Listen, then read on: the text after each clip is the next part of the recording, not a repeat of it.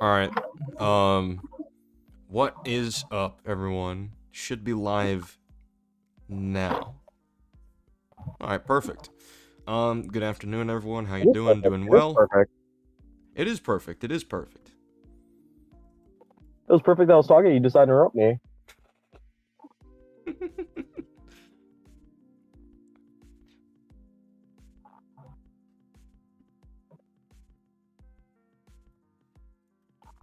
we go.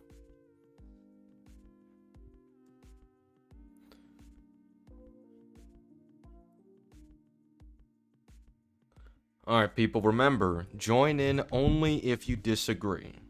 Only if you disagree. This is Disagreement Day, not Agreement Day. Wait, what's going on with Colin? I don't really care about what that virgin's doing on the internet anymore. By the way, I'm a changed man. I'm a changed Alright. man. By the way, watch me respond to a black man just wanting diversity and calling him childish for that. I'm a changed man. Oh, man.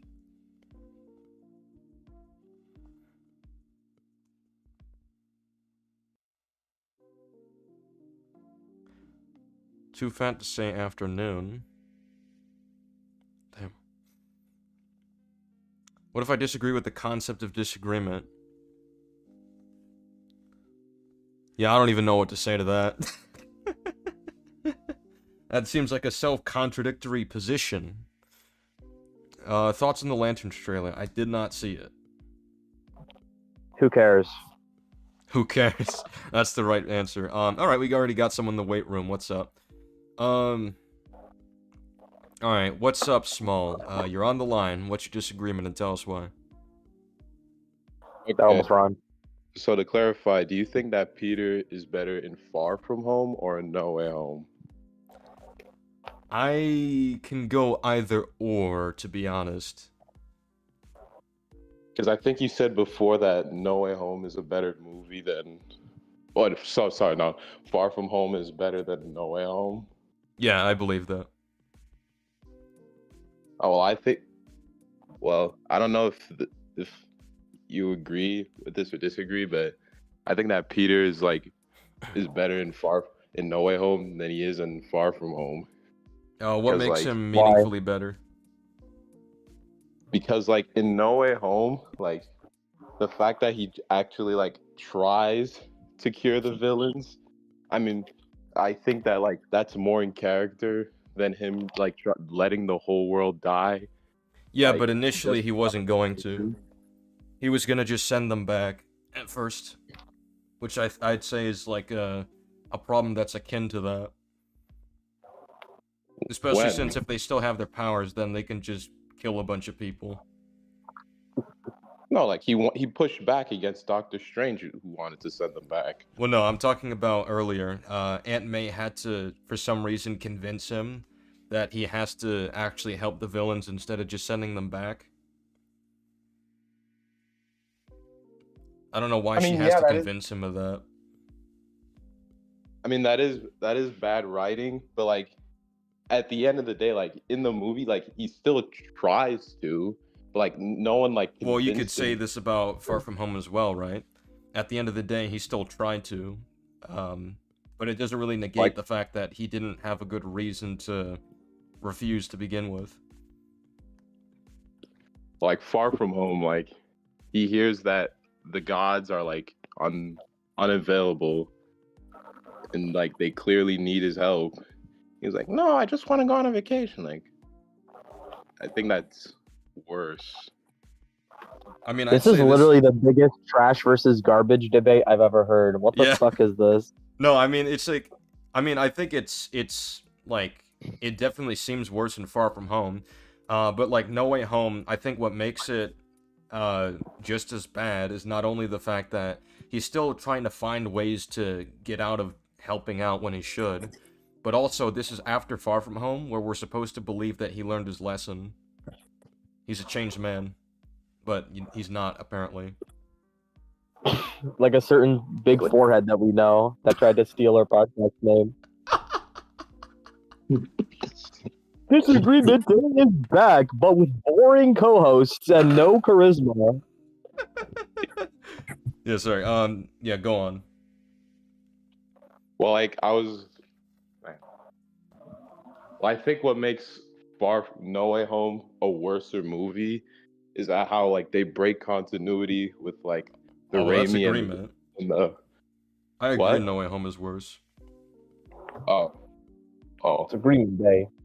Well, like I just personally think that Far From Home, like Peter is way worse than he was in No Way Home. I mean, I don't know about way worse because I feel like there's a lot of comparable issues between the two. I'm not really sure who I would put over the other in terms of how he's portrayed in both those movies. I think he's just disastrously written across both of them. So, I mean, I don't know. I could go either or for which one is worse for his character. Yeah. Okay then. Oh, that was all I wanted to say. All right. Well, appreciate you coming on. All right, bye. See you later. Let's see. This one guy's join the wait room. This guy joined for a moment, but I guess he was waiting. People don't like waiting.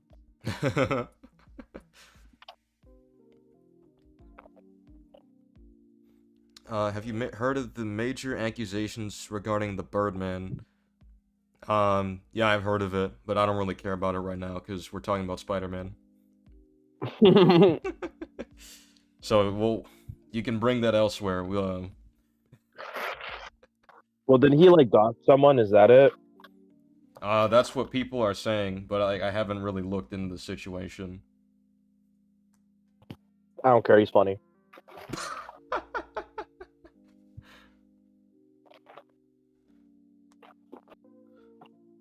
Where's the I mug you at every angle.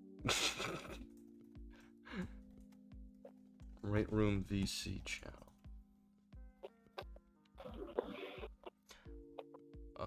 I rewatched Homecoming, enjoyed it still, though I recognize the contrivances that get from point A to B. It's like a 6 out of 10. I like the Vulture twist and Peter suffering from consequences. I mean, I think a 6 is very generous for the movie. I think Homecoming just doesn't work at all, like from the very beginning. Homecoming's a 2. Yeah, I think a 2 for writing is pretty apt. It's actually worse the more I think about it, because I saw there was like discussion on how they treat like the class issues within the movie, where Vulture says like, you know, the rich and the powerful, people like Stark, they just like step on people, do whatever they want. And when you look at the events in the movie and the actions of the characters, you realize that actually is true. He just screwed over an entire team of people and didn't even like pay them or anything. He just let them And Peter get screwed never over. reconciles that. Yeah, he never reconciles that. He's just like, oh, why are you telling me this? It's like, well, I don't know, maybe because that's important, that the guy you look up to fucks people over. And I mean, I'm not saying that's necessarily out of character for this version to say, but like, what a lame dismissal of like a very, I guess, complex issue. It's in character for this version to be a corporate bootlicker. Yeah, I guess. Which is really lame.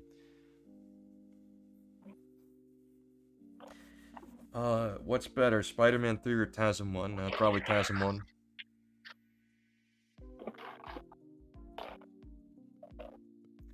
High Top Films brought up the similarities between Homecoming and Batman Beyond regarding the concept of this version. Thoughts on that? I don't like the comparison, but I get what he's going for. The reason I don't like the comparison is because Terry McGinnis is a way better character than MCU Spider-Man. Exactly.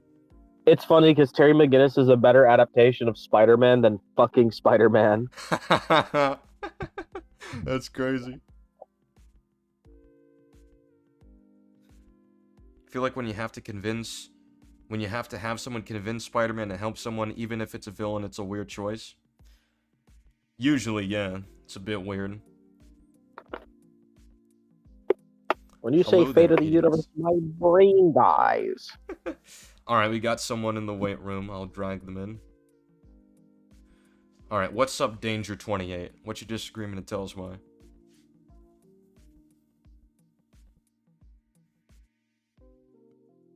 Danger 28, what is your disagreement and tell us why?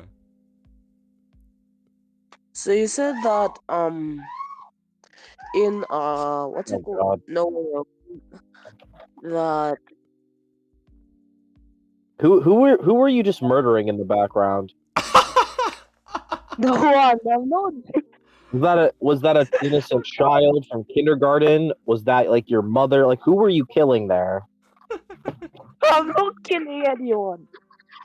Listen, innocent until proven guilty. All right, we can't throw in that allegation until we have evidence. No, jokes You know aside. what? So I agree. I agree. Innocent until proven guilty. Revenge of the Sith is a 10 until proven otherwise. true. Anyway, But yeah. So what's the disagreement what's the disagreement on No Way is Home? but you said what's it called? No Way Home that in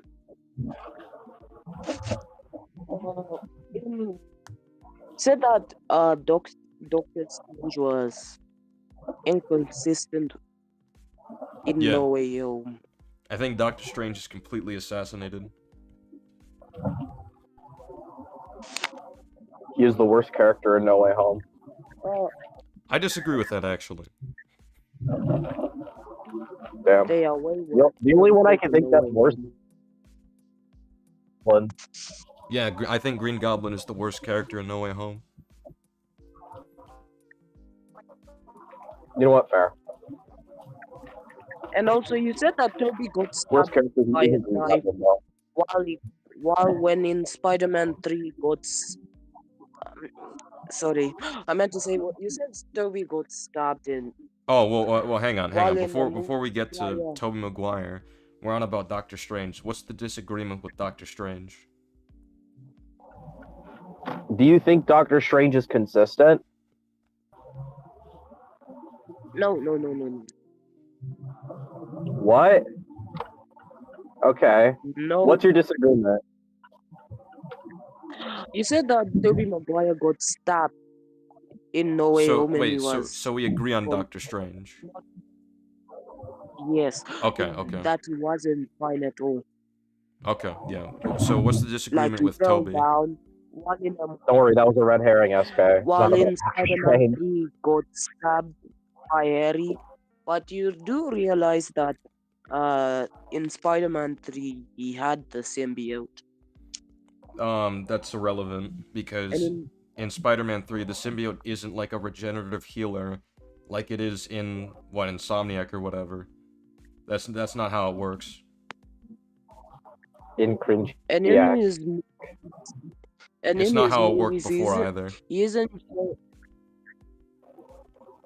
and he's also shown to only have blunt ability in his movies.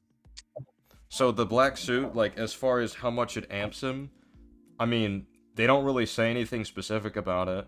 I'm assuming it just makes his he's more agile and he's a bit stronger, but not like to a significant degree. They don't really imply that, and they don't imply that he heals faster or anything. That's just not a thing.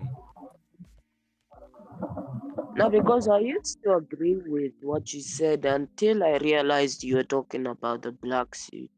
But Some people why would told that me matter though? that you're wrong. Apparently, the black suit amps him. Okay, there's no like What regenerative is healing the disagreement? well, What are we talking the about? disagreement. I'm saying that Toby shouldn't have been as affected as he was by the stab in No Way Home, because like being stabbed before, like he's been stabbed before many times. Like he can handle Okay, it. very simple. Very simple logic. Can we agree Spider-Man is stronger than a bear? Yes. You know, if you stab a bear, it will still maul you to death. Yes. So why would No, it wouldn't Spider-Man maul fall you. to the ground and be incapacitated by a simple stab? Not even in like a major artery.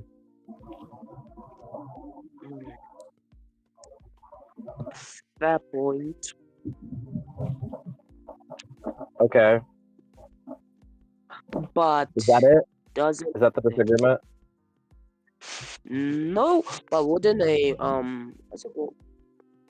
Isn't the weakest? Wait a minute. Isn't Do SK, is there anyone isn't else waiting? No one else is waiting. isn't Do Okay. isn't Toby? Wait, what if they barely show piercing durability in the movies? Okay, so sir, would you stab a bear? No, Okay, so it's not a good idea to stab Spider-Man.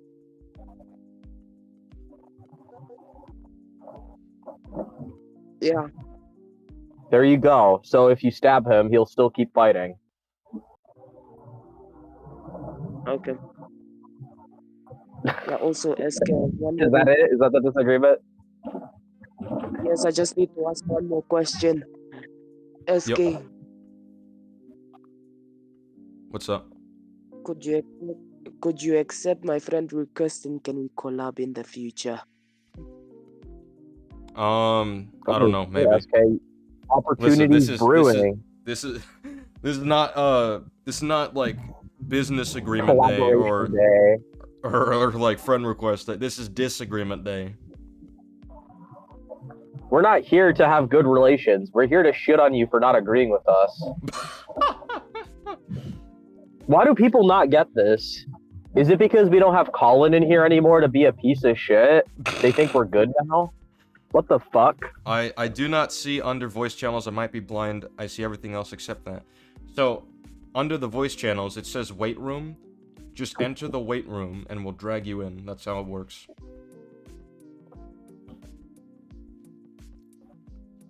You know what, SK? Maybe we should just go to some random server and then link it in our live stream and hope people join instead of like doing this. That's That'd a good probably be point. better. That's a good point. Yeah, and like, you know, if anyone ever cares about their insecurity about like their race in modern America, we should just call them childish.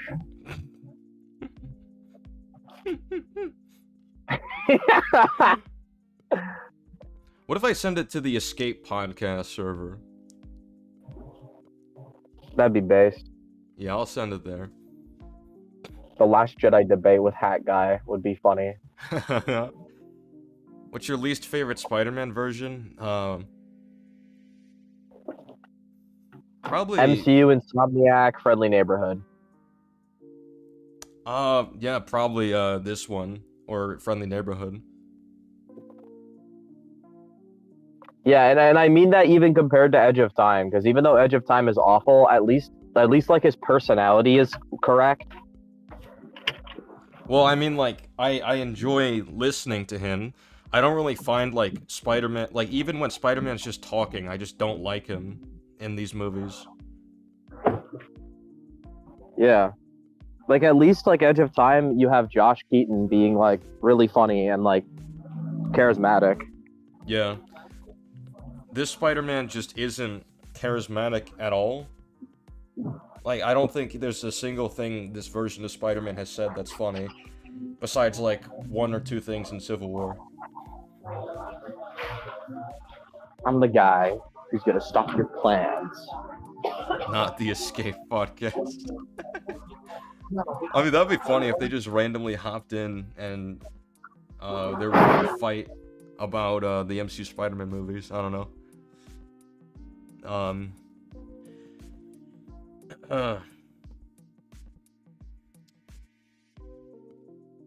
Negative charisma, yeah. MCU Spider-Man always sounds nervous and overstimulated. I don't know why. Yeah, exactly. Like, he's just boring to listen to, like, even while he's trying to be funny. But yeah, because people are watching right now, yeah, if we want to bait people into getting, into disagreements, Homecoming's a 2, Far From Home's a 1, No Way Home's a 1.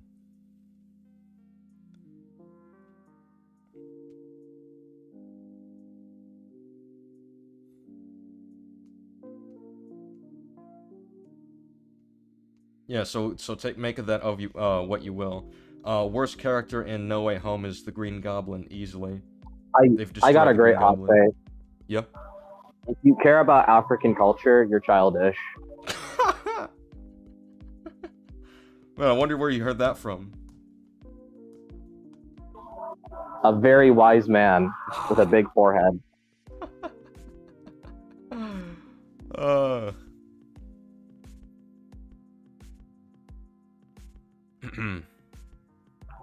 Yo, if there's not that many disagreements and I get home, we should just respond, like react to that video. That We gotta would be like do that. funny. That would be funny. Honestly. No Way Home's a 5 because of the cameos in the movie. Still fun to watch. Alright, well, there's a weight room right there. Can I just get dragged from a different channel? I swear I do not see it. Alright, Nub Solo Man, can you like type in the Disagreement request channel? Because I don't know what you see.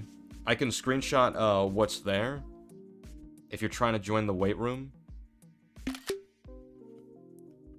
So look in Disagreement requests. There's a weight room. So just click the weight room, right? You'll be in the VC, and then we'll just drag you in. That is how you get in. Synth says brand new day about to be a 1-2 LMAO. I mean, we don't know that. We don't technically know that. Brand new day could be It's like already decent, a 1. but I don't know. The stuff that I've seen from it so far just kind of seems concerning, specifically with the Punisher and Spider-Man. Isn't it funny that the Punisher's scared of the Hulk? That totally fits the Punisher. Yeah, like Punisher being scared of the Hulk and they make a joke about it. It's like, it just seems to me like Peter just has a really light relationship with him. That doesn't really strike me as, oh yeah, I'm just working with this guy I don't like because I have to. And he also like works with the guy, knows where his base of operation is. So it seems like he just works with him. I don't know. We'll just have to see. I think Aunt May's the worst in No Way Home. Aunt May the worst. That's an interesting choice. I wouldn't say she's the worst, but I would say she has a lot of problems, yeah. Get Pokemon and do some Naruto Disagreement days instead. Well, I'll get to it at some point.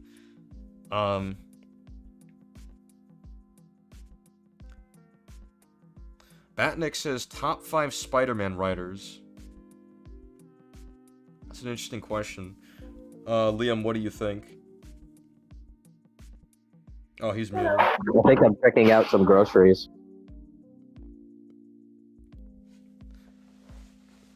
Saw someone say Lizard having bad writing in No Way Home isn't an issue because he's insane and can't make logical decisions. I mean, he's not like, he is like, there's a degree to insanity, but he's not stupid. If I were to just pick like a few right now,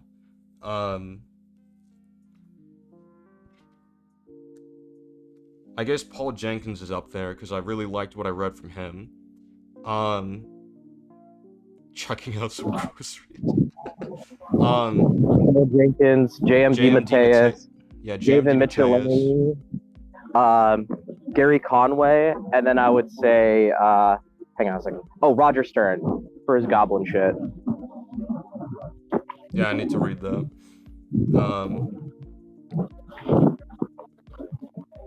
Kind of a hot take. I guess the No Way Home final swing suit is better than the brand new day suit. I mean, that's kind of interesting because, like, there's stuff I like more about the No Way Home suit, but there's also stuff I like more about the brand new day suit. I think I like the colors more on the brand new day one. But I don't know. I think the general design of the suit looks, I guess, cleaner in No Way Home. Let me pull up the suits, actually, just so I remember them. I still think it's really fucking bad that they're naming the story, like the movie, Brand New Day. Like, based off one of the most disrespectful, terrible Spider-Man events ever. Damn. I like the belt more in the No Way Home suit, that's for sure. I like the style of the spider more in Brand New Day. I think the spider looks even like a bit weirder in Brand New Day.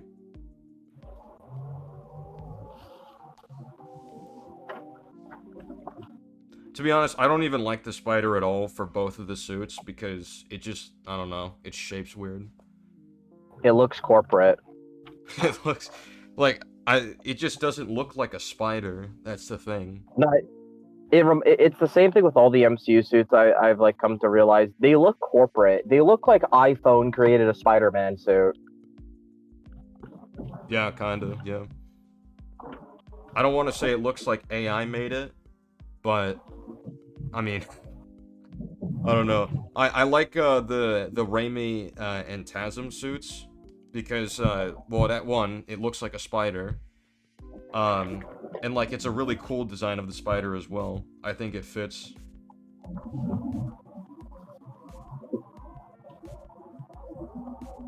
I mean, I guess that's just a ground rule. Like, if the spider just doesn't look like a spider, then I already don't care about the costume, like, logo that much. It's just lame. Peter David over Stern, 100%. Oh, yeah. Peter David has some good works. Yep. Oh yeah, I just need to read more Peter David. That's why I didn't put him. What do you think of Peter David's Hulk, Liam? I don't give a shit. the only Hulk thing I've ever read in my life is a Hulk Gray, and I thought it was fantastic. Not as good as Spider-Man Blue, because Spider-Man always better, but I do think it's like the second best colored Marvel book. I think it's better than Daredevil Yellow.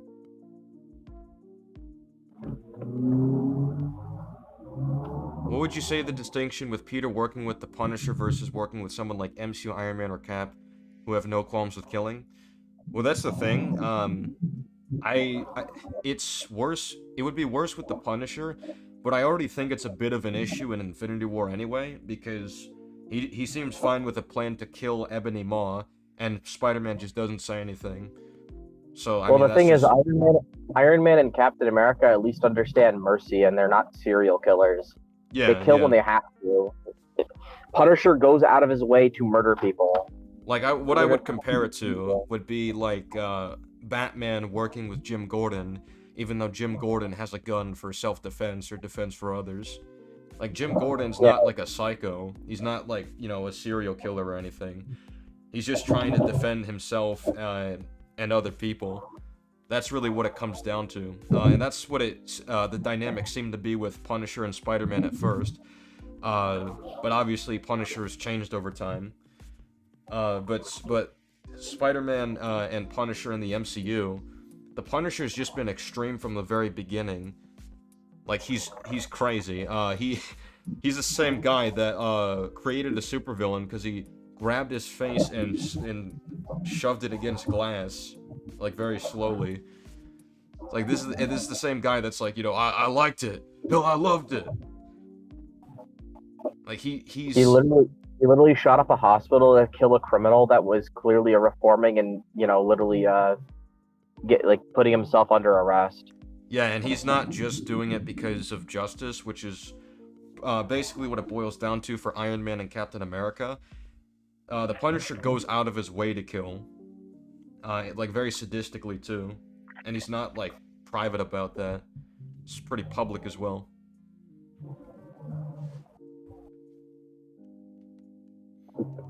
Yeah, Did you see that clip where... You see the clip where, like, you know, he's in the truck, and then he has that goofy-ass laugh before he tries to shoot Spider-Man? Like, what the fuck are they doing to the Punisher, bro? It looks so tragic. I don't know, like...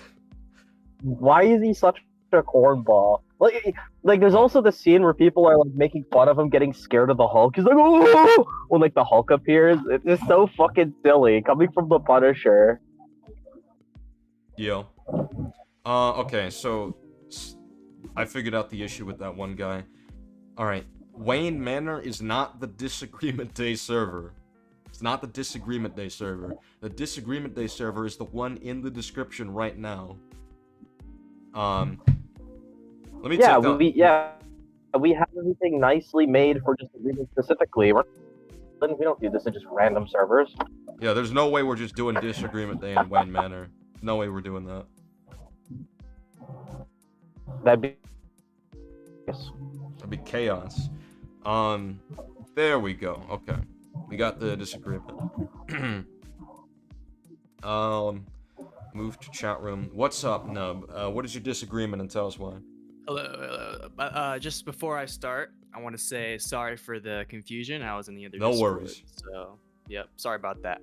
But anyways, my disagreement is has to do with No Way Home and how you think Doctor Strange is treated in that movie. So, just for clarification's sake, let me mute your stream. Okay. So for clarification's sake, your disagreement or your problem with him is that he acts out of character than how he was in previous movies he was in.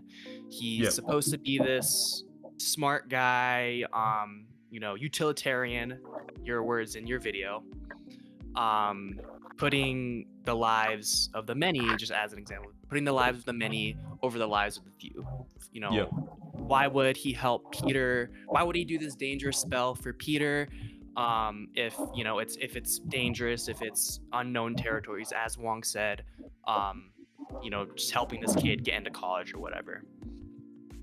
That's your position, right? Yeah.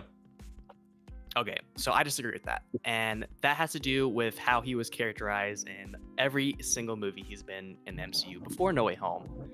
I believe that Doctor Strange is a very, very flawed character.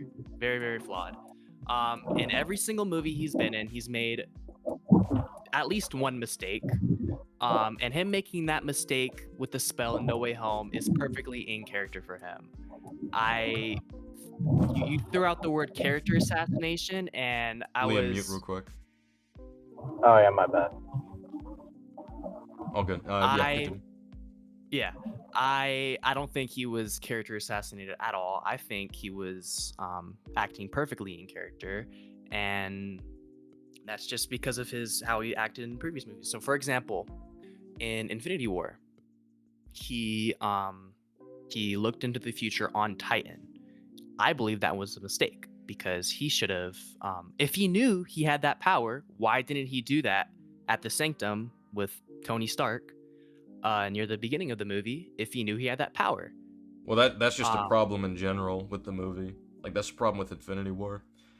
And the thing is just like... this is where we just... Sorry, go ahead. I'll let you finish. Go ahead. Well, the thing is right. I think that's a problem because the whole purpose of him taking the role of Sorcerer Supreme after Doctor Strange 1 is to, do what the Ancient One has done. She's constantly looked into the future to understand, to prevent all these bad futures that occur. And he's accepted that role, so that would be part of the role. And him not fitting into that role is a problem with the movie. It's not a problem with the character. It's not because to me, that's a character flaw.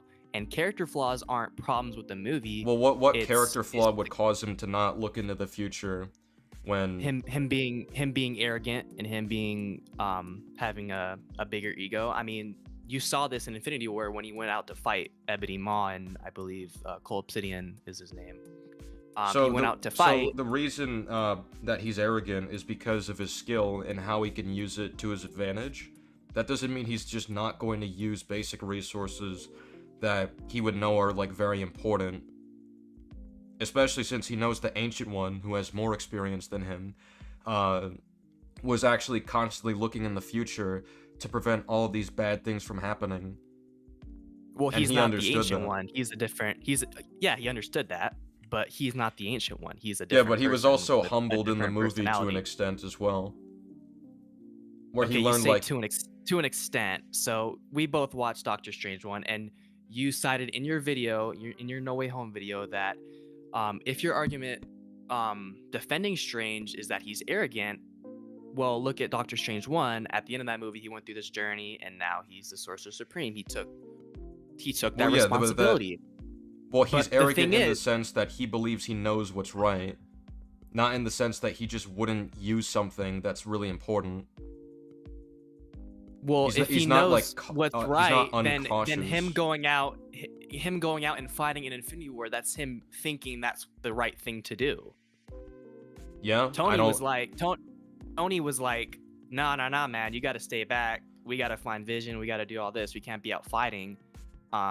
Which he was No, clearly it right was about. Doctor Strange that but- wanted to go home, because that would was be on the safest ship. for That was on the the ship. stones. That was on the ship. I'm talking about in the Sanctum when they first meet. In the Sanctum when they first meet, they're talking, and Tony, he said, well, why don't you just go, throw it down the garbage disposal?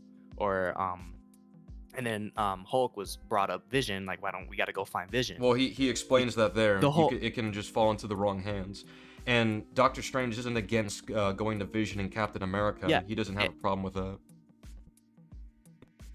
Yeah, well, that he didn't have a problem with it until Tony switched up on the ship, and he's like, well, let's go take the fight to him. And then Stranger's like, yeah, sure, let's do that. Which is obviously the wrong thing to do at the time, but it's a character flaw, and character flaws aren't problems of the movie. Well, hold up. What's the character flaw here that he's... Him being arrogant, him being... Yeah, but where does the arrogance he- play in here? All you've cited is that he agrees to getting other heroes, which that just makes sense. That's not...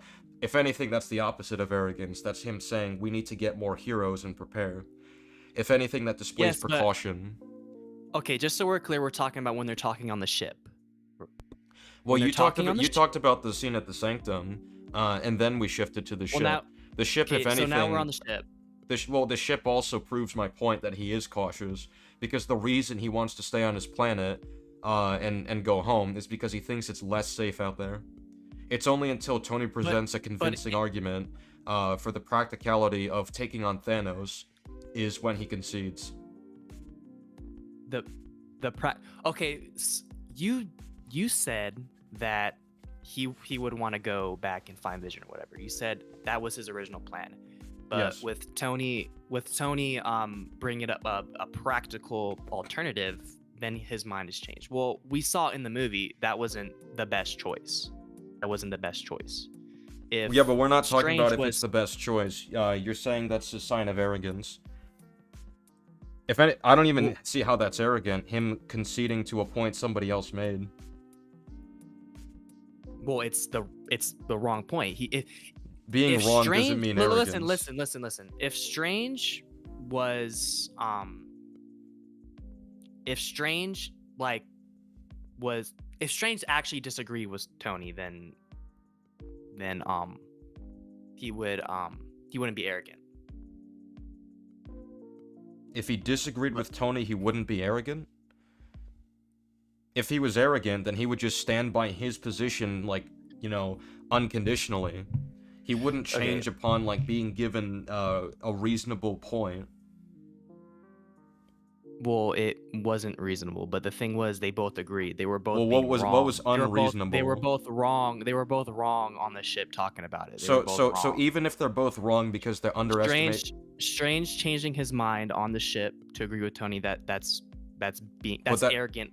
How That's is them that both arrogant? being arrogant. That's both of them being arrogant. How is Tony's that like, "Let's go arrogant for take the fight." Strange? Well, because instead of protecting the stones like he said he would, He is he's like, protecting let's the go take the stone. fight. Well, not in the best way, obviously. He could have looked into the future at the the point is he would still try to protect and the saw stone. that.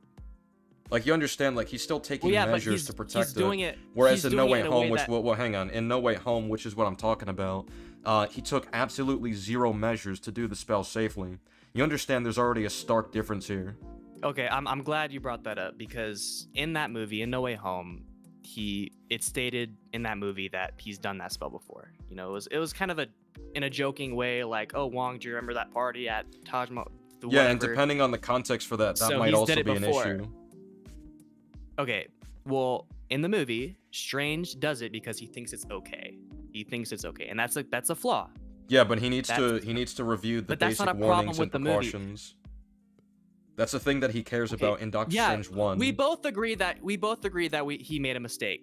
There's no disagreement there. But Yeah, but I'm saying problem he's that too I smart have- to make the mistake, and it doesn't match you his see, that's the characterization. problem. What do you mean he's too smart? Based He off literally what? he cares about the Based off he- what?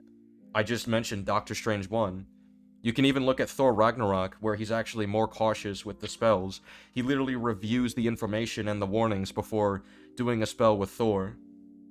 Okay, just because careful in one instance doesn't mean he needs to be careful at Well- every single other instance.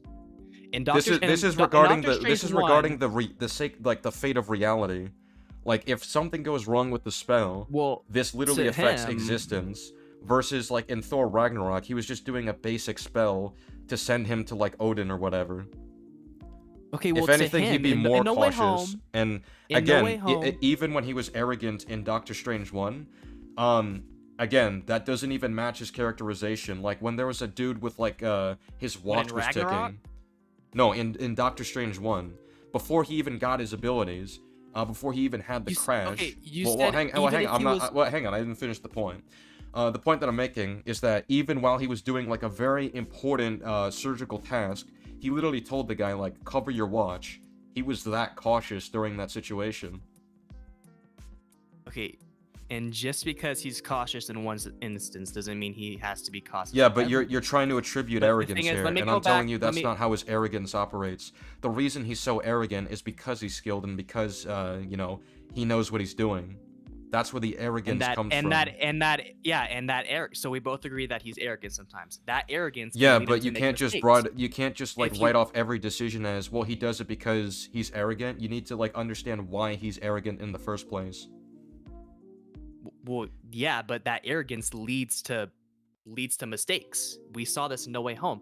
In No Way Home, he casts that dangerous spell because he thinks he can get it right. He thinks he can get it done. But then Peter, he started talking. Yeah, but the reason he would think that is if he reviewed the information about the spell. That's that's what he does every single time before he's comfortable with deciding. Well, he's hang on. Before he's comfortable with deciding that he knows what he's doing, he reviews the warnings. He reviews all of that.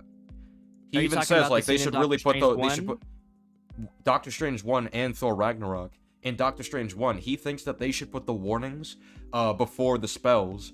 Like he I'm glad criticizes you brought that them. up because in And that movie, in Doctor Strange 1, when he's looking at that book, he actually gets caught by Wong and Mordo before he sees the warnings. Before they That's catch irrelevant to him, what I and said. What I said is that he criticized the book because it didn't show the warnings first.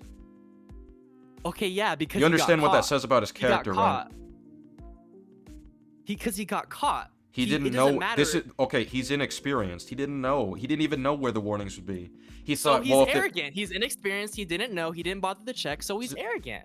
yes, he's inexperienced here versus in No Way Home, where he's been at this for years. You understand? There's a complete difference between the two. Okay, but you brought that point up to discredit my You're point. about him using being arrogant in that scene. wait, hang on. You're using a past experience that he's learned from, and you're trying to say it makes sense Well, for he's him. obviously not. He didn't learn from it in No Way Home. We saw him fuck it up. Untrue. He learned because in Thor Ragnarok, he literally reviews the warnings before doing the spell. Like, again, this is very deliberate within his characterization in Doctor Strange 1 and Thor Ragnarok. Okay, who's to say Even in just even because- in Infinity War, he's more cautious. just than because this. he's right, just because he didn't make a mistake in this movie. Okay, who's to but say why that didn't can't make a why mistake in didn't he another repeat the movie? mistake though? It's Well, almost as if he learned the his only thing- lesson. Why didn't he, or why did he repeat the Why mistake? didn't he repeat the mistake when he's doing spells moving forward? It's almost as if he learned his lesson. And he even makes a joke at the villain's expense, pointing out that they didn't learn their lesson either. Well, he obviously hasn't learned his lesson. If, like I said in Infinity War, where he's out there fighting and he got How did the he not learn stone his lesson taken. if it's just became standard practice for him to start reviewing the information before What do you starting mean to do standard spells? practice? It's standard You- practice You're as the citing Sorcerer one Supreme. instance in Ragnarok. You're citing one instance in Well, Ragnarok. in we have all in these other Spider-Man examples No Way of him Home being with a arrogant. mind eraser spell, didn't Doctor Strange know how it worked before he did it, or no? Because He knew how it worked before he did it. He knew, he knew how it worked. So when he already know like the But my precautions point and about the shit? spell, Yeah, is that's that my whole he's- point. He should know the precautions. So if he knew the precautions, he wouldn't do it in this way. You're saying he should, or Yes. You're saying he yes. should? His character No. believes he should. based off what? Based off Based what? off In his character in Ragnarok? Doctor Strange 1 and No Way, or in Ragnarok. And okay, and let's get this clear. Okay, in Doctor Strange 1, the whole point of that movie was accepting the responsibility of Sorcerer Supreme. That doesn't mean he's this perfect, No one this said he's perfect. guy that does. I'm not saying he needs to be perfect. He's an idiot. That's the problem. He's just dumb. Yeah, and that's his character. That's in his character. His character's to be an not idiot. stupid. You're, His character is you're not an citing that idiot. as the problem with the movie. It is You're a citing that problem. as a He's problem. not an idiot in the movies. He's exceptionally smart, even before he became Doctor Strange. Like, this is why I cited the surgeon example. He literally said, like, be quiet, I need to get this right. When he knows the situation is so important, then he would also have to know he has to do this very cautiously. Yeah, that's actually a really good point now to think about it.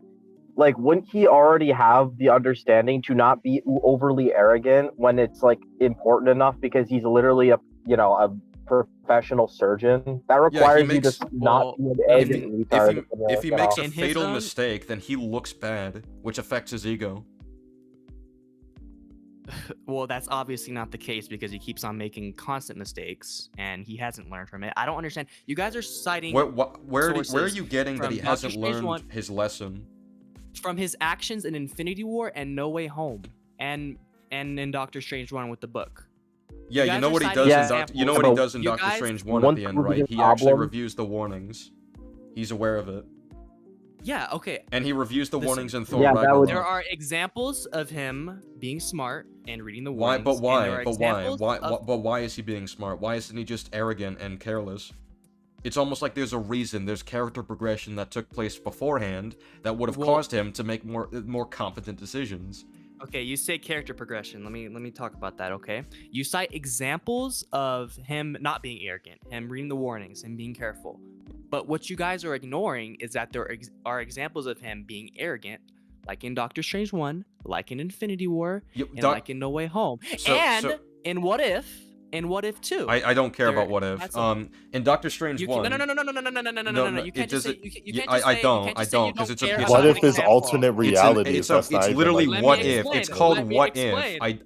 No, Okay. hold up. First of all, What no. if- It's let me- literally. no, Hang on. let me explain, let me I'm not talk, done. let me I'm not talk. done. I'm not done. You I'm interrupted not. I'm me. not done. I'm You not done. interrupted I'm me, gonna but mute go you. ahead. I'm gonna mute you if you interrupt Go me. ahead. Go ahead. You It's interrupted literally me, but go ahead. called What If. It's a branched reality. No one cares about that.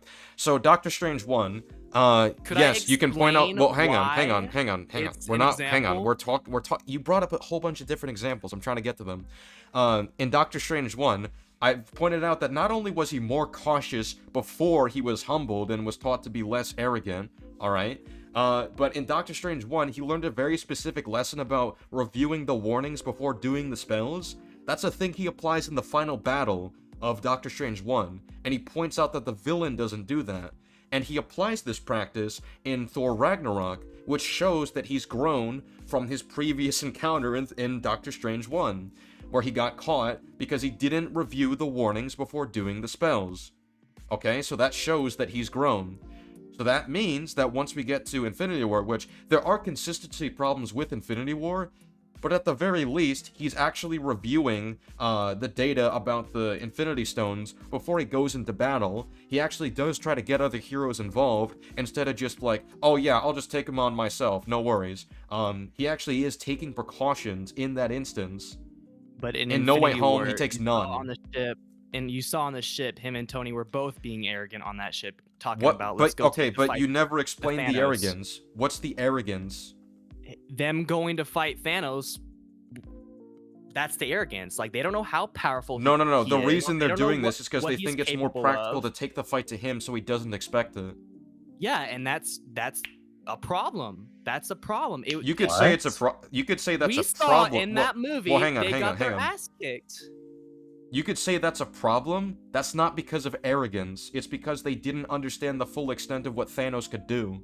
That's arrogance. They didn't understand it. Wait, It's wait, what hold it on, said. hold Well, on. hang on. I don't Not think- knowing someone's the full extent of what someone could do, that's not arrogance. They- Arrogance is having a heightened understanding of what you can do.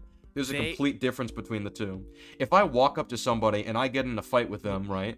But then they just like pull out lasers out of nowhere. That's not me being arrogant. I literally could not have known that they would just pull wouldn't it be a lasers good out of their idea? ass. Let me. Wouldn't it be a good idea to take the fight to Thanos under what they know? Because even just his foot Well, soldiers, Let's we're talk about what do they destroying know like the about city Thanos and at shit. that point on the ship. What do they know about Well, Thanos? I wasn't finished He asking my sent question. Hulk Can I flying finish from the please? ship, from the He ship at the end of wasn't Ragnarok. done, bro. He Oh my sent God. Hello? Hulk flying all the way down. Yeah, and saying, he can hear you. He's just interrupting. Can I finish my point? Go Wouldn't ahead. it make sense under their perspective to take the fight to Thanos because they would rather have a fight be anywhere else in the universe than on like Earth, especially when we saw Cole Obsidian and I don't know Squidward like That's fucking up true, the city actually. I almost like on their forgot. own. Iron Man literally said, "We saw what they can do on our Earth," and he's basically mentioning that they could cause a bunch of civilian casualties. So that's not arrogance. That's actually caution for the people.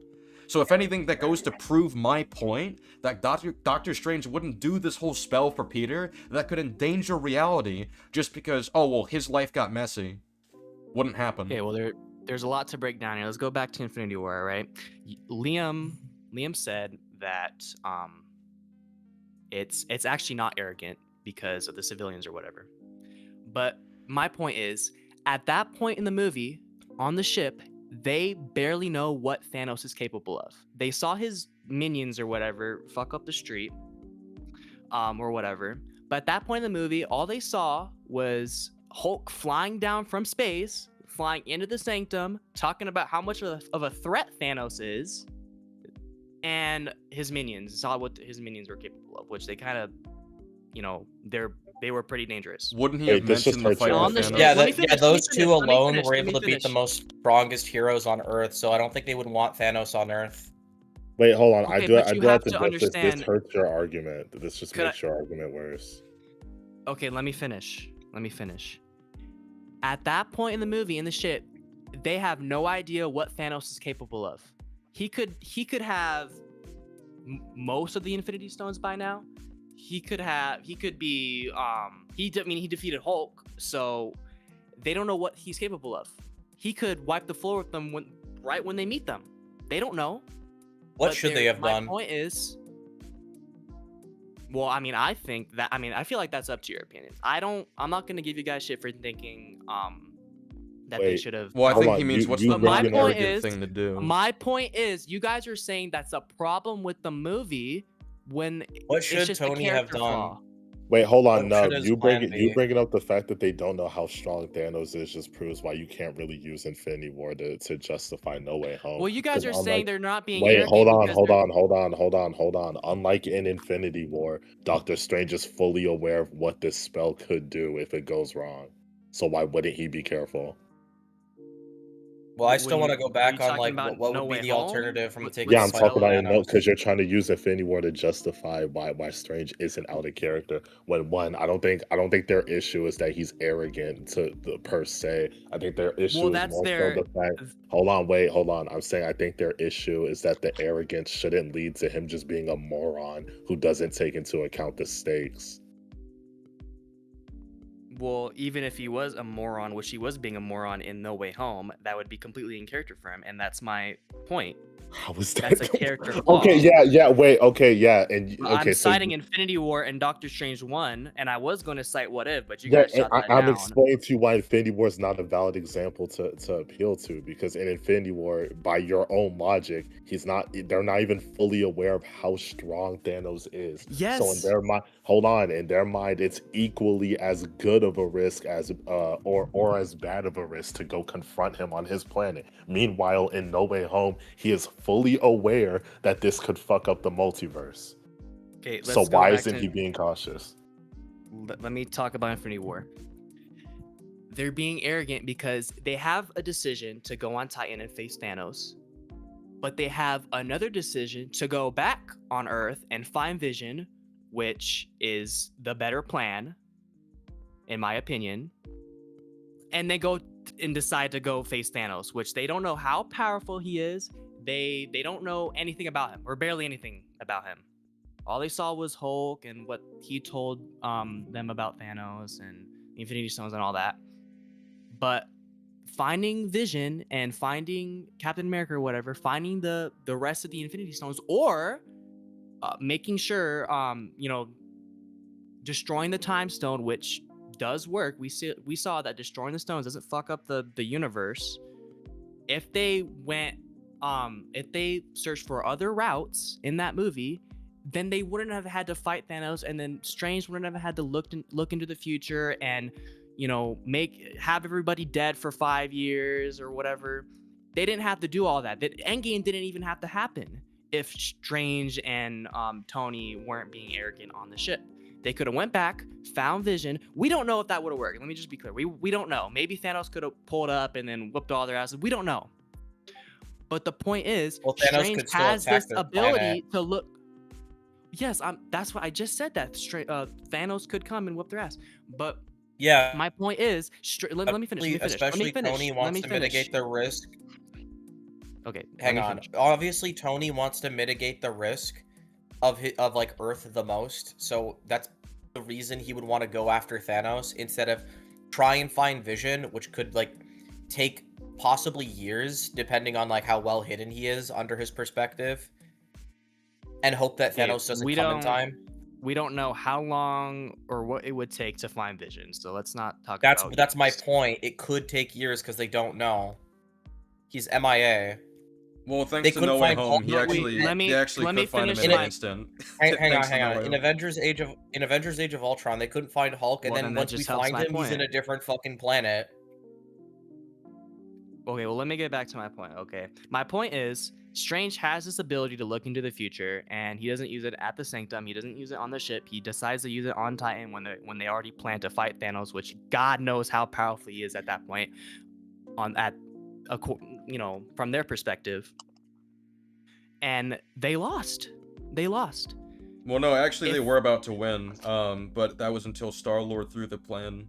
They actually were going to win. Their plan literally worked. If it wasn't for Star-Lord being emotional, they would have beat him.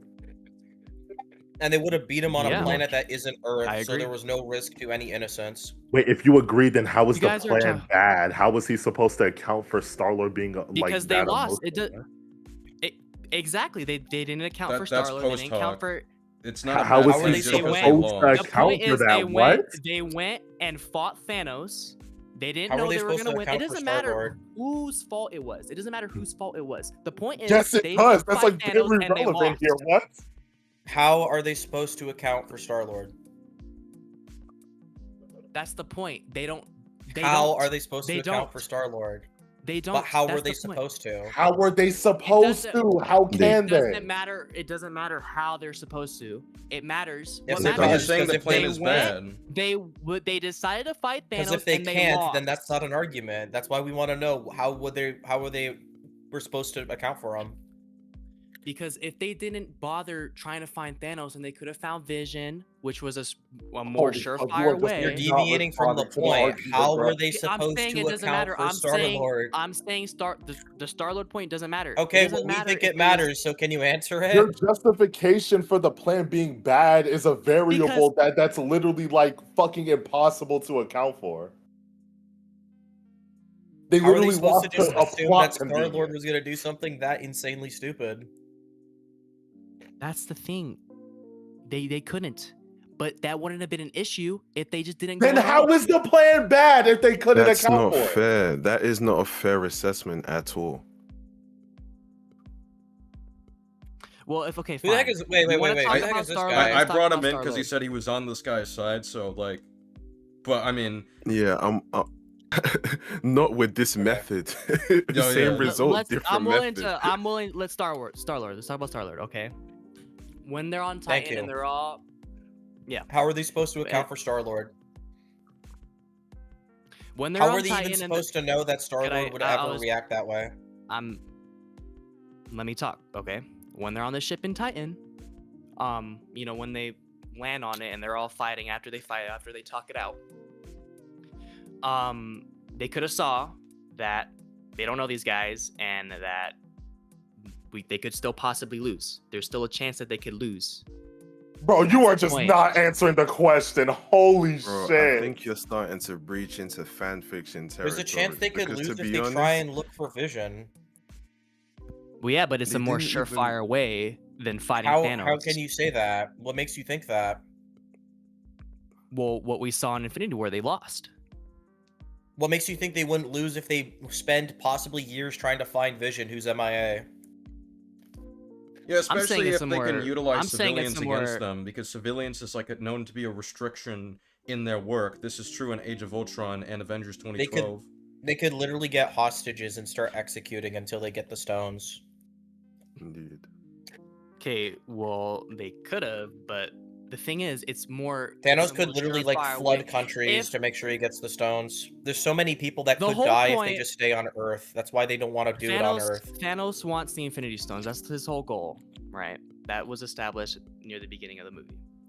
So if they get the stone away from him, then they can't do that. So Thanos would have no reason to hold people hostage, to do this and that, because the stone would be out of He reach. literally does in the movie. But they don't know that. They don't know Thanos wouldn't do that. What you have to understand is not only is their goal to keep the stones away from Thanos, they also want to protect the planet. Waging the war on the planet would have put civilians in danger, infrastructure at risk. war. That it wouldn't have been worth it. One of the look at them reasons he waging got the war. time stone was because he was about to kill a hostage. Yeah, and that's after they fucked up fighting him. Yeah, but the point is We're- that it is in character for Thanos to use innocents or use people as hostage to get what he wants. He does this again when he gets fucking Gamora and uses her as a hostage to fuck with Star-Lord. Okay, the whole Or point how of or this how he tortures conversation is or how he tortures Nebula to force Gamora to give up the Soul Stone. Yeah, and if they Those are hear that he people literally he murdered half of all knows. Asgard, then that would further motivate them to not do this on Earth. Like, I don't Yeah, see he how fucking that's an kills arrogant... Asgardians. Like, We're how is not- this an we're not arrogant talking about decision? Thanos. I don't get it. because it was the wrong decision. Wrong does not That's equal Strange. arrogant. Strange has this ability to look. I don't even into the agree with that future. though. I don't even think it's the wrong decision. It was the right decision under what they knew. What's to go Yeah. fight somebody they barely know instead of? It's tracking better to down fight Vision? someone you barely know away from Earth, yes, because then less innocent people will die. Yeah, I mean, unless if you want to do Strange- like what Man of Strange Steel has- did. Strange has Exactly. Strange has these abilities. He can look into the future. He can find people with this sling ring in Infinity War. Why didn't it? That's something I agree with SK on about in his No Way Home video. Why didn't he just go find Vision with the sling ring? That I agree with you on. That was an inconsistency. But my point is, why didn't he do that instead of freaking or why did he? Because why the didn't he movie do didn't that? account for Instead, it. he Because went. the movie's dumb. It's not the movie. It's the character. No, you're it's citing just a the fact that character they flaw fucking. as a problem with the movie. It's not a character flaw because Strange literally does it to make sure he wins once he's on Titan. So he's very much willing to use the Time Stone. Yeah, he uses it sometimes. He doesn't use it other times. That's a character flaw. That's not an Yeah, inconsistency. so it's with the really movie. strange that he That's wouldn't him- use it the moment he's told Thanos is coming. Because he's arrogant. It's not a problem with the movie. We saw this in Doctor Strange 1. If he's so arrogant, saw then this why did in- he use the Time Stone? Exactly. Because, well, my point is, why didn't he use it earlier? Maybe Exactly. on Why Titan. the didn't problem he? with the That's really movie. weird. But this is where we fundamentally disagree. You guys are saying that it's a problem with the movie. A character not making the right decision is a No, problem with the no. movie. It's not a problem with the No. movie. No, it's a problem character with not the being character. consistent with their actions. What I'm saying is that misusing magic. even Doctor Strange in Doctor Strange 1, he still is cautious and tries to get as much information as he can before engaging in something. And in the case of Doctor Strange 1, the reason he made the mistake in the first place was because the warnings were put at the end of the spells, and he assumed that they would have put it beforehand. If they put it beforehand, then yes, he wouldn't have made the mistake. Which means that once we look at this spell, he would already know of the warnings about it, because he's done it before.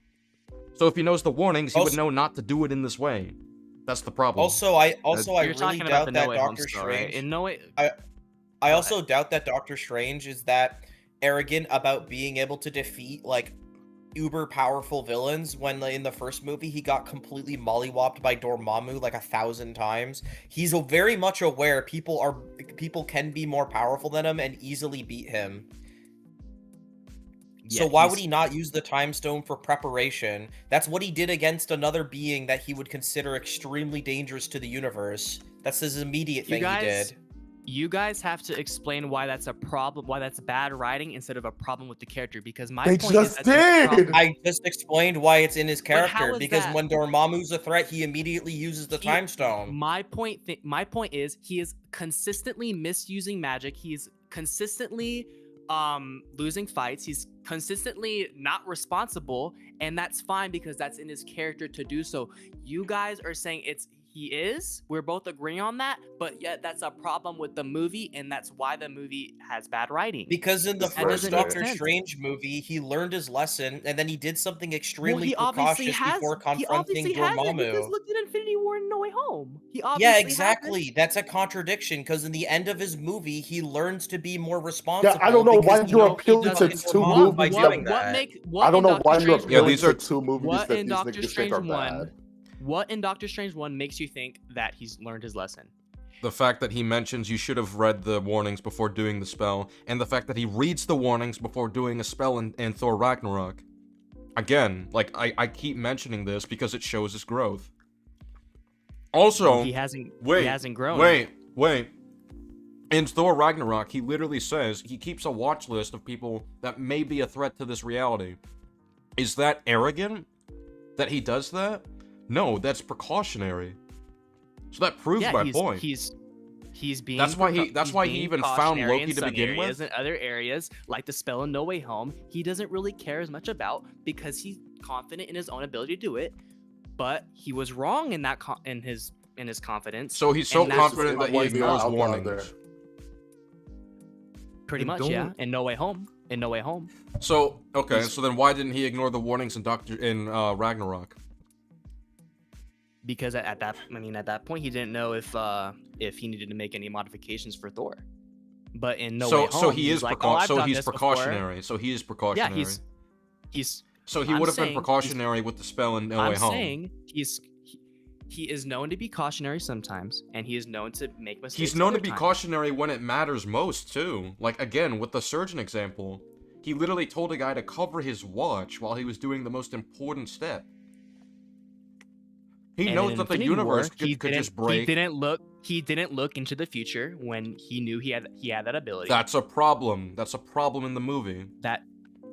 I'm back. But how is that a problem with? Hold on, no, Because you he- say he's he- caution. you're Wait, s- hold on. You say he's cautionary sometimes. What's the criteria for him to be cautionary sometimes? Why does he make exceptions? Yeah, why is he Can you answer that? cautionary when Dormammu's attacking but not Thanos? Yeah, can you answer that? Well, in Dormammu's case, I would argue that he's not 100% cautionary because, as it was established in that movie, using the time stone, according to Baron Mordo at least. That's fine. That's And whatever. it's- What situations do you think he's cautious in? What would make him be cautious? Well, like in Ragnarok with Thor, any modifications that may be needed. The Doctor example, like SK brought up, but other times, like in Infinity War, and like You in didn't What If, answer my you guys let question. me- What What the would hell is cause the him to caution be on that? cautionary? Yeah, what's the reason he's cautionary Yeah, there? what's the reason? Well, just sometimes he is and sometimes he isn't. That's it. Why? What's the reason? Well, you guys are saying that he should be cautionary most, if not all the time. Are you Why gonna can't he? answer the question one's that I even asked saying like that. 4 times? I could Not answer it to- if he's not not to- going to. No, We're literally giving you we've literally even given you an example of equivalent to Thanos. I think Dormammu perfectly fits this. He was willing to use his most powerful asset against Dormammu immediately when the universe is in danger. Why would he not do that against Thanos, who is arguably he's more arrogant. dangerous? Well, But he didn't know wasn't that. arrogant enough to do that to Dormammu. And no, I'm Well- sorry, I don't buy that. He obviously does know that Thanos you is can that chalk dangerous. it up to experiences clouding his judgment. And No, if he has anything, more experience would make his judgment better because he's Yeah, 'cause smarter his and more experience- experienced. Well, 'cause and it- that's obviously Yeah, not the case because with his Strange. experience is when Well, the doesn't universe that is then in become a danger, the time confidence stone issue? immediately fixes it. Well, let me just answer Pokeri's question because I think the answers are relevant. So, with the surgeon example, the reason he's cautious there is because his job and his reputation really banks on him getting this correct. So that's why he's being cautionary. there. Yeah, And he's that allows- cautionary when it's a high stakes situation, Exactly. which even the though multiverse being in danger. Mhm. Well, another thing is SK, you literally tried to say it also hurts his ego if he gets something wrong. That would also fit when he's a superhero. So why Would would be he very ever high fucking do stakes. Let's talk that? about that. That's actually a good point. Let's talk about that. What do you mean? What makes you say that whenever something hurts his ego, he'll get better? Like, what makes you say that? It happens in That's Doctor literally Strange what. 1. That's the story It's of his his arc. movie. Well, cite stuff then. Because Okay, in okay, future okay. movies, he doesn't act like that. Doctor And in Strange Doctor 1. That's an Because the issue. future movies are bad. Because they're bad. That's an issue. They're bad. I don't- Like you keep appealing to I Infinity don't War and No Way understand- I don't Home. They're understand. shit. You They guys, suck. you guys think that just because a character did Do one you thing do in you this movie, defend he do you can't defend do- Last Jedi Luke? Do you think Last Jedi Oh, Luke is a no. good character? No, don't. I'm not. my I'm not God. familiar with Star Wars. I don't want to talk about that. I'm talking about. I mean, I'm assuming you at least know about what the fuck Luke is in the Last Jedi. Do you think that's all right? Because like in the you Last know, Jedi. the I'm- prior I'm- movies don't matter. Yeah. I mean, I don't enjoy the sequels as much as anybody, but it's not because I think it's bad writing. It's just I just don't prefer that version of Luke. I think it makes decent sense why he would act like that. I think So it I'm gonna. would make logical sense. Okay, but so apparently you it's- just don't really I don't you think don't it's- really let me- value let me- characters' experiences and growth in let me- prior projects. That's let all me- I'm getting from let- this. let me be clear.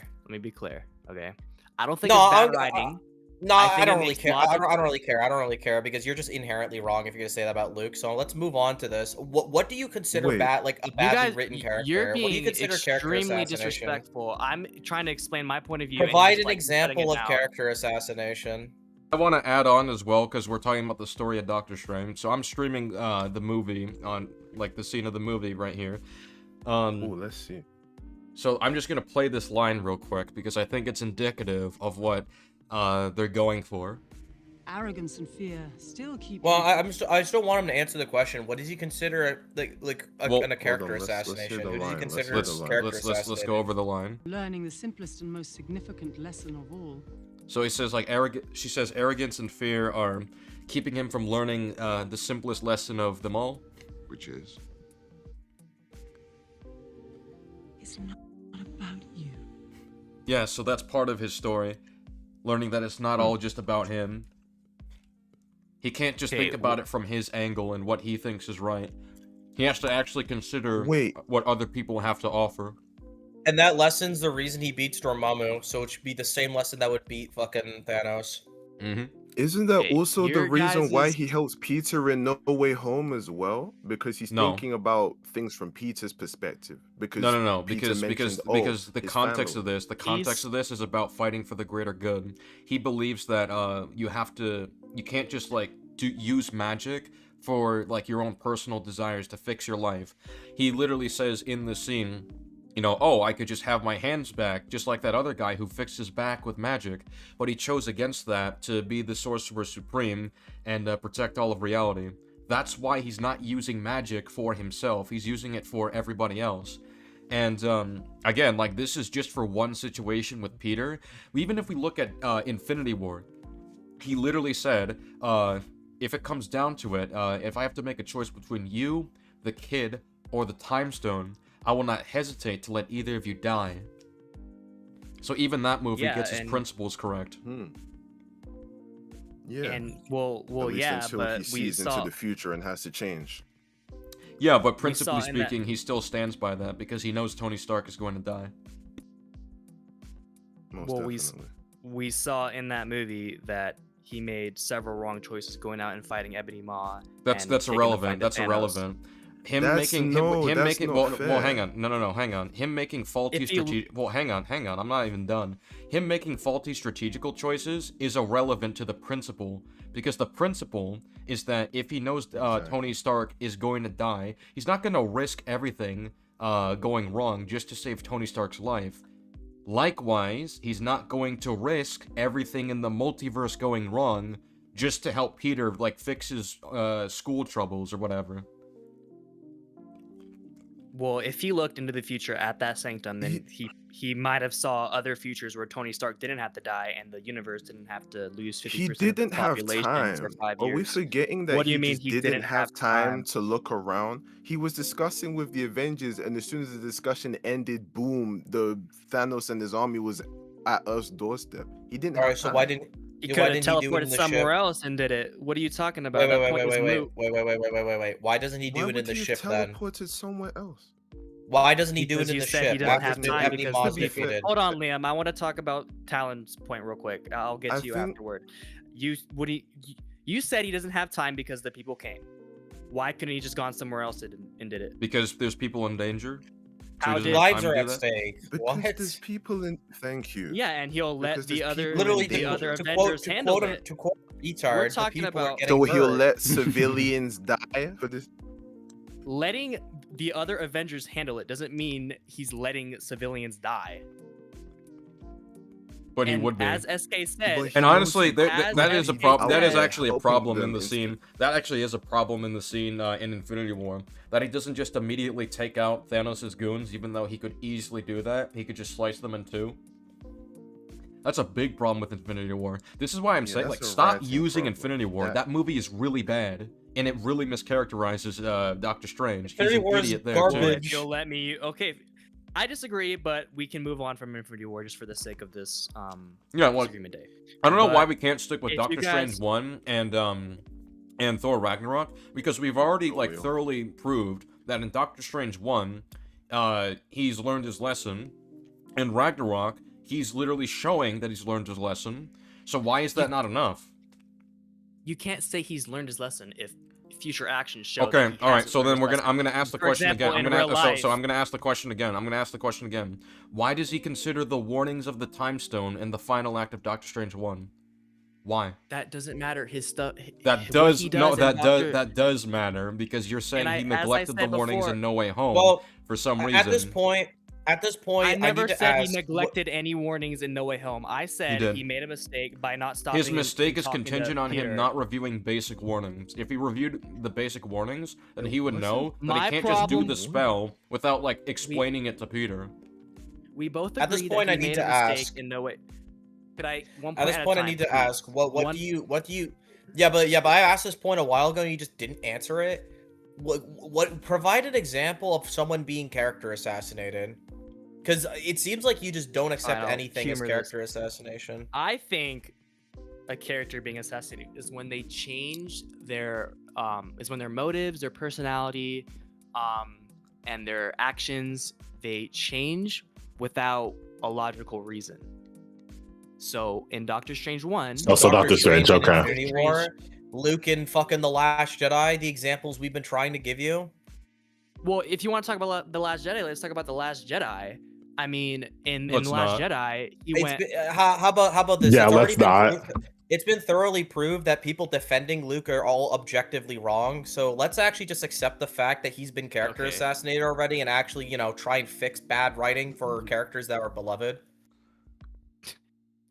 Okay, well, that's funny. You said let's talk about The Last Jedi, and I like let's not even bother. But I, whatever. I, I never I I, agree. never said let's talk about The Last Jedi. I assumed you weren't dumb enough to think that he wasn't assassinated in The Last Jedi. Gosh. Okay. Whatever, but fine. We don't have to talk about that. Let's get back on track. Okay. I gave you too much credit. I'm sorry. Okay. Yeah.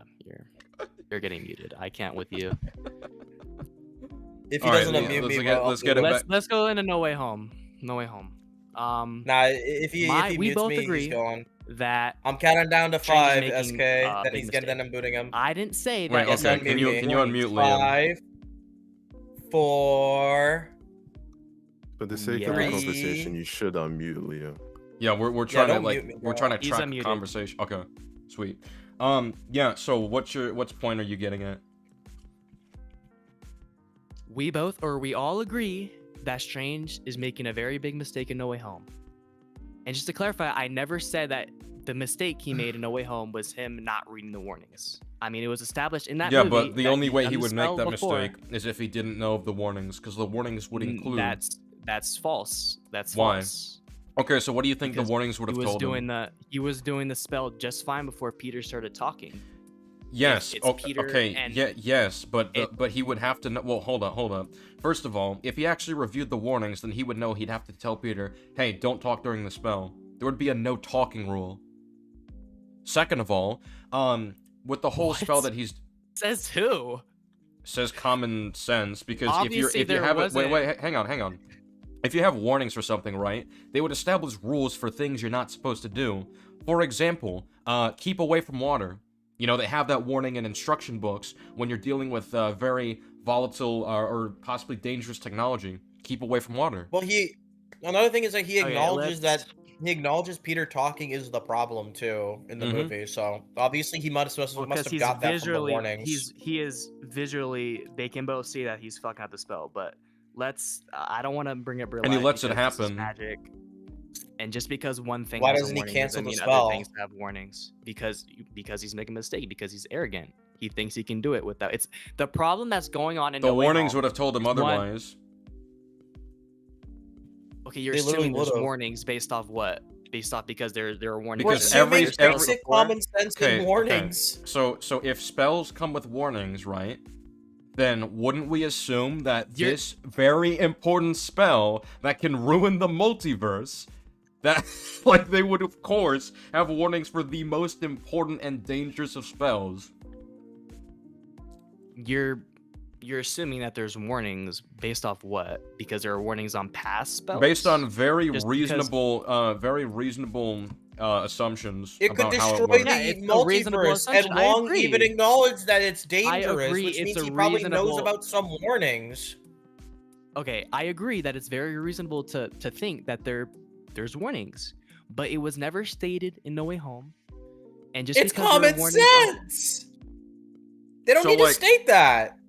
Yeah, they don't need to state that. I don't need them to Honestly, from a I don't writing need the writer to perspective. step in and say, "By the way, there's a warning for the runes of Kof Call." It's like, well, yeah, we know By that. the way, the dwarves You guys warned Thanos about what the Infinity Gauntlet could do. That's bad or whatever. It's like, what? Why would we need that?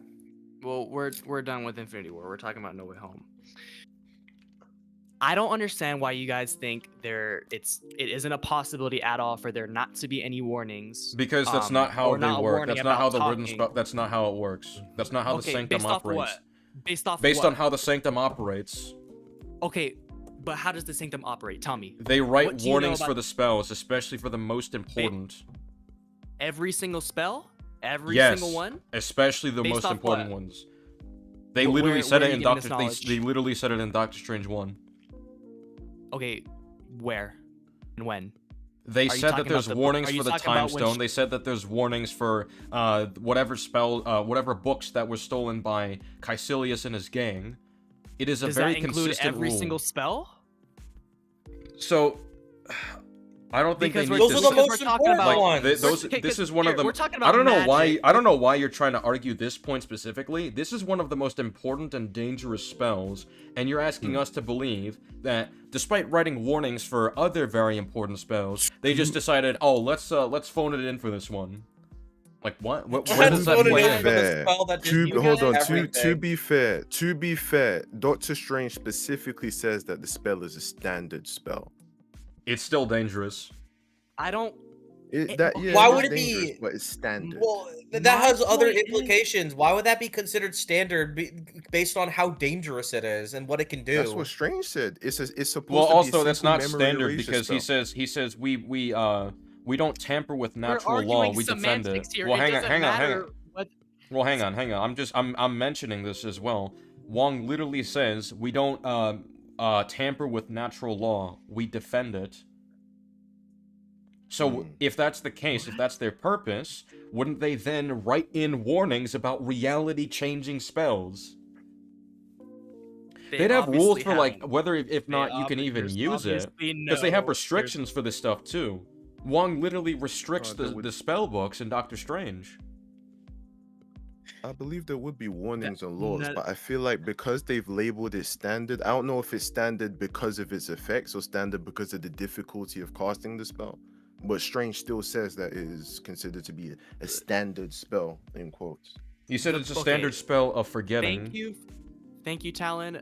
But my Wait, if point it's that standard, why didn't the villain from the first Doctor Strange movie just force all the other fucking people to forget how to do anything and just immediately I win? believe because the actual process ask. of doing the spell takes a lot of time, so you wouldn't be able to perform that off mid. Yeah, but so does know? everything he did. No, in the no, movie. no, no. Do that before he attacks. Literally, just go like make a spell that the Ancient One forgets how to use the Time Stone, so we could just kill her.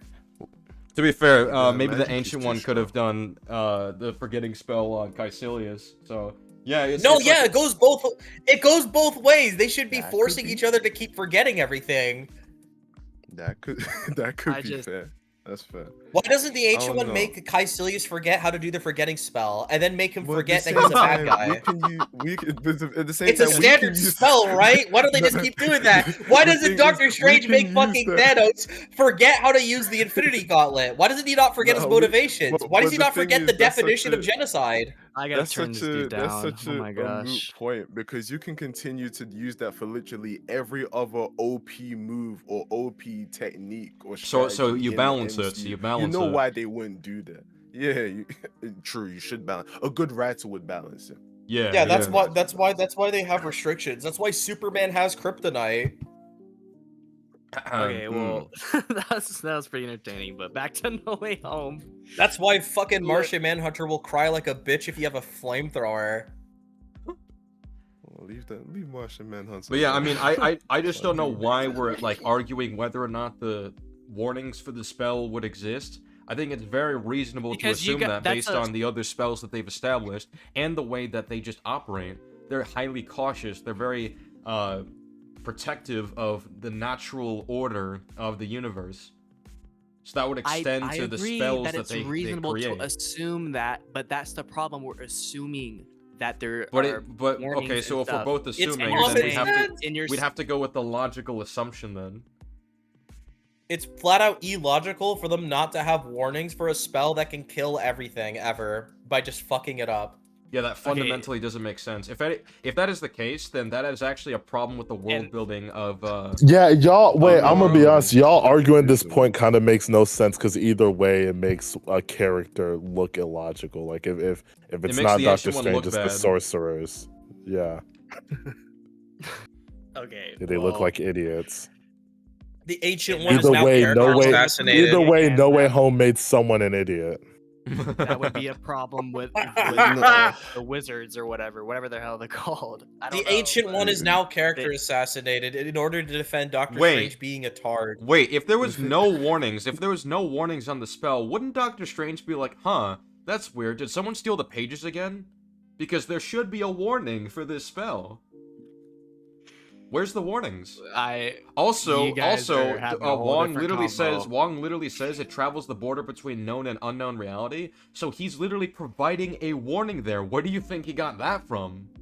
He just made that up? Nah, maybe Wong accidentally almost destroyed the multiverse using that spell because he wanted someone to forget his dick pic or something.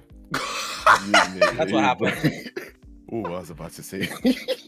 He was embarrassed by like sending the dick pic to another dude, and he's like, "No, I'm straight. No, I'm straight." And he tries to use the forget spell, and then like multiverses of Wong, like Tobey Maguire Wong and shit comes in, and he has to fight villains and then save the multiverse. He just went through it before.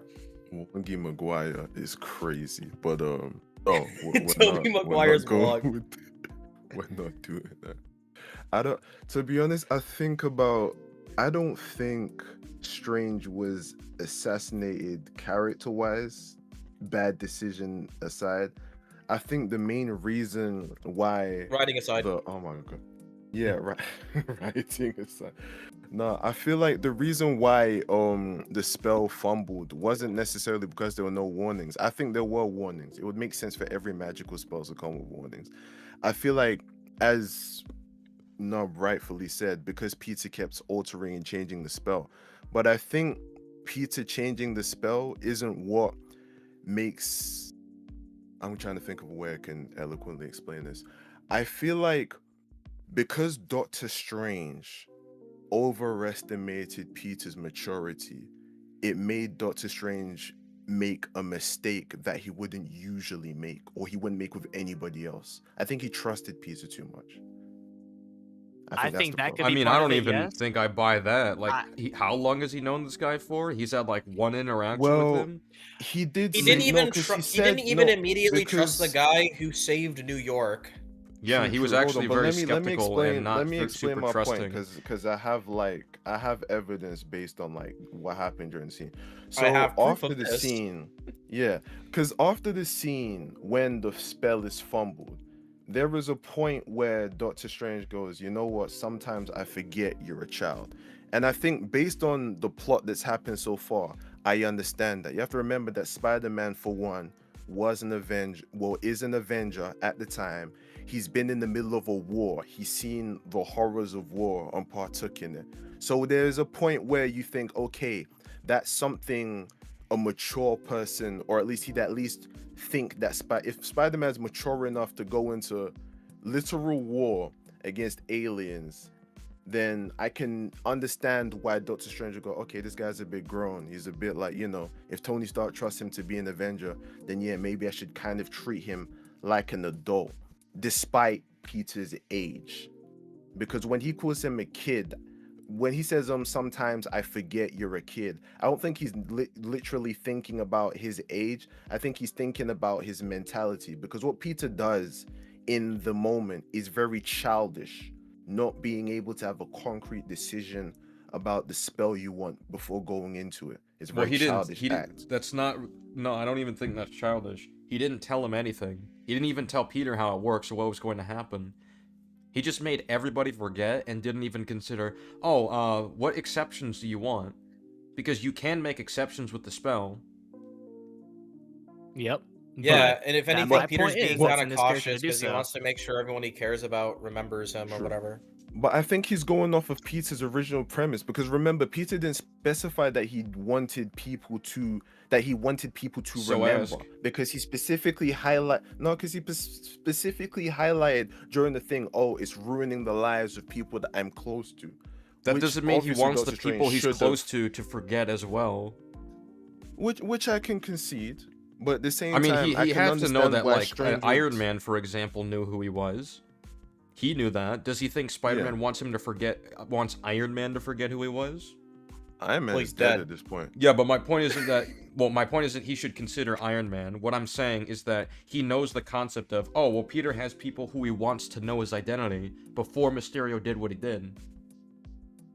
From the superhero perspective, I don't think anybody would want. Most people ideally wouldn't want anybody to know their identity, which Well, Strange have assumed. But I understand why he assumed it. No, I don't understand why why would he'd you assume it even at say all. He that? doesn't know anything about him. Well, he knows that he's an Avenger, and he knows Peter's complaint, which is, everybody knows my identity. but he I don't didn't have a like it problem with because other it's ruined heroes all of knowing his my friends' identity. lives. Other heroes knew his identity, and he didn't have a with problem other with it. heroes. He showed his face to the Guardians. And Tony Okay. knows his identity. God, He the Guardians literally is a little introduced himself to different. Doctor He needed to Strange. breathe. He introduced himself to Doctor Strange as well. Yeah, he doxed Yeah, himself. that was a rookie mistake though. He doxed him. Well, he that's did just dox another him. problem in That was- Infinity War. But yeah, How is that? How is Spider-Man doxing himself a problem with Infinity War? how is Spider-Man doxing himself That a question problem? alone has like 15 different problems. Holy fuck. To be fair, A he character was making a mistake in a rookie, movie is a problem? and it was That's not a rookie. no. No, He meant to Spider- reveal That's it. No, it's not a mistake. Yeah, he meant it. The problem is that Spider-Man would think to do that. The character that's always about keeping his secret safe. Yeah, but What, when based off he's what, talking past to another projects? Avenger, if I remember Yes! from what he had, Well, this if is I Literally a says different remember both from of iteration, what my more. man. Yes, in the past projects in the MCU. He literally yeah, tried to but that's keep it from different. He Tony. wasn't really talking to other Exactly. He tried to Tony- hide and it from just- arguably the world's greatest but Tony superhero. was- He yeah, didn't but want Tony Aunt was May to different. And know. like I said, just because he hides it in one instance doesn't mean he's always gonna do Okay, that so in there's future no instances. consistency. There's no system of values or wait, anything. wait, I'm wait, saying- wait, Yeah, guys, we're yeah. what I'm Once overlooking- again, saying this we're is why you overlooking the can't. This fact- is why you can't literally give an example of someone being character assassinated because you ignore if you prior have a- growth, development, or let me- establishment. Let me- if this is the logic we're we're gonna go with? Well, he could do this at one point, but he can't with another. Then what character are we watching at this point? What is this character? No, but guys, what defines Yeah, this at the character? same time, At this point, he's not a character. He's just a device. It's completely But we have to reasonable be aware belief of context, though.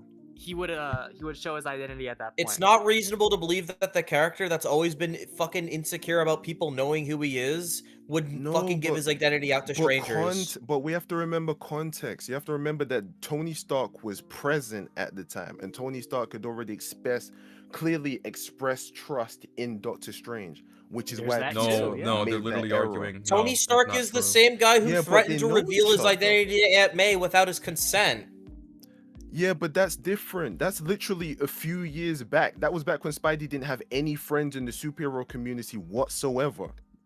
He still doesn't besides Yeah, Iron Man. What? He still doesn't have Well, any friends in the Avengers. He just has Iron Man. Yeah, but since Iron Man Yeah, was and there, Tony the Stark presence keeps kinda his like, identity a okay, secret Tony still. Stark, I'm pretty Tony sure. Stark's talking to him. He must be another hero. No, Want to no, introduce no, myself, that's and not then he even the made a You dynamic. guys stupid That's are- like, mistake. this is an argument they have in the scene. I don't know where you're getting this from. He just met him. And he calls him I just don't like understand some why wizard. you guys He doesn't don't know think it's him. reasonable belief he would. Wait, he but would they've met. reveal his They've met identity. at the Sanctum Sanctorium beforehand. What about the Guardians when Yeah, he but reveals his they- identity there? But they Like, is don't that- No, trust that him. was also a rookie mistake. Actually, I Like, need to in go your rewatch guys' that scene mind, you before I had guess this everything's idea a of rookie mistake at this Spider-Man? point. Spider-Man No, jumped but into actually, a to be fair, Spider-Man with the jumped into a Guardians, lava it's a pit. bit It's different just a because rookie they all have mistake. a. No, but the thing How is it a they rookie all had mistake to common keep goal your at the mask time. on? That's not a rookie mistake. needed to That's just breathe. being an idiot. Yeah, he doesn't know the guy. Like, there's no degree to which, like, I actually know a bit about this guy. Maybe I can trust him. There's not even that. There's nothing. Like, the film gives no reason for why he would just dox his identity. He reveals it to the Guardians as well. Like, when they just got More in a people he fight. But doesn't to know the or trust. Guardians, it's fair because they all literally have the same goal of going against Thanos at the time. He only reveals himself. The after Avengers they have the same literally goal. He doesn't come to reveal his the- identity to all the Avengers. Yeah, but that's also different because it was literally only Tony and Doctor Strange that were present at that moment in time. A guy he doesn't know, and a guy that Tony's arguing with. No, I'm I've talking chalked about in that part general. up He to never rookie he never mistake. tells all the Avengers his identity. Yeah, he never tells Captain America. He doesn't want Captain Yeah, America but- to know. He doesn't want Scarlet Witch to know. Vision or whoever it's the fuck not even else. like first of all, it's not even like he has a chance to even tell the Avengers at that point, or maybe they He had a already chance know. to tell We don't know. Iron Man 'cause- before the airport fight. He possibly could have told a few of them. He could Why just would say he like to wait, Cap, hey, told hey who? Cap, I'm Peter by the way. But he doesn't. No, but he wouldn't have done that to Peter. That's different because he wouldn't have done that to Cap because Cap was the enemy at that point. He doesn't know The Doctor Guardians were Strange. the enemy. Yeah, what? Yeah, Stark told him you're talking about the airport fight. You mean the part literally where Tony Stark's like, look, Captain No, I America's said before the bad guy in airport this-" fight. Oh, so what? The part during when they were When he's meeting- introducing Oh, himself. Yeah, obviously they had a plan and he was involved, so he probably like had some way to talk to the others. Also, why does he wear a So mask did- at all? we if, don't if know he's that- just fine with just dropping it. He First tried to of keep all, it from we his don't best know friend. if he- Like, I don't know why we're trying to argue that it makes sense for him to reveal his identity to just random people he doesn't know. He kept it No, from his because- best friend. Because the problem is we're all trying to conflate these situations as if they're the same. They're not the same. There's different context for each and every point. Yeah, of the why he context makes is those worse in this decisions. case, but it's worse in this I don't even case. think it matters. What's whether the he context that reveals makes it in terms good? of- He doesn't not. know these people.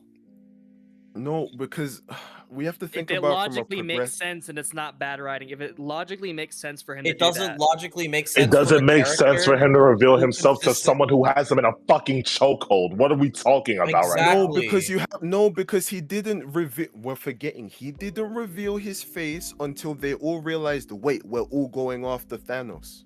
That doesn't change what I just said. you guys It could doesn't kinda say change it's a anything. mistake for him It to do kinda that, does. and that would make It's not sense. a mistake. but It's it out of wouldn't- character. Peter would never fucking and throw that's away the his fundamental identity like issue we that. disagree on. You Which guys are saying version it's of out Peter? of character, aka it's a problem with the movie when it's just a character flaw, and character It's flaws. not a flaw because that's one of the things he's not flawed at. Yeah, that's He's not a keeping his identity a character flaw. secret. He literally kept his identity from fucking Ned, who he's grown up with. Ned But is you a see- superhero. Here's the problem. You Here's see the problem something with in a this movie kind of. that Here's the proves that problem. point. The problem is feel that you guys don't attacked. understand that characters are more balanced than that. They're not just flawed. They also have qualities to them. They're intelligent. They're strong. They're powerful. Skilled. They're intuitive. They're adaptable. Characters have good qualities as much as bad. They're not just fucking flawed morons that do whatever the fuck the story wants you to do. They have traits to them, good and bad. A good trait that Peter has always had is that he's cautious of his identity. That's a that positive of his character. He also Even tried if- keeping his identity from Tony, who's his fucking idol and childhood hero. Exactly. That's because I because just- I he's don't protective of the understand, That's people not he different. cares No, it's about. not. No, it's not. No, it's not. It is. No, the fuck it's not. Nah, because we have to think of no. Hold on. Settle down. because Tony I don't- Stark, who is I'm not- also I'm a not fucking trying to raise superhero. bait. No, that's I'm not trying different to at all. raise bait. Hold on. That's Because different. That's remember- different. It's no, a because- superhero. No, it is different. You know why it's different? Because one of the main fears that Spider-Man had with that was Aunt May specifically. He didn't know what Tony intended to do with his identity. Not true at all, the because he's time. still protective of his identity post Aunt May knowing and Far From Home. Yeah, because the rest of the people knowing aren't superheroes. No, he doesn't tell it to any superheroes either. I don't know why it's like, oh, superhero What means you part can are we trust talking them about after Captain specifically? By the way, America Civil War. even in No Way Home, they established that he's fine with the superheroes forgetting. Like, if you actually remember when he's stopping the spell, he never ever mentions any superheroes remembering his identity. I don't think it No. matters whether Spider-Man had any reason to trust Strange, because whether he revealed his identity or not, it doesn't matter. That's if he did, that's a character flaw, and that fits because that's What not a is problem the with the movie. flaw? He's a rookie. He's Exactly. a rookie. Who? Like, Okay, you so guys are once arguing that he shouldn't do once it. again, server mute brain bottomite. So once again, you're ignoring what I just fucking countered with. You can't just say it's a flaw when this character that we're talking about is established to have a good quality of keeping his identity a secret. That's something he's not flawed at. But something we need to understand is that there. So we're done. We're done calling that a flaw. If you, unless you want to keep coping, because it's fucking brain So dead to hold say on. It's And not- I didn't it's say Guys, Liam why was- did Superman rape a child? He's So you- flawed. Like, get Oh out my of here with that God. punk shit, bro. There's a What? difference between. I also characters didn't say and anything because when Liam was you're- talking, but you lied about the we're reason he talking hid his about identity we're from talking Tony. about What You part character did I lie about? I consistencies might and have bad You forgotten. said Just made you up. said he hid his identity from Tony to for the sake of May. That's a blatant fucking lie. The sake of May is What- something why that he did he brings up. hide it then? Stop. I'm not done talking. He brings No, up the okay. sake of May as an additional thing that he doesn't want to happen. Yeah, That's not he the also reason he says hid it from he also Tony. says I'd love to play football, but I couldn't then, so I shouldn't now. Tony says because you're different, and he says exactly, but I can't tell anyone that, so I won't. This is in Civil War. Anyone, Okay, He didn't fair. tell including Ned. a Remember. superhero. Oh, okay, fair. Thank you for that. Thank you No for problem. that. But then you also have to remember that the context changed after that. I can concede that, yeah. Why would Yes, you bro. change The it? movies got worse. That's the context that changed. The movies got worse. Okay. Yes. That's okay. literally Very, the only very, contrast. very simple question. Very simple question. Why would he change? Because he's in a different environment now, and he's. Oh my God! This What is do you so mean, brain oh dead. my god, he's literally gone from doing it on his own to now being. Almost He being wasn't in a- on at his that point, own almost an in adventure. Homecoming. He had No, Iron no, Man, I'm not and he talking about still Homecoming. We're didn't do talking it. about Civil War. No, I was talking about Civil War when I Well, said he thought he he's was going to his be own. on the team. He thought that they were going to call him. Yeah, and he still didn't do it. He still didn't tell anyone. He's Yeah, still because- cautious. He still doesn't want his friends knowing. And even if he did, Okay. like, that just makes him a far less interesting character if his care about his secret identity is so thin that it Well, he that just needs to gives be it up just on a flip of a established dime. in But the I movies. The but movies that's never, their thing. never ever communicate that he doesn't care anymore. That is also a fair point. I have Wait. to agree with Procre in the I- fact that the quality of the movies definitely declined, which is what causes holes like this to begin with in the first place. Yeah, well, good. If we agree it's a hold, we can move on now. It is out of But I want to character talk for about Spider-Man to reveal his identity to strangers. Before we move on, I just want to tackle Liam's point about the list of, character qualities and stuff. I do agree with SK on it makes the character less interesting, and you are entitled to your own opinion. If you think Spider-Man is more interesting like that or like this, that's fair. But I don't think it has I anything to do just- with interesting. It just comes down to characters have strong Well, I suits did to bring with their that up. characterization. And if a further fucking movie, show, whatever, like changes that and doesn't justify it, that is out of character. You can't have a character that's notably noble and kind sexually assault a child, for example. That's why I brought the Superman example. You can't go, guys, he's flawed. He's flawed. Superman has flaws. Well, my point with Spider-Man is that to establish You kept just those saying prior- he's flawed. You weren't Let me literally speak. fucking I'm addressing explaining myself. anything. I'm explaining myself. All right, To I better not hear the establish- word flawed. It's fucking brain dead. Okay. To establish those prior personality traits, right? He establishes that through actions. His actions, his words, his personality, blah blah blah. Right? Mhm. He chooses to hide his identity. He has I don't know if he had organic webs or regular web shooters in his original Shooters. comic, but He has shooters. yeah, he has shooters instead of organic webs, right? I mean, the that original was comics aren't relevant at all to what we're talking about. Well, let me explain. Let me finish. Right? This, and that through actions and his personality. That's how he was established. Right? Now take Tom Holland Spider-Man in Infinity War, and he does something right that tells you that maybe that prior personality trait doesn't apply as much as we thought it would. So prior, Yeah, that's called Spider-Man- character assassination. Exactly, Well, in especially real- when the let's- prior, Character especially assassination. shut up, everyone. Especially when the prior Damn. fucking stories with him literally establish even with other heroes he's not okay or comfortable revealing his secret identity, and nothing has ever addressed that he's changed his mind on that. Well, his actions tell you that he doesn't think it's The actions that we are calling character assassination. Yes. But in The- real life, The in real life, actions, if you have the a virtually- actions are literally a contradiction to what he has consistently done and believed in, and there's nothing addressing it. And there's nothing I that have to even disagree. even slightly hints that he would change on that mindset.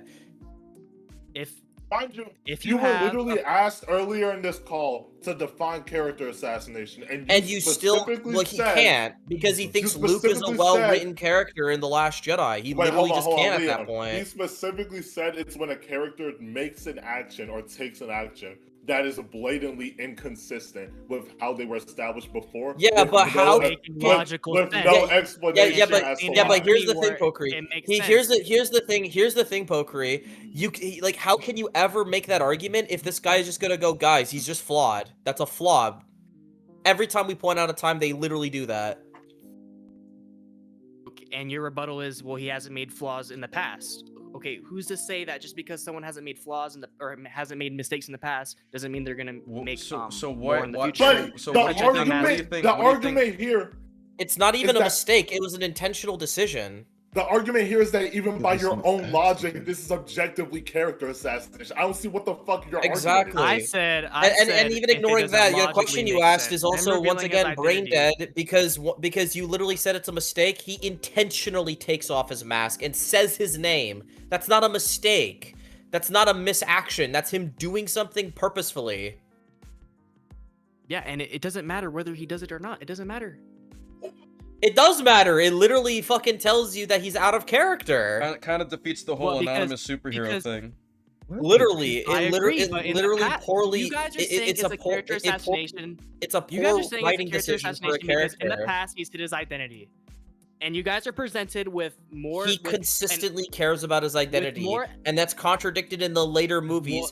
that the later action movie that should we're tell talking you about that where he he literally doesn't. doesn't do that that. action should tell you that he doesn't. He's made actions Oh in my the past that tells God. you that he should or that he does care about his I identity. can't believe but you when You're are it dumb this as comes to fucking slow. rocks. Oh my god. You are that's you are one saying of the it's a character slowest people no, I've it's seen not. in a That should while. tell you- Holy shit. that Dude, should tell you that he doesn't care. you're the reason why Instead of saying media it's a isn't getting character better. assassination. You're the reason why there's so much dog shit coming out and so much slop because you just accept the most All right, stupid man. brain dead shit I've I ever think we fucking need seen to in my life. rewatch Hold on, Guys, which no. part Now is it's this? established he's a pedophile. Now it's okay. Maybe in the past Oh my Superman didn't God. have sex with kids, but Oh now my it's established he's a God. pedophile. I don't see the problem with that. Oh He's my flawed. He makes God. mistakes. Okay. How can you make such a brain dead fucking coke argument like I that? think we're jumping the shark by jumping. Yeah. I don't think that's a fair comparison. I It's don't think it's a Well, completely well, wrong actually, the comparison thing- because with his standard, he's just allowing this with almost anything and isn't defining any line at all. That's why we're saying this. Because when we asked him to define character assassination, we provided an example that literally fits his definition, and they just going, guys, he's flawed, and okay, now he's like this with no explanation. Okay, this guy just wants to make Well, a that- comment, so I don't. I'll just let him in for a moment. I Okay. think a law. What's that, man? Hello. Yeah, what's the comment you wanted to make? Hey, I guess my disagreement would be him citing that the alternate strange. We don't need to talk about what if. We already discounted that. That's it. It's Yeah, canon. they didn't You even want let me to use talk, it as man. All right, we don't need to go on about SK what if. Liam, check disagreement request. Nub, character assassination when the character's actions are inconsistent with their past characterization with no explanation as to why they changed. Peter does an action that is inconsistent with his past characterization with no explanation as to why he changed. That's not character assassination, he's just flawed. But that action, that action should tell you that's enough explanation to So tell I you think that here's the thing. Yeah, Here's the thing. If you want to talk about... so once again, Superman having sex with that child is enough to tell you he's a pedophile now. All right, use a different example. Yeah, let's use a different example. Like you're pulling a Kyrito. You're pulling a Kyrito here. I am pulling a Kyrito, bro. Batman using guns. So let's. I mean, yeah, I think Batman using guns is a perfect example. Like that's a great example too. Yeah. Like what? Okay, now you see there's an example of you using guns, so it's not character assassination. The thing is, right? You need to discuss. If you want to defend the character decision. Yeah, but we can call that bad writing. You need to answer the question. You need to answer the simple question: why would he change?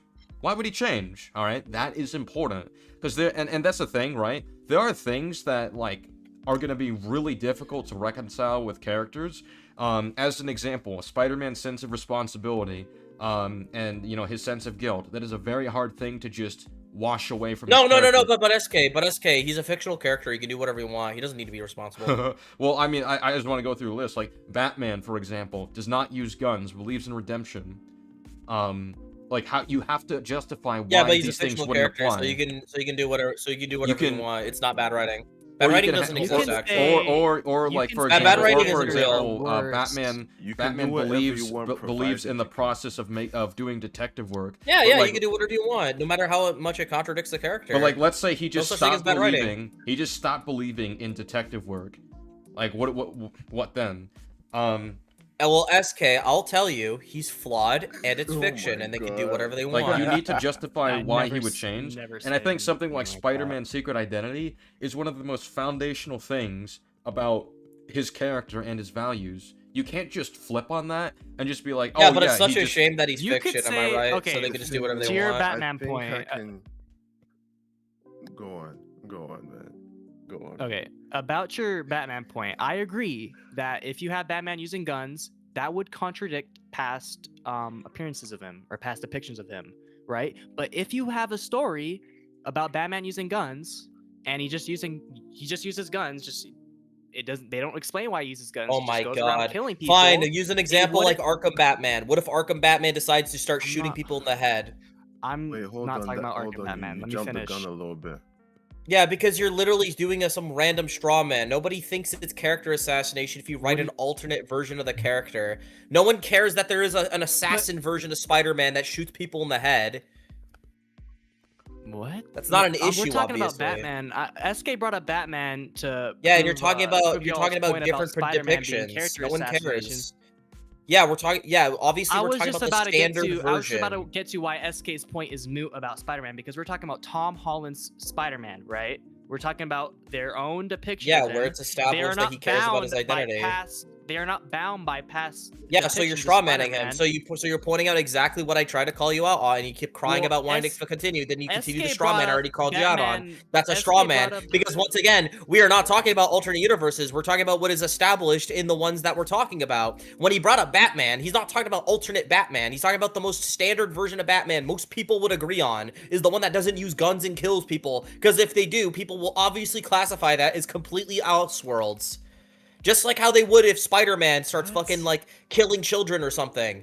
Obviously, that's not a standardized version of the character we're talking about in a general sense. That's why I'm saying Arkham Batman, because that's probably one of the ones SK would be referring to. Yes, but my point And was you're sitting here going, oh, it's an alternate universe with Tom Holland Spider-Man, when we are addressing that it's established in that version that he cares about his secret identity. So it's a straw man. No, you can no. We literally you have cited an action, dialogue in he- Civil War. We literally cited dialogue. Yeah, we're literally Yeah, no, citing shit in I the movie. agree- We I don't. We agree literally that aren't bringing up in comics Civil or fucking War, TV he shows cared or about anything his else. Identity, but when you're presented with evidence that maybe he doesn't care about it that much, my you're saying God. it's bad writing. What do you mean he doesn't care about it that much? Why would he stop care? Why would he change? I disagree. Why would he change? I Well, why disagree not? with the Why fact. What do you not? that wait? he's What do you Why mean? not? Wait. What do you mean? Why not? You need to As literally explain why a asking to character prove a negative. changes. Literally asking you to prove a negative. You're Listen, a pedophile listen, proving wrong Listen, Not if it doesn't matter for the listen, story listen, being listen. told. Luke changed in The Last Jedi because why not? Like, if your defense for a Well, no, character he change... thinks that's a good decision. No, we're Well, not talking listen, about Last listen. Jedi. If you, well, no, I we didn't need say to like that. talk about like That's a this on a different fun. story. Well, we need to talk about the concept first of all.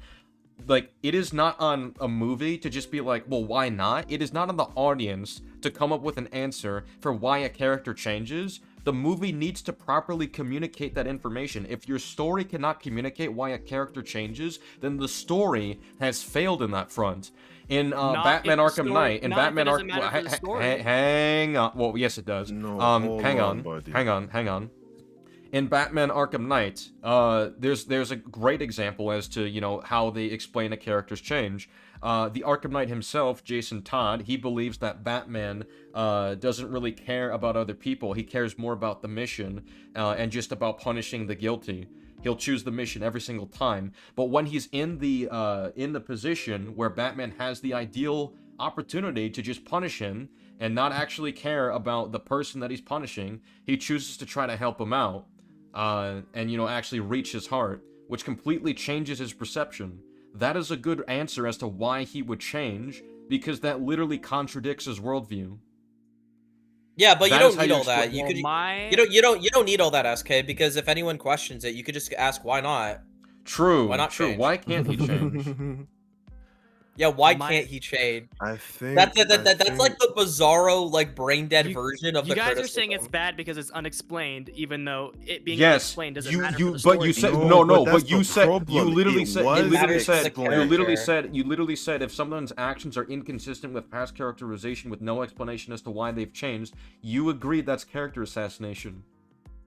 That's what Yeah, this is. if it matters for the story, it doesn't matter for Infinity War. It does, Wait, because it what? keeps Yes, his it secret does. identity. Does It literally matter. does. It literally leads to, It like, does. when his Why identity does gets Spider-Man revealed. revealing his identity to Doctor Strange matter for Avengers Infinity Because it's War? out of... Please Oh, tell me. okay, In you know what? that I Because think... Doctor Strange personally wait. knows him, so we can meet him in No Way Home. They could explain Also, it. They could- this is a really With a weird, like, throw- this is a really weird line of reasoning. Let's say in Spider-Man in Infinity War, right? Let's say we just saw a brief shot of Aunt May's apartment, right? And then we saw like there was like what is it, like some white supremacist stuff he had in his room, implying that he's literally a white supremacist in canon, and it's just a background detail. I don't care if that's not super relevant to the story. If Peter Parker's a white supremacist, then that is character assassination.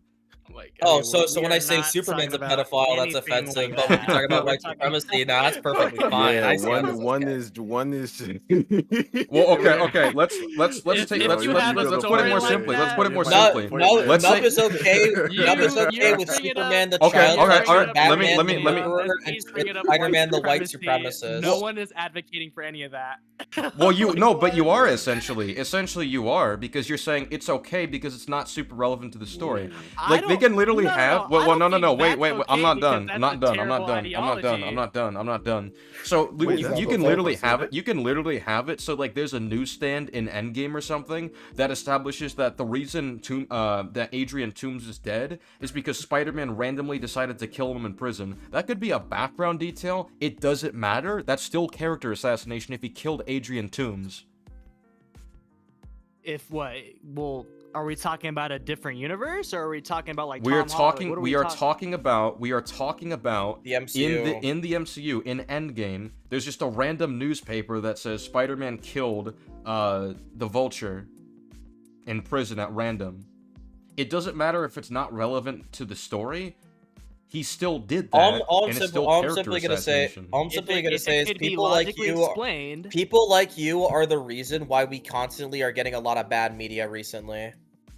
Listen, well, we're talking about Spider-Man revealing his identity. Okay, we're not talking about. Spider Clan. Dog, by your own logic, you're okay with stuff like the Last Jedi Luke, Ellie's character assassination in The Last of Us 2, most terrible iterations of Spider-Man where he contradicts himself. Like you're just okay with dog shit. No, we're talking about Spider-Man revealing his identity. Okay, something Yeah, as, and with the as standard just that you character use, serious as assassination. that. you are I think we're presenting the reason why a lot If of we're people talking something as fucking serious, accept one bullshit. thing, villains in prison, that we're then yeah, forgetting I can in concede on Infinity, that. But one we're thing we're talking about forgetting Spider-Man in revealing his Infinity War. identity. How is it One not thing we're serious for forgetting in Spider-Man Infinity to risk War- the lives of the people that he loves? One thing we're forgetting about Infinity was that Spider-Man revealed his identity to Strange completely by accident, by the way. No, he no. didn't. He said, He "I'm literally Peter." said By the his way, name. I don't think He that said, "I'm really Peter," matters. by the way. And then what did Strange say right after? "Oh, I'm Doctor Strange." And then Peter went, "Oh, we're using our superhero names. Damn." he Oh, should have been it's using a Spider-Man. superhero name from the very beginning. Exactly. The point of that scene is to show that Spider-Man is still inexperienced and Loki a long way from becoming an Avenger. Why even do you need though experience Tony to know then not makes to him- dox yourself and give out your But real he name knew to not to do that strangers? with Tony. Spider- He knew not to do that with Tony. No, Yeah, but SK, it was a SK, different- this is but worse. it's a Literal different fucking ho- children understand to not give out their fucking names to fucking strangers. Have you ever heard "Don't talk to strangers"? Look, I'm not Children saying should that understand it's good. this, let I'm alone not saying that it's superheroes. good writing. I'm just saying that what I It's assume the character writer is trying assassination. to do. It's character No, I assassination don't because think it's it's quite character obviously assassination because intentional. It wasn't we an need to accident that he remember- revealed his identity. I mean, yeah, fine. You By can the- say Yeah, that, by the way, but an, I'm it's bringing an up- by the actual writer accident. An actual standards. By the accident would writer be in standards, Ultimate yeah. Spider-Man. Notice how you guys keep jumping. By the way, like first it's just Jumping he's how? flawed. We're Oh, not he's on the flawed. same Peter's page. flawed. I never Peter's said flawed. that. Peter's flawed. well, And then also- I said I'm you saying it's a guys. flaw, I but said I'm you saying it guys. doesn't I said matter. you guys. Can I finish my point? I said you guys, so let me finish. So it starts from that, and then it goes from, oh, it doesn't even matter anyways. It's not important to the story. And now it goes from he made a like he fucking did it by accident when he clearly didn't. No, the accident. Oh, point, and- it and It's was almost like great- you guys great- can't stick in to the a co- consistent great- defense literally because in they the- keep falling. They great- keep failing first of all- miserably. And I do want to First of all- mention, I do defenses want to are mention, there's horrible. evidence, this is a great example. Gaming Rift said, hey everyone, big fan Spider-Man. He's introducing himself as Spider-Man, so he knows how to keep a secret. I don't know why we're acting like he doesn't. If we want an actual example of Peter mistakenly revealing information when he shouldn't, just look at Ultimate Spider-Man, where he, in the comics, accidentally reveals his identity to the mutants. Like, that was an accident. He thought they already knew because they opened his mask, and he's, like, talking angrily to them. That's an actual case of, like, First of okay, all- I could see how that's an accident. He didn't willfully Okay. reveal that. They're like, oh, we didn't know And your one of them name, can and then he literally looks read his down. lot. Okay, One of them can literally First read of his all- mind, so it's okay. like it's a good assumption. First of all, in the context of Civil War, he's surrounded by people who he believes are his enemy. He's talking to them, so of course he's not going to do that. In the context of Infinity War, it's only him, Strange, and Tony. As far as Spider-Man is concerned, they're all allies. He makes a dumb mistake, fair. He does And this also to the Guardians as well, who were his enemies. Yeah, only after he figures out that they're all going after the same person. Just because just you're because going The after enemy is Thanos my doesn't mean friend. you're a good And guy I'm not inherently. also You But the do enemy- my realize you enemy do is my realize friend. Rodan you the do realize Accuser I'm not tried to even go after saying- and I'm- Thanos. He's evil. yeah, Like, even that a doesn't mean supervillain would have anything. motivation to go after Thanos. Yeah, he doesn't know these people, and he doesn't know Strange. He doesn't know that on a like for all he knows, in a flip of a dime, Strange could become an evil person as well. Mistake. I'm not saying that what he did was a again, good I'm not thing or buying. the I'm right not buying. thing. I'm saying Again, he's a naive child. hang on, hang on. I'm not buying the whole. Oh well, they're superheroes, therefore he's gonna trust them. Captain America was a superhero. He was the leader of the Avengers. But he went rogue. Why would he believe that at that point? Enemy at the yes, that's my point. Yeah, that's my point. That's my point. Exactly. Just because the they're a world's superhero greatest does not mean superhero you can go trust them. bad. Yes. Like, you can't have that when he literally was there to but at the experience that. time- He fought 6 but of at the the- Avengers. 6! Wait a minute, wait. Hold Earth's on. mightiest heroes. He fought 6 of Hold Earth's on, 'cause- mightiest heroes, but you're 'cause I telling meant- me I he'll meant trust to some say random this- I guy meant to who say this wasn't even earlier. on Hold the on. team just because he's a superhero. Like, that doesn't work. I meant to say this earlier, but I don't know why you're saying the Guardians are superheroes as if Peter knows that. All he knows is that they're after Thanos. They could be bounty hunters That's for all he knows. I never said They literally were are bounty superheroes. hunters. Who They're said that? criminals, by the way. Who Even in said- the end of the I never first said movie, they were they're superheroes. criminals. Who said that? Criminals. I Oh my never said God. they Molding were Criminals superheroes. United. Who said that? Yeah, they're never said literally that. molding Wait, did you criminals not just say united that? for the What? galaxy, bro. No. Listen to what I said. By the I way, if only Peter thing he somehow knows did a about background them check is on that any of they are them, also is going that after fucking- Thanos. The enemy By, of the enemy is by my the way, friend. the That's background. all I said. I never That's said wonderful. heroes. That's wonderful. I never That's said that. wonderful. But another thing is, if you go to a background check to all the fucking Guardians, most of them are literally criminals, assassins, or mass murderers, like fucking Drax. I don't disagree. But you also. So why can't would remember Peter Peter throw his doesn't know that. identity around to people he Peter doesn't know that are know literally that. He doesn't know criminals? that. Because he's an idiot and he makes rookie mistakes in the What end. do you? I'm Yeah, not he saying is an it's good, idiot. right? Yeah, And I'm just saying that. yeah, Yes, he yeah, is. Peter, We the can super agree. genius. Yeah, He Peter, the is. super genius. Yeah, the super genius is an idiot now. Because you're just because you're a mechanical genius doesn't mean that you're a social genius, bro. Come Why on. are You don't we need to even be back- a social Wait, genius why are we to even be able back to to hide this your point? What identity. did they That's have not- to that's say not- about the that fact has that nothing- Peter's already established to be Hang a careful second, with hang a his second, identity? Pokeri.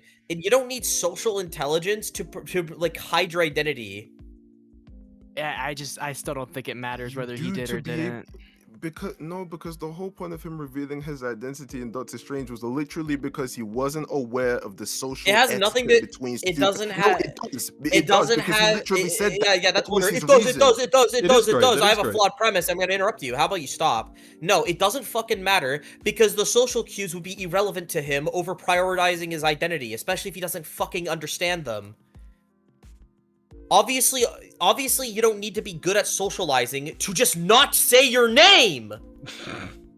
He's in a situation. Obviously, he should know better, but he didn't because he felt he was in a completely different situation out of his depth. He's dealing with superhero. Yeah, but he's still etiquette. trying to So he hide just it from Iron boxes Man. That's what I himself? shouldn't be He's saying my still first trying to name. hide it from Iron Man. Because he's stupid. Because he's naive.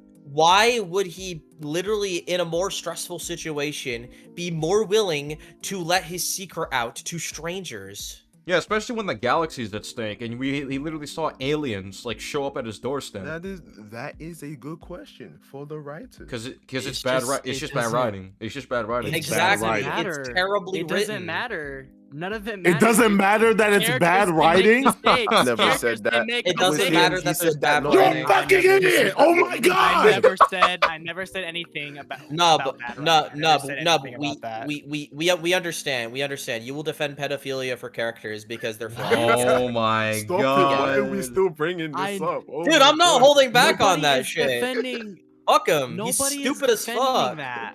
You Nobody's would. defending You what would. that. You would. By the way you're acting right now, you would because you're just We're okay with talking anything about, happening. We're talking about Peter revealing his identity to Doctor Strange. Nobody is talking about pedophilia. Why do you keep bringing that up? Because you'd be Nah. okay with it because Well, of the how you pro- defend Making this it shit. an problem is All no- that. No, nobody is okay Well, with it. yeah. He's Apparently, He's making an analogy, bro. The problem- yeah. the problem is Apparently, extension. Nub. Apparently, shut up, everyone. Apparently, Nub can't comprehend the concept of a hypothetical. Like, I don't understand how you understand what can you're be saying this about bad at writing fucking. decisions. I'm not done, dumbass. Oh my I God. can't understand how you can't follow the basic fucking analogy that I'm pointing out here is that your standard is so flimsy, you literally, by being consistent, would be okay if Superman touched kids. Because you're literally saying, by quote, that them doing that action is them establishing that it's changed. Just inherently them contradicting is an establishment they've changed, so it's not a contradiction equaling not character assassination. So, if it's established Superman's a good person, and in the next movie, he touches kids, we can literally quote you, and it would be the same context. So yes, by what you're doing, in an extreme scenario, you would be defending pedophilia under Superman. Because you're that stupid, and you have that bad of a standard. I have a problem with Superman touching kids, because touching kids is wrong. And that's all I have to say on that matter. I'm not talking about that. Would you say it's inconsistent to his character and out of character? If we're talking about the sequel to the DCU Superman, let's say that Superman 2 comes out, he touches kids. Jesus. Would you say that's character assassination? No. Just no. Answer the question. Can you answer it? No. Answer the question, dumbass. Oh my gosh, dude. I'm not okay question. With pedophilia. I think you mean please answer the question. I think media. Okay, Bolt. We get it. You're not okay with it, but can you actually answer the question, Bolt? Bolt, I get it, bro. But like, can you answer the question? Can you answer the question? I'm not answering that question. Can you answer the question? Wait. Okay, jokes aside. Wait. You actually don't know if you can answer if that's character assassination? Yeah, he doesn't exactly because I'm not familiar with the Man of Steel Superman. I don't have enough knowledge. I'm not familiar with Superman. How do you? What more knowledge do you need to know that it would be character assassination for Superman to be a child predator? Oh, I hate where this conversation is going. What information about Superman do you need? Look, SK, this is why I keep bringing it up, because under a certain scenario, now I actually want to dive into this because this person seems to not know why that would be character assassination, which concerns me. Exactly. This is what happens when you think Luke is a well-written character in The Last Jedi. You turn into a fucking pedo defender, apparently. Oh, okay. But if you have, okay, I'll answer your guys' Okay, is it character assassination if Superman was a pedophile in Superman 2? Yes or no? If in Superman 2, yes or no question. Yes or no question. Jesus Christ, dude. Yes or no? Go ahead. Sure, it is.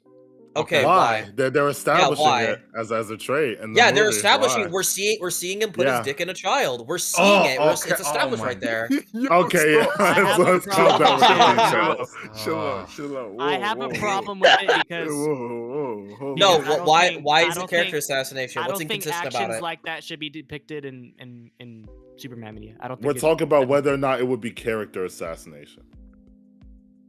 I don't think that's right to show that kind of stuff. That's it. That doesn't answer the question of if it's character. Like what? Wait, so you're not okay with antagonistic characters being pedophiles? You don't want pedophiles to be antagonistic enemies in a story? Allegory if you want to get the answer you want out. I just I'll use a different example to hold on. I'll use a different example to make y'all more comfortable. If Superman just pulls a like, let's say he follows through on the message from the first movie in the second movie, is that character assassination? Yes or no? Sorry, can you repeat that? You cut out for me. Do you remember what the message was in Superman 1? Like from his parents, the parents' message. 1.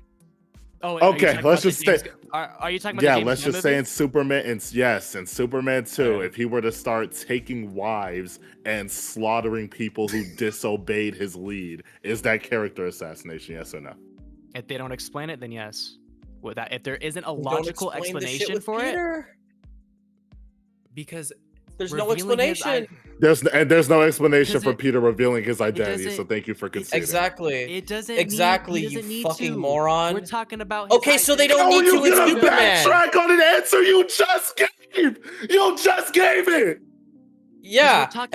Okay, so Superman doesn't need to. They don't need to explain it. They're establishing it right now that he is having sex with women and fucking killing anyone who disobeys him. We're seeing it. They don't need to address it. They're showing it to us. Because in Peter's case, they're showing it to us. They're showing it to us. That's literally the fucking argument. Explanation. There's a logical explanation. There's not. You failed to give one, which is why, nub brain. Why? Which is why, dumbass. You literally said the establishment is just him literally doing it. That's not a logical explanation. Dumb fuck. if there's a logical explanation, then the action of him doing it that's an explanation enough. That was my point. Okay, so it's explanation With of that Superman's killing people then. We see it. Well, if there's It's no it's logical He's killing people right explanation, there. I'm sure There's there no would logical be, explanation but if for there's- him, you know, revealing his identity because you've never provided one. So if Superman just becomes Homelander in the next movie, that's just fine because they're showing it, therefore that's establishing the change. Yeah, they're showing it, so they established it. The assassination is the It establishment. would make okay. Let me be clear. In the universe, there could and would be a logical explanation. But hold on, Liam, hold on. But I don't think that would make for a very good movie because they don't explain it. It would make logical sense. Okay, so Infinity War's dog There shit. could- Nice. Exactly. But Fucking in moron. Spider-Man's case, we're talking about him revealing his identity, which doesn't really matter for the story that's trying to be told. Okay, Like so SK once said again, earlier that is with also the- not a with the logical warnings and explanation. stuff. That's not a logical explanation why he would do it still. What's the logical explanation? Well, he could just have. I flawed think judgment in that he's moment. saying No, even no, if it he is, could. Trusting- I, he could wait, be hold on, automatically Liam. a I fucking think, F hold on, minus, Liam. bro. I think what he's saying is that even if it is bad writing, it doesn't have any relevance. I'm to not the plot, therefore, it's Well, not exactly. saying No, it's no, no, bad no. writing. He's not saying that. I'm He's saying using that to bad say it's writing not if bad there's writing. no logical explanation. That's Yeah, And there's but no then when we explanation. are, So but then when what? we're asking you guys are you saying there's literally no just go, it doesn't explanation matter. given. You guys are saying there's no explanation given. We don't need an Yes, the explanation lack given. of an explanation he could is trust the Strange. fucking He proof. could Let me be trust clear, you're a Clark. fucking idiot. Let me be clear, you're a fucking idiot. No, Now these are just no, but he could is not a logical explanation. Yo. That's a Me fucking now. theory. We don't know if he does. Look They don't who's in the establish way that. now. But what I'm Mistake. saying That is isn't there theory. are other logical explanations. What you're saying as to is that why you're he fine would with reveal his Superman identity, being a but we pedophile. We don't get need it. to We have get those it. We get it. You're explained fine to with us. Superman touching We are kids. watching We get a movie it. about the We get it. Avengers. We're not We watching get a it. movie about why Oh, so it's Spider-Man called wants to reveal guys. his It's called the Nobody Justice cares. League. So Superman Nobody can touch cares. kids now. Superman can touch kids now. It's the Justice We League. but, It's a but we Justice League do movie. care. What you're arguing Why? about is the fundamentals, the fundamentals of storytelling. There I has just to said be there an are other explanation. logical explanations as to why Spider-Man would reveal his identity to Doctor No, Strange. you've but we literally don't- given explanations that are not in the film. We don't need to have them told. We're watching a movie about. the Yes, we Avengers. We're not do, watching because it's a Spider-Man. character-changing decision, you fucking moron. You just Okay, said that why? there needs to. Why? You just agreed there needs to be an explanation for this stuff. So Yeah, and there then now you're is, but saying it it's not- doesn't need it's to be not because it's told. not about It's him? not given, and we don't need it. We're watching a movie about the Avengers. Why do you guys care about? We Who- do. Spider-Man is an Spider-Man Because he's a Avenger. character in the character movie. he became an We're watching a Avenger in the about movie. Avengers. No, but how are He's you a this character in stupid? the movie. He Like, has how- to like, how are be you okay, this let me stupid? bring up, let me bring Everything. up back up an earlier point. Okay, SK said we don't need an. Did your explanation mother for the drag you out of warnings. high school way too early or something? my Like, there's Whoa, no way you're hold this on, fucking hold on with stupid, the ad bro. hominems. I gotta keep the energy for everybody. Ad hom these nuts. This guy's a fucking idiot, and there's no getting through him. I give up. He's just fucking stupid. SK brought up earlier that they're. SK brought We up don't- earlier. Okay, I'm you're getting fucking muted again. stupid. Okay, bro. SK brought up And earlier. you're getting booted again. So fuck off, dumbass. Oh my god. We're done. He's fucking That- this- retarded. I this- can't this- handle this- it. I think I it- don't it- agree yeah, with when- I think- fuck this Wait, shit. why are you? You know why Are what? you coming at me for? You know did what? I do? Kiddo Flex, why is Supergirl so bad? What's your What? biggest issue with Supergirl? That's And yo, crazy. Talon, Talon, Sharon wants his name back. Get the fuck out of here. Damn. Well. Hello, fellow nerds and Excelsior. How are you all doing today? What? Yo, Colin? Yo, shit, we got a special guest here. We got Colin defending dog shit again. Colin What's up, Flex. Colin? Colin Flex. I don't know why he kicked me. I thought we were old buddies. Yeah, he was Yeah, bro. scared. He was scared. Dude, he thought it was so childish when a guy just simply said he would like some more diversity in superhero media. Oh yeah. Yeah, bro. Oh, that was funny. Well, okay, so I don't have an issue with diversity in superhero media. I just don't want them replacing other characters. To me, true diversity is where two legacy heroes and the established heroes fight together, not fighting for screen time. Well, it's that's the world you're I curious You as know to, like, what? You know what? Colin thinks that's childish though. He doesn't want to hear about African culture because you're from America. Does he not like Robbie Reyes, the new Hispanic Ghost Rider? Because I think he works well with Johnny Blaze. Like, you can have stories with both of them. They're pretty different from each other. Yeah, but that requires Colin to be like a real fan and actually read comics. But we know he can't do that. Damn. Oh. Well, because Liam's been beating around the bush. Yeah, if you're curious the context, apparently Colin brought back Disagreement Day, and Kinoflex tried joining it, and it was funny how he just got immediately, like, booted. But we actually you could see the disgust on his face. He was just like, ugh, Kinoflex. Ugh. No, don't ban him now. Ban him. Well, I can't handle Kinoflex. What I got immediately banned. Dude, why would he ban you? Didn't he destroy you so many times in the old he said I was day when he had backup? He said I was a stupid moron. He didn't even hear what my disagreement was. Well, yeah, that's the funny part. It's like, oh, this guy's so stupid. No, but don't let him in. I'm too scared to let him in. Pokey would debate me, and he thinks I'm stupid. But I mean, fuck, what was I going to mention? Yeah, if you're curious, we did watch some of it. I think like the first 30 minutes. And what was really funny about We it... didn't want to make it better. We just wanted to hate on it. Yeah, like the guy in the video that he responded to, he like had the most mild take ever. All he really said is that he appreciates like more representation in media with like superheroes. And because he said that, like, Colin's just trying to say, oh, well, you only cared about the character's skin color or some shit when he didn't even say that. It was funny watching that. Dude, the same guy who complains about, like, alt-right YouTubers or the fandom menace or whatever just says some of the most insensitive, bigoted shit you'll ever hear. He's definitely ignorant and shit. I don't know. I just think that's a funny thing if you want to check it out. You mentioned an argument from him saying that Black Panther doesn't need to be black to work. Yeah, well, something Literally, like that. yes. Yeah, so essentially, Yeah. what the guy was saying is that he appreciated Black Panther because, at least on some level, he's able to, like, relate to it more because of where he comes from, where his family comes from. And, like, you know, he's able to relate to the cultures and stuff like that.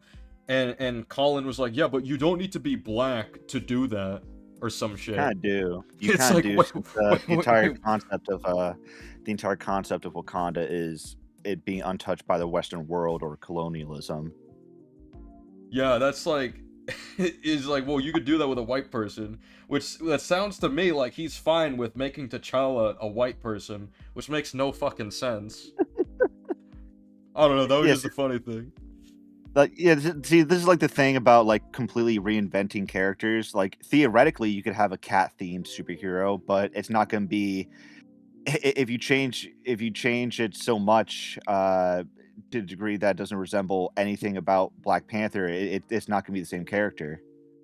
Yeah, some goofball. I shit. think there isn't are aspects of Black Panther that are underutilized, to be honest.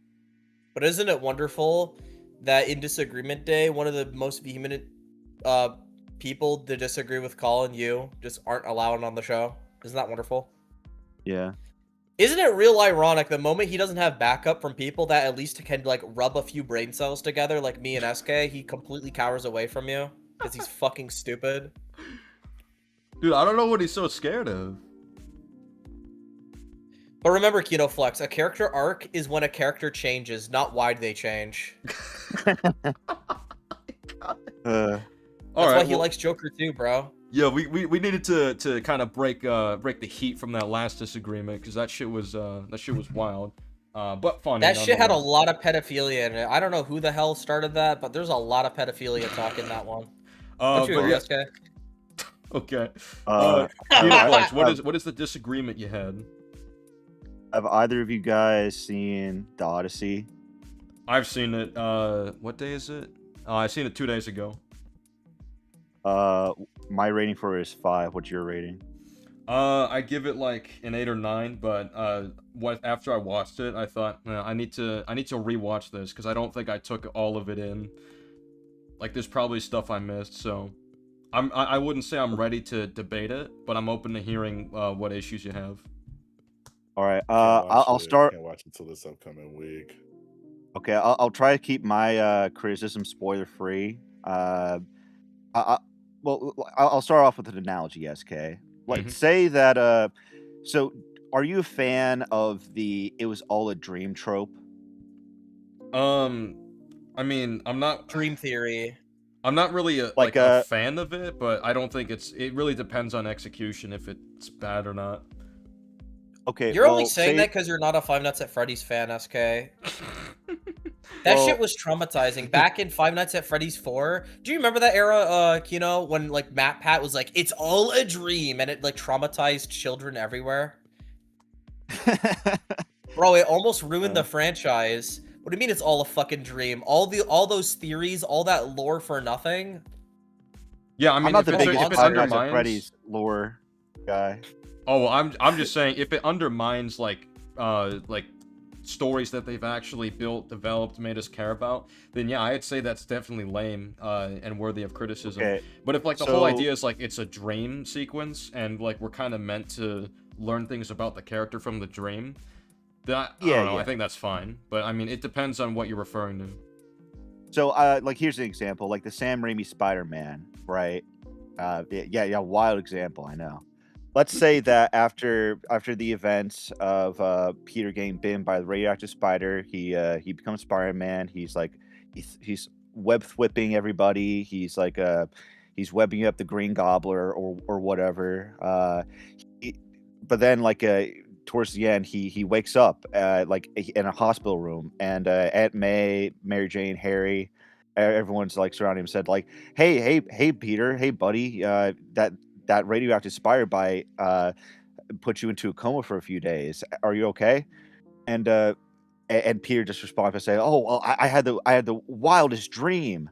I thought that I was like this superhero named Spider-Man," and then that's how the movie ends. Like, you would agree that that's pretty lame, right? Yeah, that is Stories pretty that lame. do that.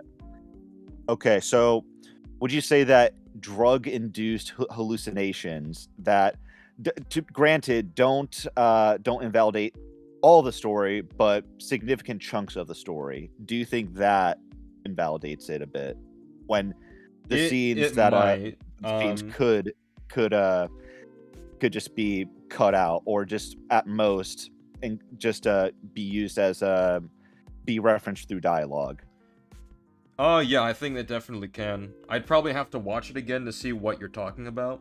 But yeah, if that is the case, then it could definitely undermine a good portion of the story.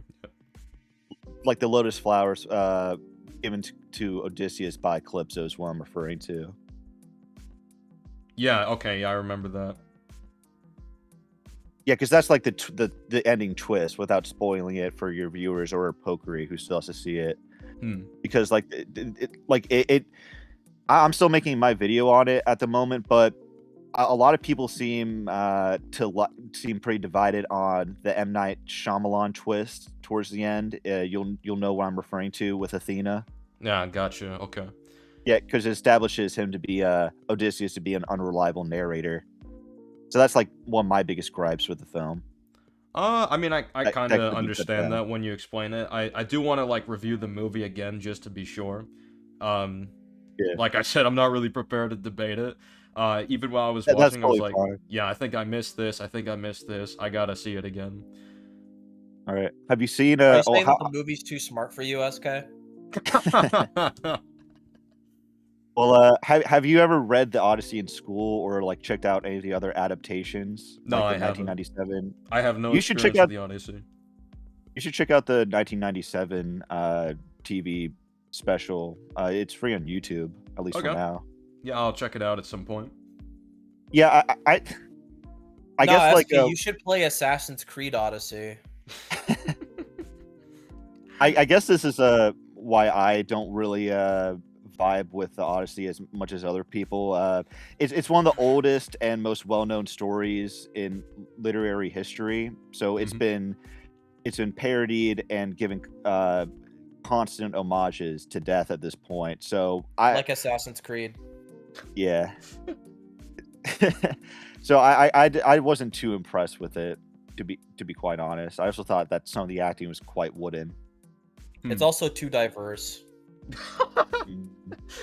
I think it would have been better for Nolan if he had done a sci-fi version of the Odyssey that's set in space. I think that would have been a better version of it. I mean, yeah, I definitely will take a look at it again at some point. Oh yeah, did you know that Greek people don't exist anymore? That's why the actors are so diverse. Oh my god. Yeah, it's so crazy that people are bitching about, no Greek actors. It's like asking for Kryptonians in a Superman movie. They don't exist, bro. It's funny you say that. Like, Or this the just sounds Fremen. like They something didn't I'd hear cast it- from Colin. They didn't cast any Fremen in the Dune movies. Yeah, bro. Oh man. Why were there no aliens casted in Star Wars? But yeah, I mean, that's the thing about the Odyssey. It's like I don't think I really like have assessed it enough to really get in a debate about it. But like what you're saying sounds fairly reasonable. So yeah, Not enough To be Marvel or clear- DC for you to pay attention, SK. hey, fuck you. Yeah, to be clear, my problems with it don't stem from politics. I actually see a lot of conservative commentators saying that's based and red-pilled. I was surprised when I saw Ben Shapiro defending it. I thought that was kind of funny to see how like heated people were getting over that. Yeah. Well, I think Ben Shapiro is smart enough to understand that Greek people aren't a thing anymore in our society. This one commentator called Lauren Southern said that the suitors are YouTube grifter commentators. And Odysseus is the one who's like bringing back order. I don't know. I feel like a lot of conservative commentators are, or just political commentators in general, they play into the culture war by applying what they want the film to be about, even if that goes against like a surface level reading of the film. Yeah, a lot of people tend to do that. Really on all sides of the aisle, as we've seen with the Iron Man mosquito. criticism. But people saying that Tony Stark blew up Afghanistan. That's a real thing people said. It's like, what? He's a warmonger. Tony Stark is a warmonger, even though his entire arc is to stop being a warmonger. He killed my people. Yeah, Iron Man literally broke into my home and he killed my entire family. It's not enough that he killed Ironmonger. Wink, wink. Yeah. Yeah. But that's pretty much all I have to say. But I do have like one question to Pokery. When are we going to go over that Alex Myers video? Oh. I ain't go. I thought you already had. I completely forgot about that. Oh no, you're good. Well, I thought you already did the stream. I'm not gonna. I'm still waiting did for Kino Flex's issues with Supergirl. Oh, no. I thought we talked about that. I thought we before. did talk about that a bit. Yeah, but I want more of it. More pokery Supergirl talk. More Supergirl Okay. talk. Well, it's funnily enough, we did actually take a look at your response to Colin, and the funny thing is, like, even though we're more in agreement on the movie with him, he was just making some stupid points against Drinker, and it just set you up to just make fun of him. It was funny. Yeah, I didn't see your video on it. Maybe that you'll have some better arguments. Yeah, with mine, I at least try to talk more about, like, the journey as to why she would have changed versus just saying she changed. And Colin seems to just be like, well, she changed. It's like, okay, that's great, but Summarize. like, why? Well, yeah, it's the same way he tried to defend Spider-Man 2's writing. He just kept saying that character started here and ended here, and he didn't like ever talk about the process being good.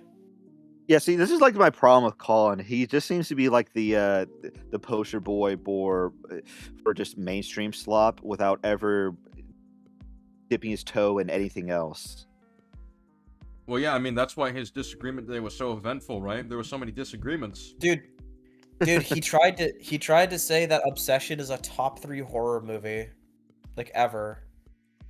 I would say of the decade, sure, but of ever, I don't know. I wouldn't even say of the decade. That's hell no. There's probably 3 horror movies last year that I would say are better than Obsession. I ain't gonna lie. Like Weapons. Weapons, obviously Sinners. Substance. Yeah, probably. I don't know. I don't really think Obsession was that good. I've had a 6. What? Yeah, maybe that could be a disagreement. From what I've seen. The acting carries hard. The acting carries hard. Like very hard. I haven't seen it yet, but from what I've seen, it looks like it's like more of those like shut your brain off and just enjoy kind of movies. No. I would say it's much deeper than that. Yeah, I wouldn't describe it as it's still a competently made movie. It's just it's not untouchable masterpiece that people gas up to be. The characters aren't really fleshed out like at There's all. also the wish making mechanic that even the director admitted is kind of a plot hole that needed more development for. And he actually did say that in an interview. Like so SK, you remember like one of the big plot problems in Wonder Woman 2 or 1984 was how the world how many people were just wishing for bullshit. Yeah. Well, a big plot point of Obsession is people wishing for shit, but only but Bear, like the main character, doesn't care about his wording, and that gets him into a deep shit. That actually that's the cause for the entire movie. But we're supposed to believe that Bear was the only one who made a poorly worded wish up to this point, when other people have had access to the wish making tool. Yeah. Well, I haven't correct me seen. if I'm wrong. I haven't seen the film, but that sounds movie, like but, weird. Correct me if I'm wrong. I haven't seen the movie, to be clear, but like, you know, it's just everywhere on social media. I remember hearing something about like there is a scene where Bear looks up the wishing willow on the internet, and it is like stated that a lot of people just don't get their wish at all. So it's like, it's okay, divided. So it's more divided. Yeah, the scene intentionally intentionally frames it as 50-50. Every time there's a no answer, there's a yes answer right after that, and then it repeats like that. It's a 50-50 chance. There are people who have had it work before. Yeah, so I guess like, you know, like where's Optimus Prime? Did nobody wish for Optimus Prime to exist yet? Right. Yeah. And why is this not like a more known thing also? Because Exactly. the cashier who's selling it also confirmed that they made a wish with this. So it's kind of stupid that this isn't like a more known thing. Yeah. Well, yeah, I'd give it like that's why I see it as like a shut your brain off kind of thing, because like I assume you're just not supposed to think about that if you want to enjoy the movie. I would say for that part, yes, because it is a lingering plot hole. But for everything else, I think it's it treats the classic "be careful what you wish for" trope really well. Because it tells it in a modern day format of like it really hammers home how when you wish for someone to fall in love with you, like that's abusing them. Instead of let it happen naturally, you force them into a relationship, and that's pretty horrifying. Like Nikki, the main actress, like she's horrifying because she's forced to be psychotic, but the main character Bear, he's also kind of a terrifying villain because he's in such denial, or he's so obsessed with Nikki that he tries to keep her in this relationship for as long as possible, instead of taking accountability for anything. So when people like criticize the film for, oh, why didn't he just go to the cops? Well, his mindset, it's fucked. His mindset is fucked. So that's the perfect. That's a justifiable reason for why he doesn't do like the logical. He doesn't do what a normal person does and make logical decisions. And that's like a big problem with horror movies in general, right? They don't. A lot of characters just make dumb decisions that aren't justifiable. The movie covers its tracks mostly well, I'd say. Oh, Poker, you say you saw the Alex Myers video already in a stream? Oh, Poker's dead. Here's- Oh no. That's crazy. My bad. No. My aunt came to apparently I left my wallet in her car yesterday. Did you get any money stolen? Nah, I'm good. I haven't seen the video in full, but I'm aware of some of the points he makes. Where he Okay. says things like Bear's a gentleman for not assaulting Nikki. Which like what?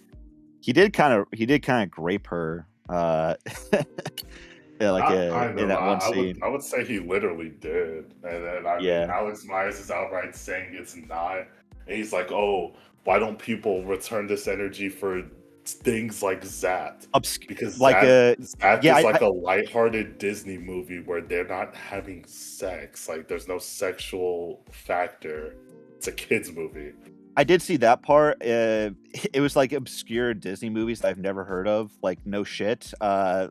G-rated movies for kids are going to be treated differently for like a adult topic, a movie that explores adult themes and topics. No duh. He's just an idiot. Yeah, but I still want to go through it in full if you're up for it with Jan. I also got a pretty. I showed it to SK, but I have the perfect Naruto profile picture for you. Yeah, I mean, well, I guess you're just planning that out. Yeah. Because we're on the topic. What do you think, or how do you think Brand New Day will turn out? I'm not confident in it because most MCU films have been slop at this point. Like last year was pretty shit. Like Brand New Day was terrible. Thunderbolts was terrible. Fantastic Brave Four New was World? terrible. Oh yeah, shit. Like Brave New World. I mean, sorry. Yeah. What did I say? You said Brand New Day. But I mean, the Oh, title is shit, so sorry. similar. Brave New World. Brave New Day. Shit, sorry. Yeah. Well, what about the Okay, Home Trilogy? What do you think of the Home Trilogy? I think the first one stands up on a rewatch. Second one, I think you and Colin like did a good job of pointing out the several problems with Peter's characterization, which heavily impacts the quality of the film. And I think No Way Home, people agree, isn't as good on a rewatch because of the contrivances. Yeah. Like it's a massive list of contrivances on display. So you think the first one's good, right? Yeah, I give it like a 7. All right. Well, why don't we dive into that one while you're here? Unless like you don't have time, or I'm waiting for pizza, but I have time right now. Okay. All right.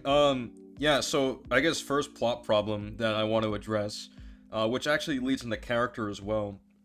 So what do you think of like Tony doing the joint venture with Damage Control, but he doesn't like have the workers paid off when they're like kicked out of the gym? Let's see. I'm trying. What could be the reason for why he pays them off? Maybe he wants it in like a more secure hand, like credentialed hands. Because that is a big part of his character since Civil War, or really since Avengers, right? He wants to have like a more secure method of control so people don't take the technology for themselves. No, I certainly agree with the idea that he's going for with Damage Control.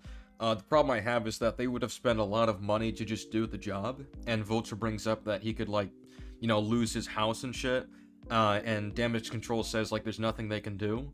But if Tony was gonna kick people off the job and stuff, then he would have to know like that would financially impact them. So like somewhere in their agreement, wouldn't he have just, he would put somewhere like, yes, I will pay off the workers that get kicked off the job because that's gonna cost them greatly. That's a good point because he is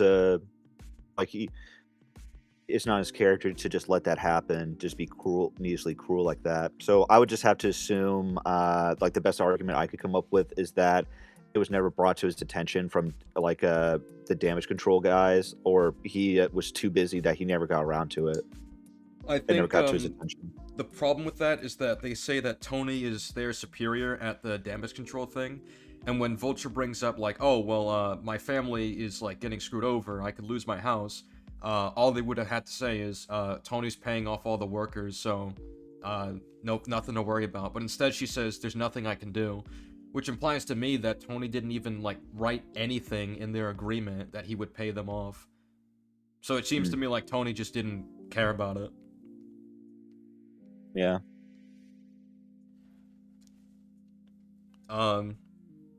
Yeah, I don't know what your thoughts are on that now, but what I think is the big problem with this is that this essentially, I guess, motivates the negative outlook they have on Tony Stark, and that's what brings them into ruination.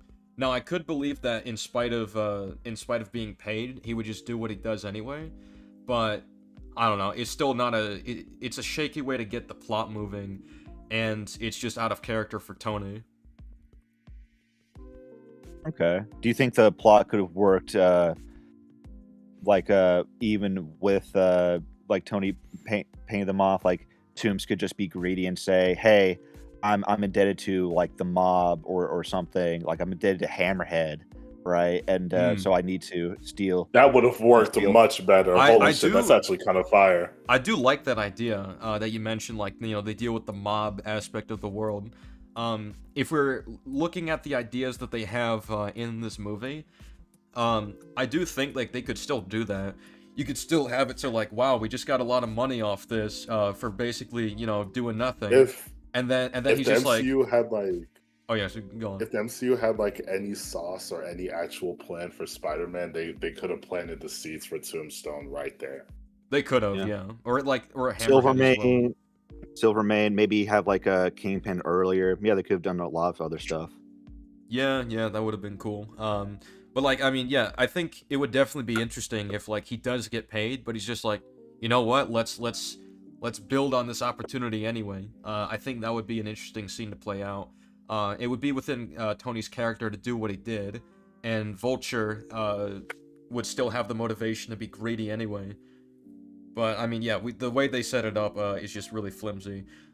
Before I get into the other big plot issues, I gotta use the bathroom real quick. So I don't know if you want to go on a brief tangent. Go ahead. Yeah, Liam, this is your opportunity to talk shit about SK while he's not here.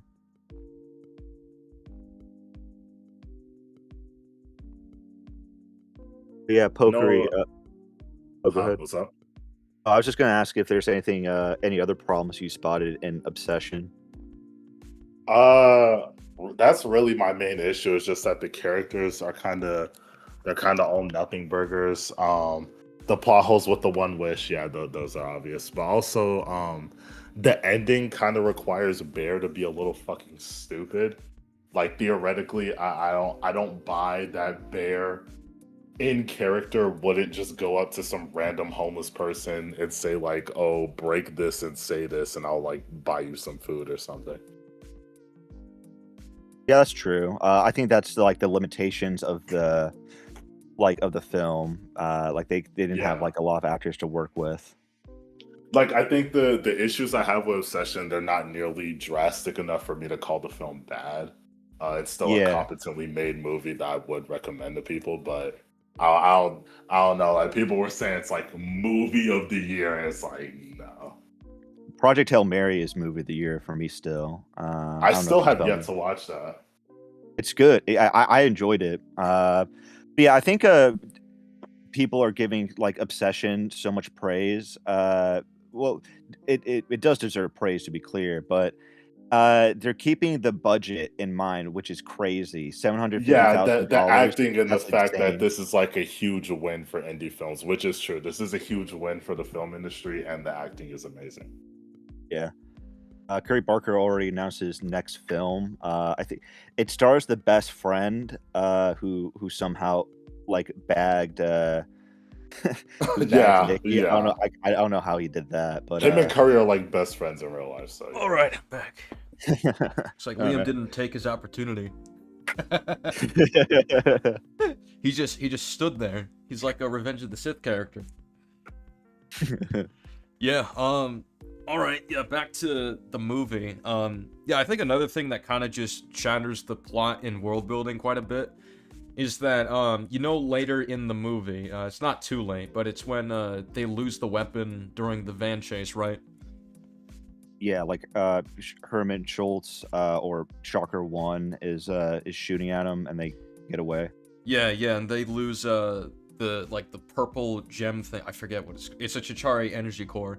So they lose it. Peter gets a hold of it. He starts banging on it, and that draws them to the school because they were like tracing the location based on the energy pulse it was giving off, right? Mm-hmm.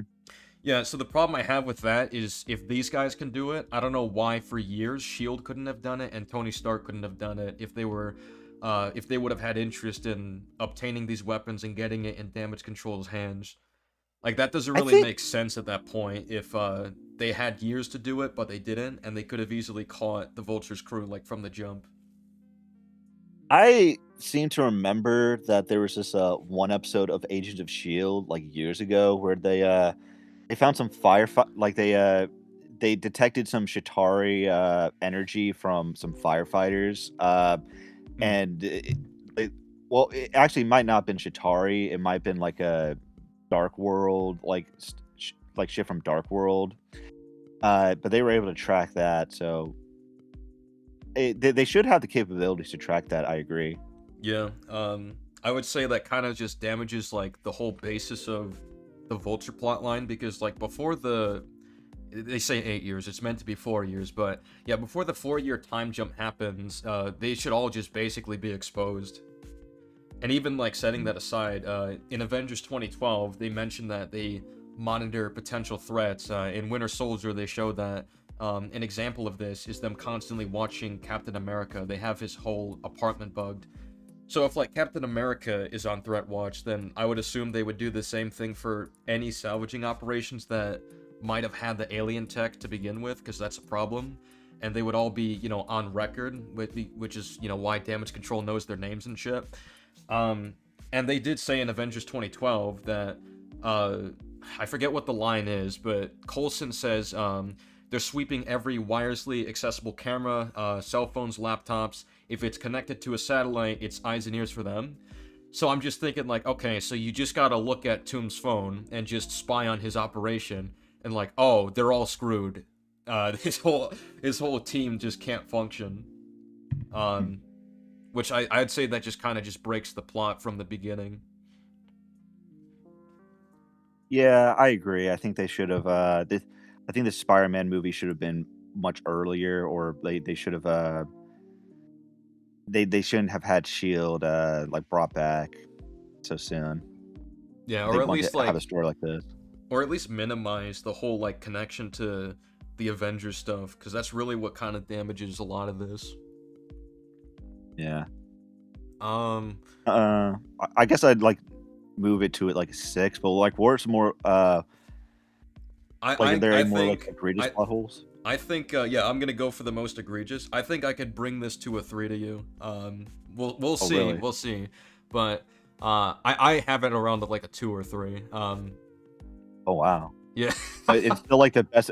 It's still the best of the trilogy for you, right? Yeah, it's still the best of the trilogy, but it's like the trilogy's just sucks overall. Isn't like another of your main issues just revolving around Vulture being stupid in general? Like he's being well, yeah, we could get to Vulture being stupid. There's also the security. It's just another layer as to how Vulture should just get caught. So the Damage Control trucks, so they I guess they don't have cameras or armed guards to protect their very dangerous alien tech. I don't know why they don't have that. Like, not even cameras at minimum. I don't know why. Vulture is also able to like just break through he just gets the material. Like, I don't know if there's any locks or anything. They don't show that. But I guess he just like breaks into those containers and takes it all. And there's no like clear security measures there, which I think is not just a problem for like Damage Control, but it's also a problem that Tony Stark, who literally had a joint venture with them, like, did he not discuss like, okay, well, how are we gonna fund security? How are we gonna secure this material? like Tony Stark didn't think of this. Like that doesn't make sense, and that kind of damages him as well. And if they did, then they would have known about the Vulture guy like years ago because he's been stealing from Damage Control. So like, let's say year one, a Vulture year one, let's say, he goes to the Damage Control truck. He gets caught on camera stealing a bunch of stuff, and they notice like there's stuff missing from the truck. Like I guess like from there they would have known the Vulture was already doing his shit. But in this film, they imply they needed, like, the bank robbery to get them in the know on this, and that Tony Stark needed to call the FBI after Peter told him what he told him. Which, at that point, I think that's just flimsy, especially since they established that the FBI apparently took, like, a week to even track them down. If that's all it really takes for them to take down this organization, then they should have, like, one, found out about this years ago, and two, should have taken them down years ago. Yeah, that is a pretty big issue. Yeah. There's also I forget it. No, I think that covers like how Vultures just should have been caught. The Vulture's just dumb too at points. Like there's the the White Shocker. That's like before the woke mind virus infects the crew, and they replace him with the Black Shocker.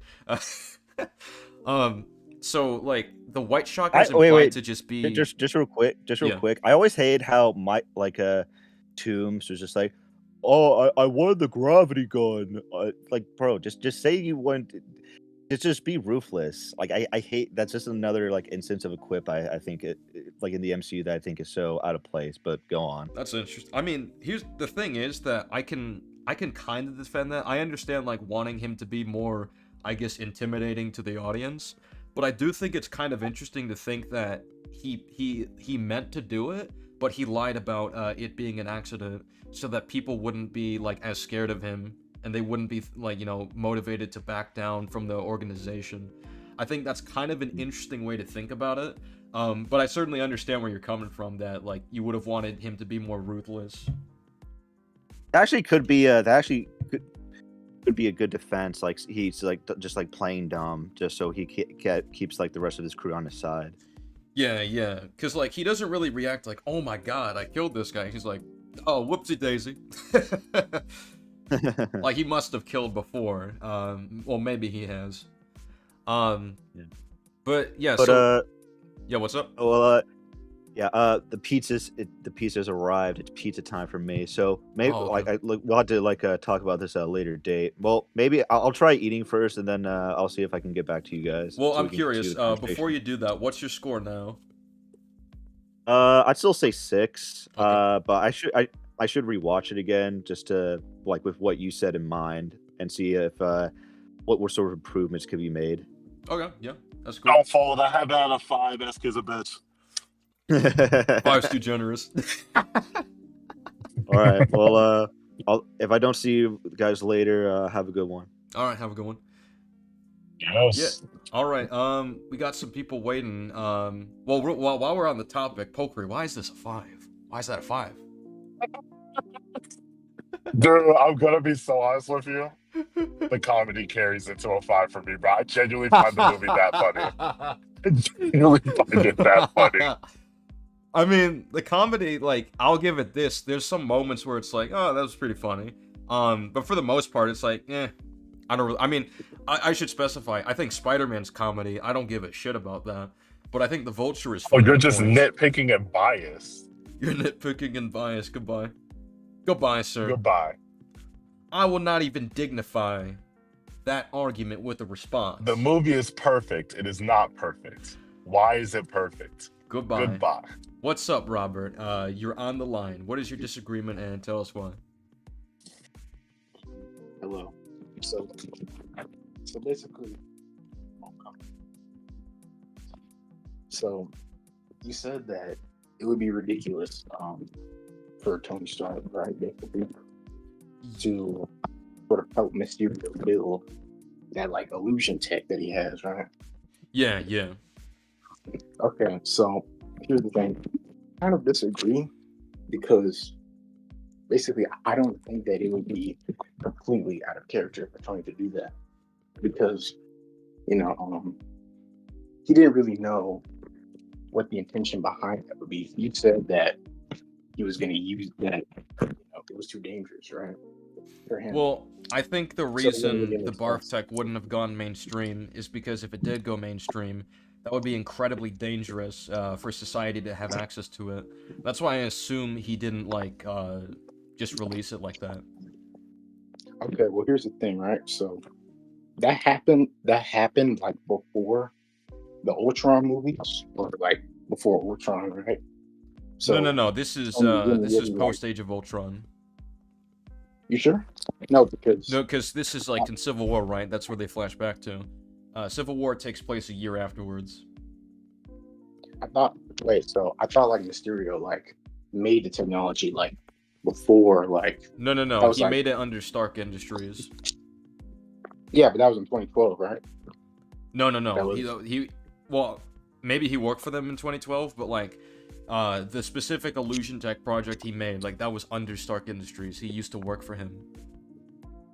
Okay. So do you think that Tony would have an interest in that illusion tech because Mysterio is just so smart and stuff, and like maybe he would want to like help him do that?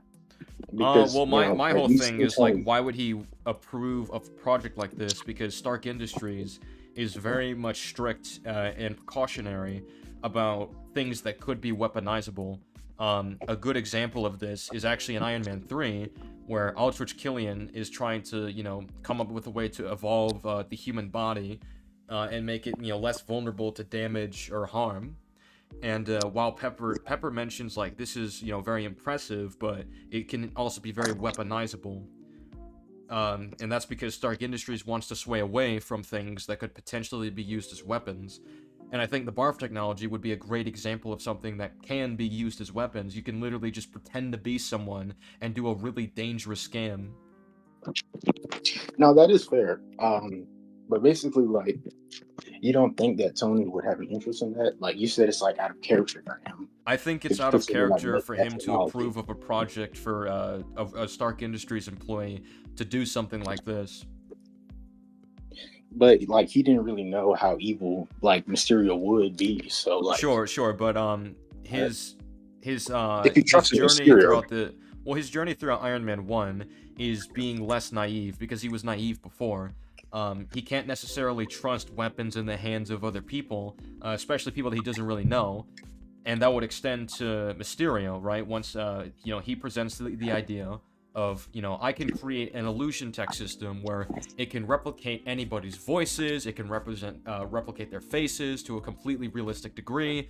Like if Tony heard that, he would say, listen, this is all very impressive on a technological level, but you have to think about the ethics of doing something like that or how dangerous this could be in the wrong hands. That's something he would constantly think about, especially after what happened in Iron Man 1. okay, so you know what, that is fair. But I do have like one point. So the thing is like we don't really know how involved, but we do know that Mysterio was working on it. So it's possible that he kind of like took the technology for himself, and I do think that is a character. But I don't think it's completely unreasonable to think that Mysterio would be able to sort of build that himself. No, I certainly agree that Mysterio probably just remade the technology himself. The problem is that Tony gave him the resources he would have needed to create it in the first place. Okay, so you have an issue with like Tony's character, but you don't really have an issue with like the technology itself, right? Well, I mean, I have some issues with the technology itself later in the movie, but as far as Mysterio having access to the technology, I don't have a problem with that. I assume that because he knows how he made it under Stark Industries, he was able to use his remaining wealth and the remainder of the Stark Industries employees and worked with them to remake the technology, which is how I assume he made the drones as well. Okay, so another disagreement that I have, right? I kind of concede, right? So you said that it doesn't really make any sense for Spider-Man to be gifted the whole, the AI and like the whole like technology with that, right? And Far From Home, right? Mm-hmm. Yeah, I forgot the AI's name, but yeah, you said that doesn't really make Edith. sense. Yeah. and like it shouldn't be possible for Peter to sort of have that, like, for Tony Stark to just give it to Peter like that, and him being able to use like drone strikes and stuff, right? Yeah, I think it is So, incongruent with Tony's character. all right. So yeah, I kind of disagree there because, I mean, do you think that Tony would like be able to give like? Do you think it's out of character for him to sort of like give that technology to Peter? Do you think he trusts him with it? No, I don't think he would trust him with it. Because Really? Wow. well, there's a few reasons. For one, for some reason he doesn't have like shared access with like Rhodey, Pepper, Happy, or people that would be more qualified to have an army of killer drones, which I would say is pretty insane to like give to a kid that Tony knows I do isn't agree with fully that. trustworthy. He can't. He wasn't even like willing to bring him to space in Avengers: Infinity War. And in order for him to give the order to Fury to give the glasses to Peter, like he would have had to do that before the events of Infinity War because Fury was snapped. He died. So there's no way he gave him that order when he was in battle or he's dead. Like that wouldn't have happened. So what this is implying is that as of Infinity War, he was thinking of giving him something of that extent, which I don't think makes any sense for his character, because he doesn't want Peter to be the next him. He doesn't want him in space. He doesn't want him to put himself in that much danger. So you don't think that Tony would give that full AI to Peter and give him all that weapons and technology and stuff? You think that's out of character from him? Yeah, I think that's out of character. Especially when he So you don't- prefaces it under the idea of it being, for the next Tony Stark, I trust you. When the whole point of Homecoming was that Peter went wrong because he was trying to be Tony instead of trying to be better. That's where he went wrong. And that's why he respected his decision to stay in the neighborhood instead of, just trying to be like him. But then in the next movie, he's writing advice to him saying, for the next Tony Stark, I trust you. Like, why would he put that kind of pressure on Peter, where the last time he did that, he ended up making very serious mistakes? Yeah, like, okay, so yeah, but Peter isn't like horribly incompetent, right? So Well, you think that he doesn't view him as horribly incompetent, but he wouldn't view him as someone who's ready to be faced with an army of killer drones, especially under the premise of, for the next Tony Stark, I trust you. Okay, you know what? So that doesn't make sense. I can kind of agree with that. But like Peter Parker, like he's a nice kid, so and like he's shown to be experienced before, so I don't really see why not Tony would give it to him. But Well, I think the reasoning would be their experience is that Peter went wrong because he was trying to be like Tony Stark, and Tony's advice to him was be better. okay. But yeah, that's pretty cool. Thank you for letting me on here. Yeah, for sure. Yeah. Okay. Have a good one. I saw Audacious Joan in there for a bit, but then he just That was a very, disappeared. very peaceful disagreement. No, yeah, it's crazy what happens when people ain't screaming. Yeah. Who else has been asking for disagreements? Because I know Audacious Joan did, so I'm gonna tag him. Audacious Joan, you can join now. And like, it's always a pleasure to hear Audacious Joan on here, because he always has some update. Like, he always has this lore that he wants to update us with. He was like an Oscorp employee. He said they were struggling financially for quite a bit. And then eventually... An Oscorp employee? Yeah. But then eventually they just laid him off. Okay. He's told us that on the last one, so that was really unfortunate. But I'm hoping that he found... he's here. He's here. Yes. Let me drag him in. What's up, Audacious Joan? How's the workforce going? Did you find something new? No. What's up, y'all? Yeah, what's up? Hello. Y'all know what time it is? Yeah. Yes, What we do time? know what time it is. It's time. Workforce. No. They didn't have nothing for me, but I'm going independent. Oh, really? Okay. Awesome. Gotcha. They weren't worthy of you, bro. Yeah. Like Yeah, Oscorp, they yeah, just couldn't see your talents. That's on them. That's their loss. Exactly. damn right. Anywho, enough about me. Yep. So I have a spicy debate cooked up. Yep.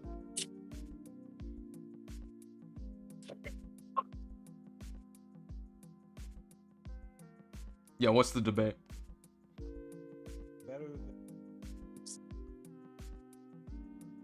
Hello? Did something happen? Hello? Yeah, what's up? Oh, yeah. Sorry, I cut out there. All good. What's the spicy debate?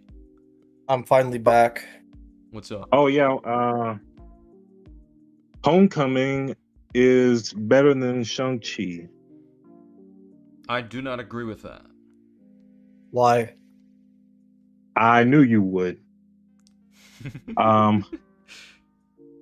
is it better? Because Shang-Chi has horrible writing. Here's Let's the see. thing. Shang-Chi could have horrible writing, but even then, I'm probably gonna think Homecoming is worse, because I think All right. at least like Shang-Chi as a character is functional, even if like you don't find him that interesting. Unless you change my mind on that, of course. That is possible. Is it? Is it? Yeah, Are you sure? So, I mean, with Shang-Chi, admittedly, I haven't seen that in a while. So even if you do like bring up plot problems, I'm probably just not gonna remember. But maybe this will be more fruitful. What do you think of Homecoming out of 10?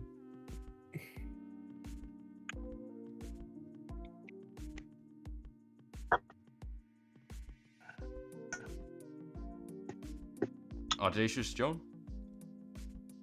Yeah, I'm thinking. Oh, okay. He's really thinking of On his God, I response. think. It's better than most people. Yeah, on God, I'll go with 5.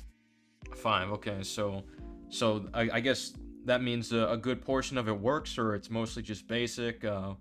What does that imply?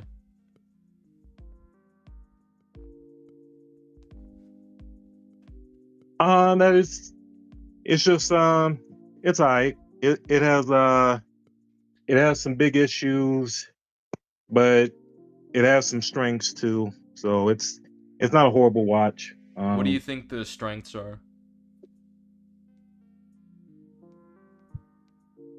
The when he's doing the lifting the diversity. big ass shit off of him. Yeah, what do you think And is good about the lifting scene?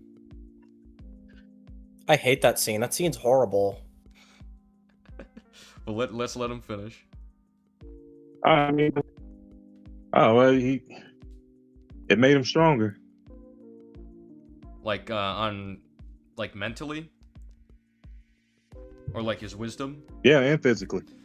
Yeah. So the thing is, the Yeah, rubble both scene, mental and while physical. like you can, if you watch it on its own, like you can get some neat payoffs out of it. But looking at it within the story, I think it doesn't really do much. I think it just falls flat because the context of it doesn't really what's the word? It doesn't really earn the moment. The reason for that is because like the whole lesson here is if you're nothing without the suit, you shouldn't have it, implying that he thinks like he needs to, that he needed the suit to have value as Spider-Man. But I think the problem with this overall is that the start of his arc is based on him wanting to join the Avengers so badly, like tying his validation to it so much, when he really should have like problems with the Avengers that never get addressed by the movie. So for example, the Avengers are hunting down other superheroes like Captain America. I think Spider-Man, being a superhero, believes in great power, great responsibility.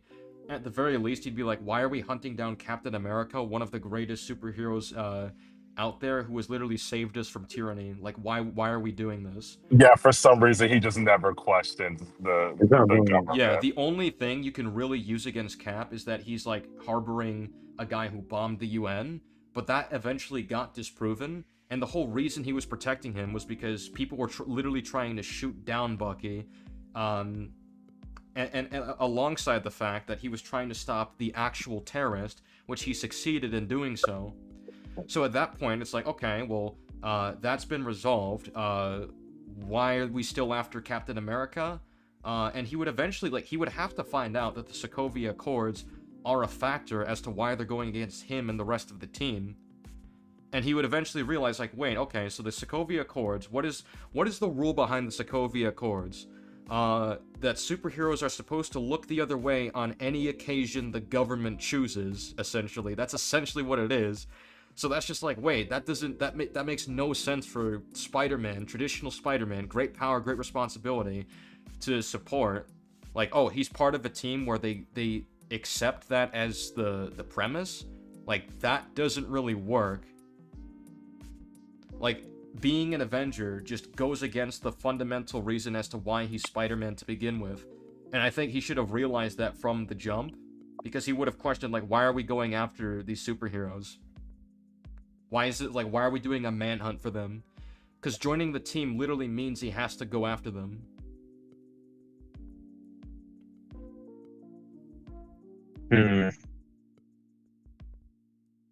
Yeah, but none of the Avengers that signed and stayed on Iron side, they weren't actively hunting Captain Yeah, Falcon. but my whole point is that they would be obligated to as the Avengers. So let's say if Peter was to like run into the one of them, in order for him to still be an Avenger, he would have to turn him in, which I don't think he would be okay with doing. Which is why I don't think he would be okay with being an Avenger.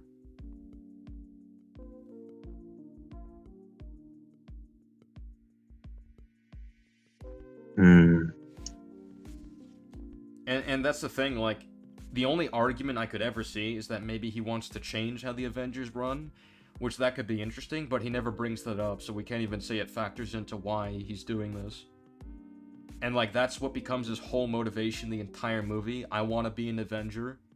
And then he thinks he's just nothing once he loses that opportunity. Like, I think that's incredibly weak character writing for him. What is there to really grab onto? He just wants to be an Avenger because he does. It also ruins one of the most iconic Spider-Man moments by making it about someone else motivating him instead of him finding his own inner strength and willpower to do what he knows is right to save the people he loves. Yeah.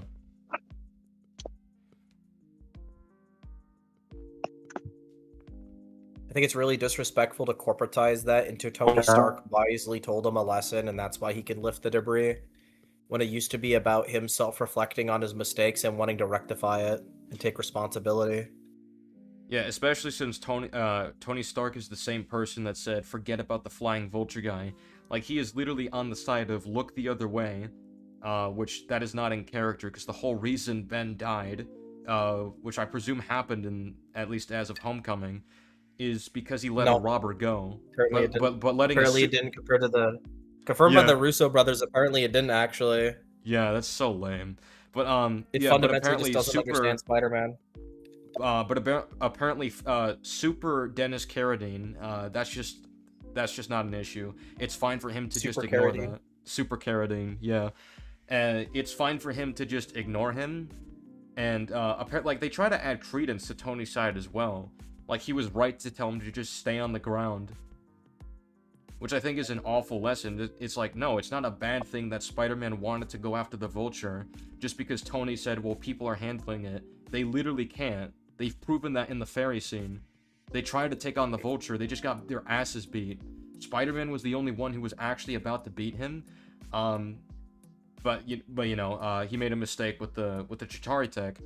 But like, the FBI, they weren't gonna take him on. That would not happen. Because what end up happening is that, so they try doing the arrest. The Vulture just goes in the flight suit, and then he just starts fighting them off. Which even then, I don't even think you can guarantee that. What if the Vulture was like elsewhere and instead didn't stupidly put his suit on the same ship where they're doing the deal?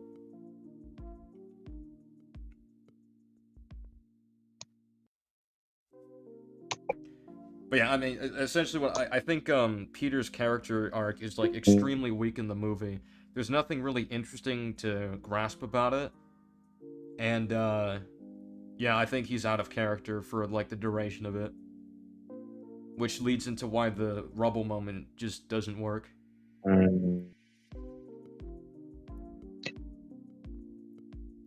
Okay, so well, he was reflecting on his mistakes in the rubble scene. Yeah, he It was wasn't, reflecting on it, but like, it's all built on him thinking that his validation comes from having the suit and having his chance within the Avengers, which I don't think that works for his character for the reasons given earlier. And it also just makes him like less interesting if he's just gonna join the team because he wants to join the team.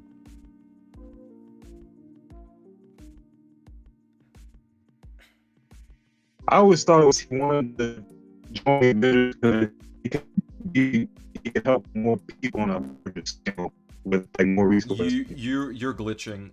But I think like what you were saying is that he thinks it's better to be with a bigger team with more resources. Yeah, so he can help Oh wow, you are across the Spider-Verse right now. I didn't catch any of that. Really? Okay. Oh, now you're good now. You're good now. Okay, yeah, I was saying, I always thought he wanted to join the Avengers so he could help out more people on a mass scale. No, That's not why you wanted to join the Avengers. The reasoning is because one, the glory of it, and two, he thinks that he's like nothing without the suit, which I think represents Tony's respect for him and belief in him. It's more so about the excitement, not so much that, oh well, he can help more people. I don't know why he would think he's helping more people on the Avengers, because the Avengers, like, how they operate in present day is you have They to help more arrest people by not stopping the weapons deals. Yeah, they don't actually stop the weapons deals. They which is really stupid. Tony never gets challenged on that for how insane that is. There's also the fact that, what was I going to say? Yeah, they support the Sokovia Accords, which is why the Avengers are split now. So we have even less people to help us save the world. That never gets addressed to Peter. He just doesn't care, I guess. If anything, like, he would think the way the Avengers operate just makes things worse. Because if he's on the team, and there's something serious he has to get involved in, he can't do anything.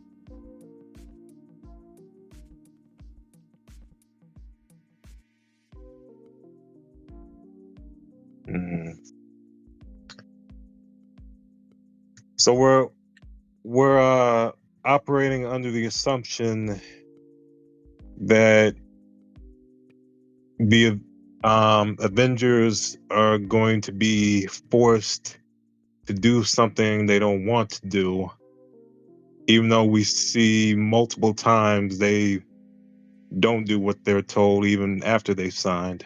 Well, my whole point is that if you don't, like, that's what's written in law, that's how the Avengers have to operate. And he should know about this after Civil War, and he should know about the Sokovia Accords. Especially since it concerns him. Yeah, but even the Avengers that signed, they don't listen to anything that well, they do, Ross because tells them to do. Really, they're trying to arrest. They're legally obligated to have them arrested. If they're Yeah, I'm just saying, like, arrest Captain America in the beginning of the Civil War movie. Yeah, like I don't buy it. Spider-Man really wants to join a team that is arresting Captain America for something he doesn't deserve to be arrested for. It just doesn't work. Yeah, I'm talking like post the airport battle. Like, you don't see any of the Avengers listen to Ross, even when they sign. I mean, So you don't see Iron Man, Vision. well, the thing is, right? They have to rely on plausible deniability to even do that in the first place. Tony, for example, when he let them go at the end, he said, well, please hold, like, he was basically playing dumb, playing ignorant, so they can't really use that against him, but that's very clearly an attempt to, you know, use plausible deniability, because he read the letter from Steve Rogers. The problem I have with this is that, like, Peter never confronts this issue ever. I would believe it a lot more if Peter, like, you know, because you said that he cares about what is, like, better for saving people and stuff, right? If he really cared about that, I think he would address this, like, somewhere, anywhere. Because that would at least communicate to me that he's not just, like, gonna follow what they're doing in a really stupid manner. He's at least going to, you know, bring up these issues that he should know about.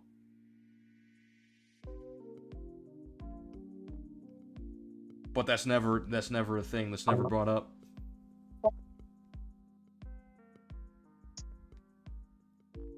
There's the after the boat scene when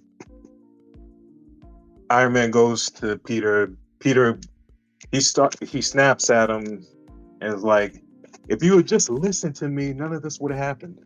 Yeah, but And the got problem with involved. how they handled that is, like, they treat it like Peter's wrong for that, but he's correct.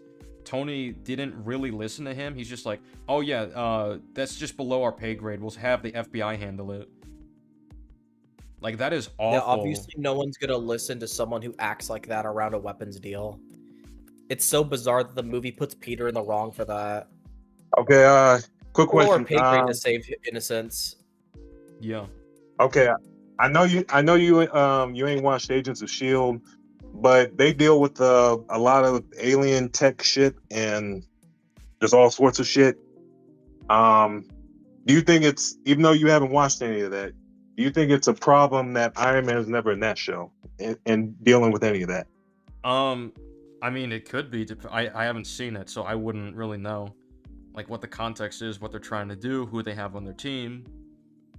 Well, yeah, I mean, well, spoiler alert: Hydra is like a kind of like the main villain of the series, and we never Gotcha. see Iron Man really. Well, in fairness to doing- the universe, we know that Iron Man and the Avengers have been going after Hydra ever since the Winter Soldier. So if he's not involved, then it's very likely that he's going after other Hydra bases. They've said they've went after multiple. Yeah, it's just in season 2. It's just the explanation is that the Agents of Shield is the one that that leaks the locations of all their bases, and so that's why the Avengers were able to raid them. Gotcha.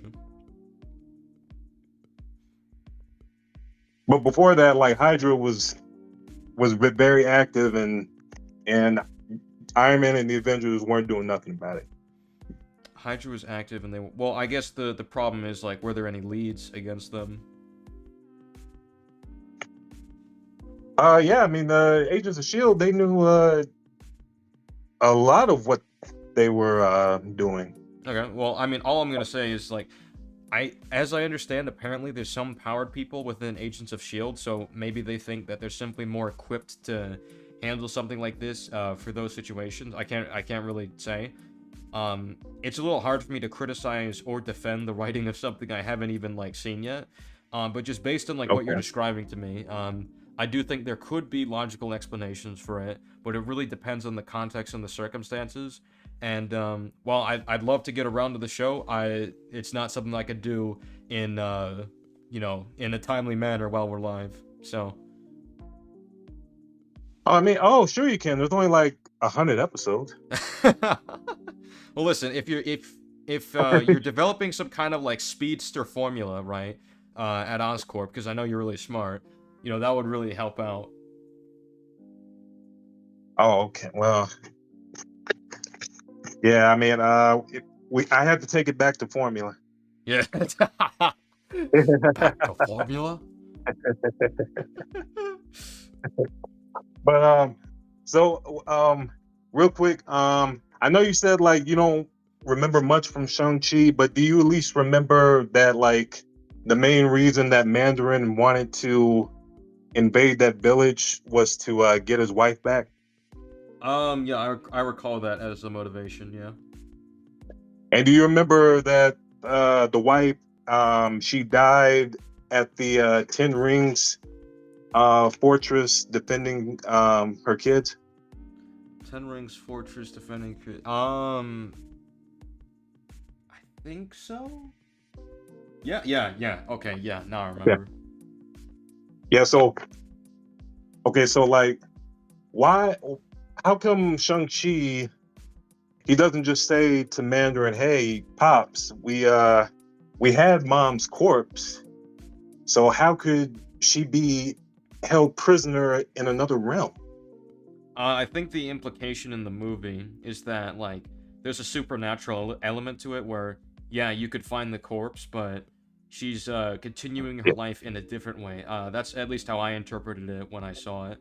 On top of that, I Oh, do right. think a larger point of the villain Wenwu is that he is delusional and that he is just trying to cope his way to believing this lie because you know he wants his wife back and you know he doesn't have anyone else. Yeah, my problem is Shang-Chi. Sounds like a He big could have solved. crybaby. Yeah, but Shang-Chi, he could have solved that shit so easy by just all he had to say was, Well, "Hey, pops, let's well, go check to see no. What I'm where we saying is buried that her." I'm sure he's aware of the grave. What I'm saying is that like that wouldn't change his perspective. Yeah, I know, but I'm just saying it's a problem that it was never even brought up, like that argument. It's a problem that argument was never brought up. Yeah, Potentially, he never sure. brought up. Yeah, he never brought up the fact that, hey, pops, we had her corpse. Why don't we go check on her grave to make sure she's her body's still there? Maybe. I mean, look, it's been a while since I've seen the movie. I'd have to look at it again to really debate this in more depth. But I mean, yeah, if it is the case that he didn't bring it up when he believes, he may not know of that, then yeah, I would say that's a problem. Oh yeah, it's also it's also terrible that Iron Man never got to fight Mandarin, and he got Oh yeah, that's definitely that's definitely lame. Yeah, I mean, There's a certain honestly, con that would agree with you. Yeah. I just don't really see the need to get into Shang-Chi because that's not the topic of today. okay. I mean, we were on Homecoming, right? So we went over Yeah, I was Peter's just saying character. Homecoming. What else do you think is strong about the movie?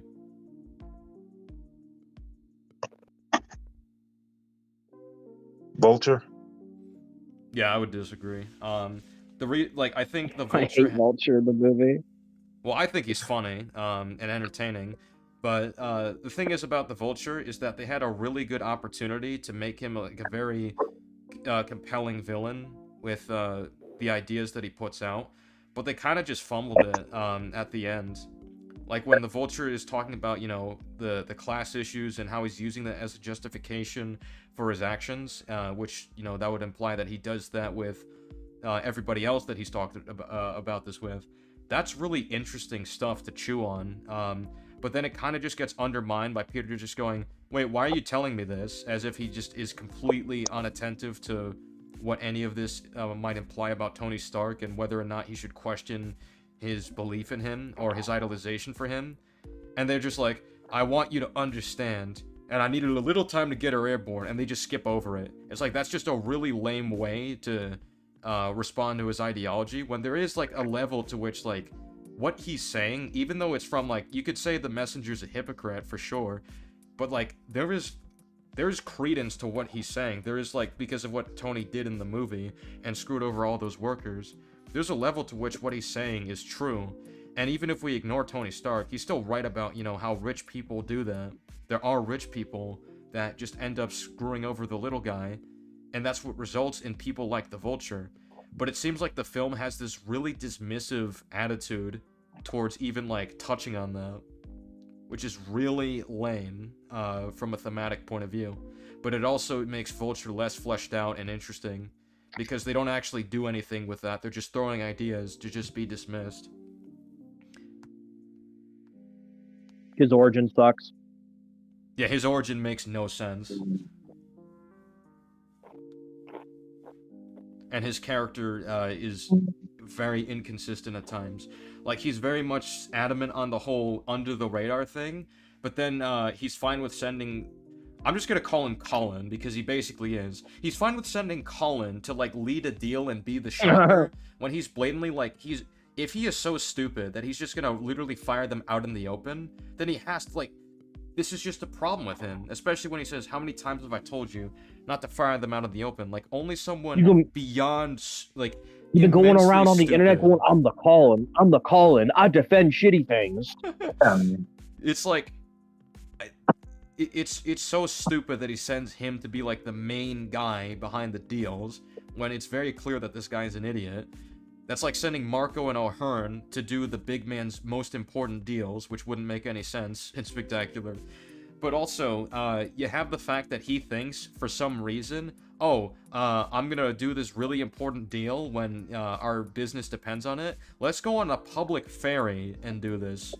Where we put it, like, we're gonna put all of our stuff in the cars, and hope nobody checks them. Like, what if some witness just sees them doing this deal or suspects it, and they're just like, hey, security, they're doing this really illegal deal. I think it involves, like, illegal weapons. You should check it out. And then they just check their cars. Oh, they're screwed.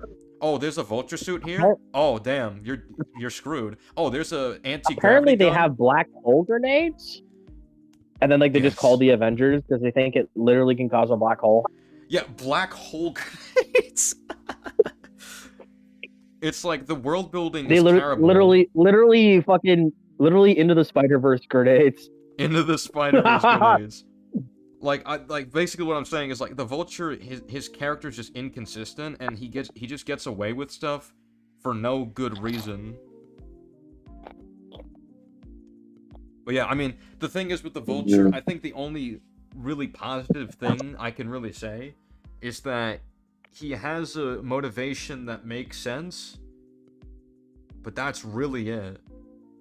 Which is, like, that's not much. Oh, he has a motivation that makes sense. Well, It's even like- then, that motivation isn't, like, real, because he's obviously rich now, and he still is doing it. Well, yeah, I think it just is it's just a matter of greed. And he's using that as, like, a justification for his actions, like, you know, what happened in the past. But, like, beyond that, there's not really Yeah, much he's just else a to greedy chew on. cunt. Yeah. Which I'm not saying, like, that's bad inherently. I don't think, to be clear, I'm not saying Vulture is a horrible villain. I think he's just, like, how to describe it? Boring. He's just, bleh. He's just fine. He's boring. Yeah. Oh, I mean, was he boring in the car scene where he figured out Spidey's identity? Well, I'll give him credit there. I actually do like him there because he's more intimidating, and it shows that, you know, he's willing to... Yes, he was boring there. Well, okay. I do like the element where he's like, he's willing to give him a chance because Spider-Man saved his daughter. That is something interesting they've done. Like, I'll be fair there. But outside of that... yeah, but where does that come from? What? His sense of honor, where does that come from? Peter saved his life. Yeah, it comes... she say... Well, yeah, but, like, I think what he's saying is why in his character does he believe he has to show honor here? Why does he have honor? Like, why would he care? Why would he care? Because he's not. We don't know because he's boring and they don't do anything with it. He just has an honor code, guys. No, because like he's not just gonna murk his daughter's date. Why? Because he's a boy. Yeah, who's gonna destroy his business and get him arrested and ruin his family? That's why he was trying to scare him. And he had that's why he Why? also had Why not Shocker. kill him? But that's why he also put Shocker at the school because he knew that okay, this boy's gonna be trying to stop me. And he already also had he has Shocker. He has Shocker there to kill him.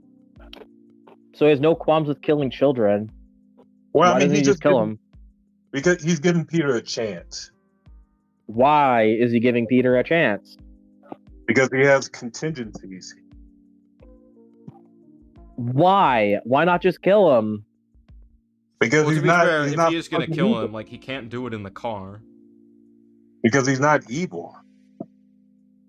No, Why he's evil. is he not? What do you mean he's not evil? No, he is. He's trying to kill him. He's okay with murking children. Yeah, he is evil. Yeah. I mean, I couldn't really give a compelling reason as to why he chooses to give him a chance. The only thing I could really say is that it just wouldn't be practical if he killed him in the car, which that's not really an interesting reason. That's just more so, oh, it's just strategy. I mean, if he was evil, he wouldn't love his family and be trying to support them. To be fair, Hitler had a family too. That doesn't mean he wasn't evil.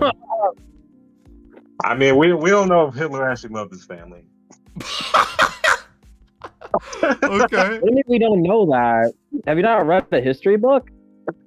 Well, the thing is, like, I'm pretty sure he's messing around. Hitler has fell in love. I mean, what I'd say is, like, I guess they didn't. The Vulture's not even that fleshed out, so like, I don't know. Yeah, because he's boring. Yeah, I certainly agree he's a boring villain.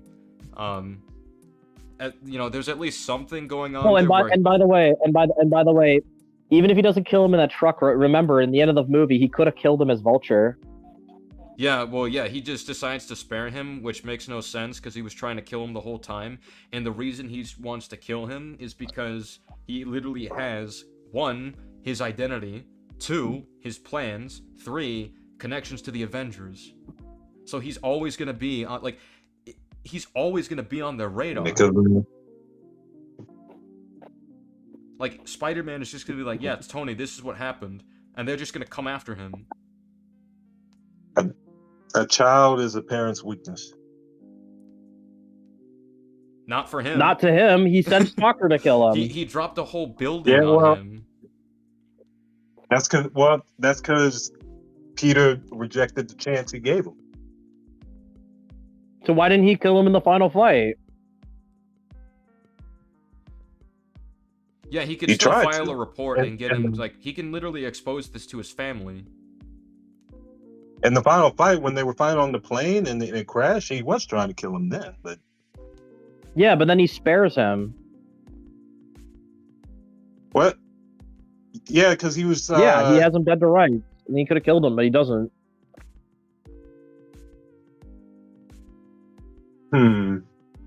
Yeah, like, they don't really give us much to work with here. Like, especially with, they've made it clear, like, he's willing to do anything to protect what he's built. That's a very clearly established trait of his. Well, didn't he let him go because he was trying to get that load of equipment? He could kill him and then do that. Exactly. Yeah, but it looked like it was... Why would he not prioritize killing him? Can he just, like, pull out a gun and shoot him? I think the only gun Wait, he then had again, was he that... didn't bring a gun for some reason. I don't know why he didn't. Because he's stupid. Because he's stupid. Yeah. Okay. I think the Vulture's just, he's just weak overall. Would I say he's, like, fundamentally broken? I wouldn't say he's fundamentally broken. But, like, he's just weak. He's fucking boring. He didn't take a gun with them because he didn't want to be like whack-ass Falcon. Well, I mean, he's taken You know a what? gun before. That's a good point. That's a good point, though. Why would he ever want to be compared to a black guy like Falcon? That's true. He probably is a racist himself. Even though he has a black... Dude, he looks like a racist. Even Yeah, though he was has a black he was so wife racist. and black daughter. Yeah, he was.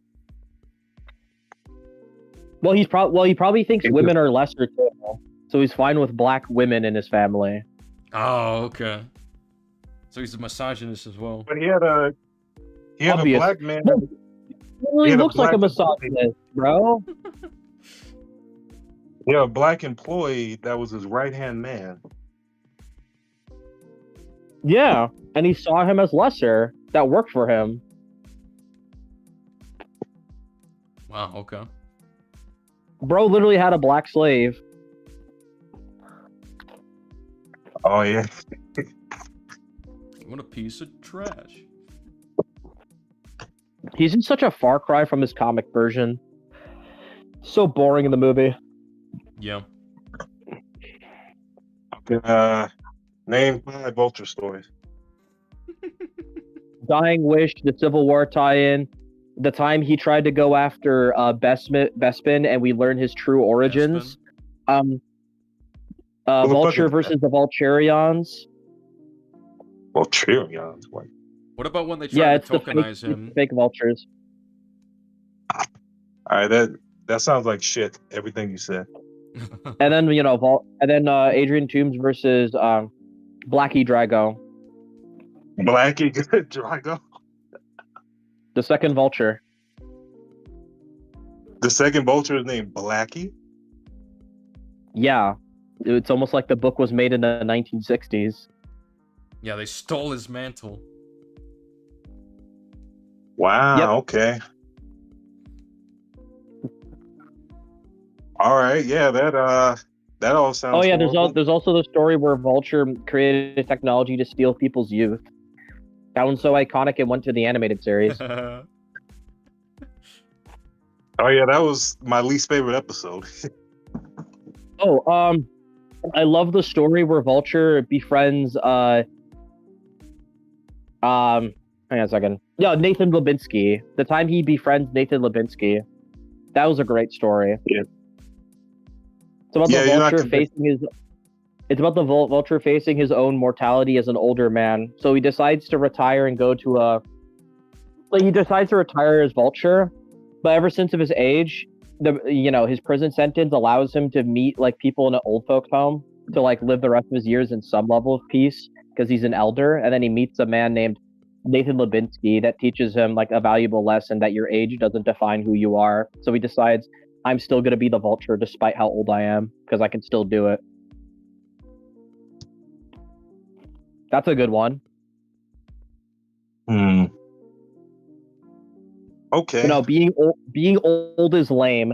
So we need fucking Batman to be the Vulture in the movie and have nothing to do with like how he had to deal with ageism. Ooh, I'm the shocker. I shock people. Ooh, ooh. Oh, we got yeah, shit. Looks like we got another disagreement. Yeah, Man.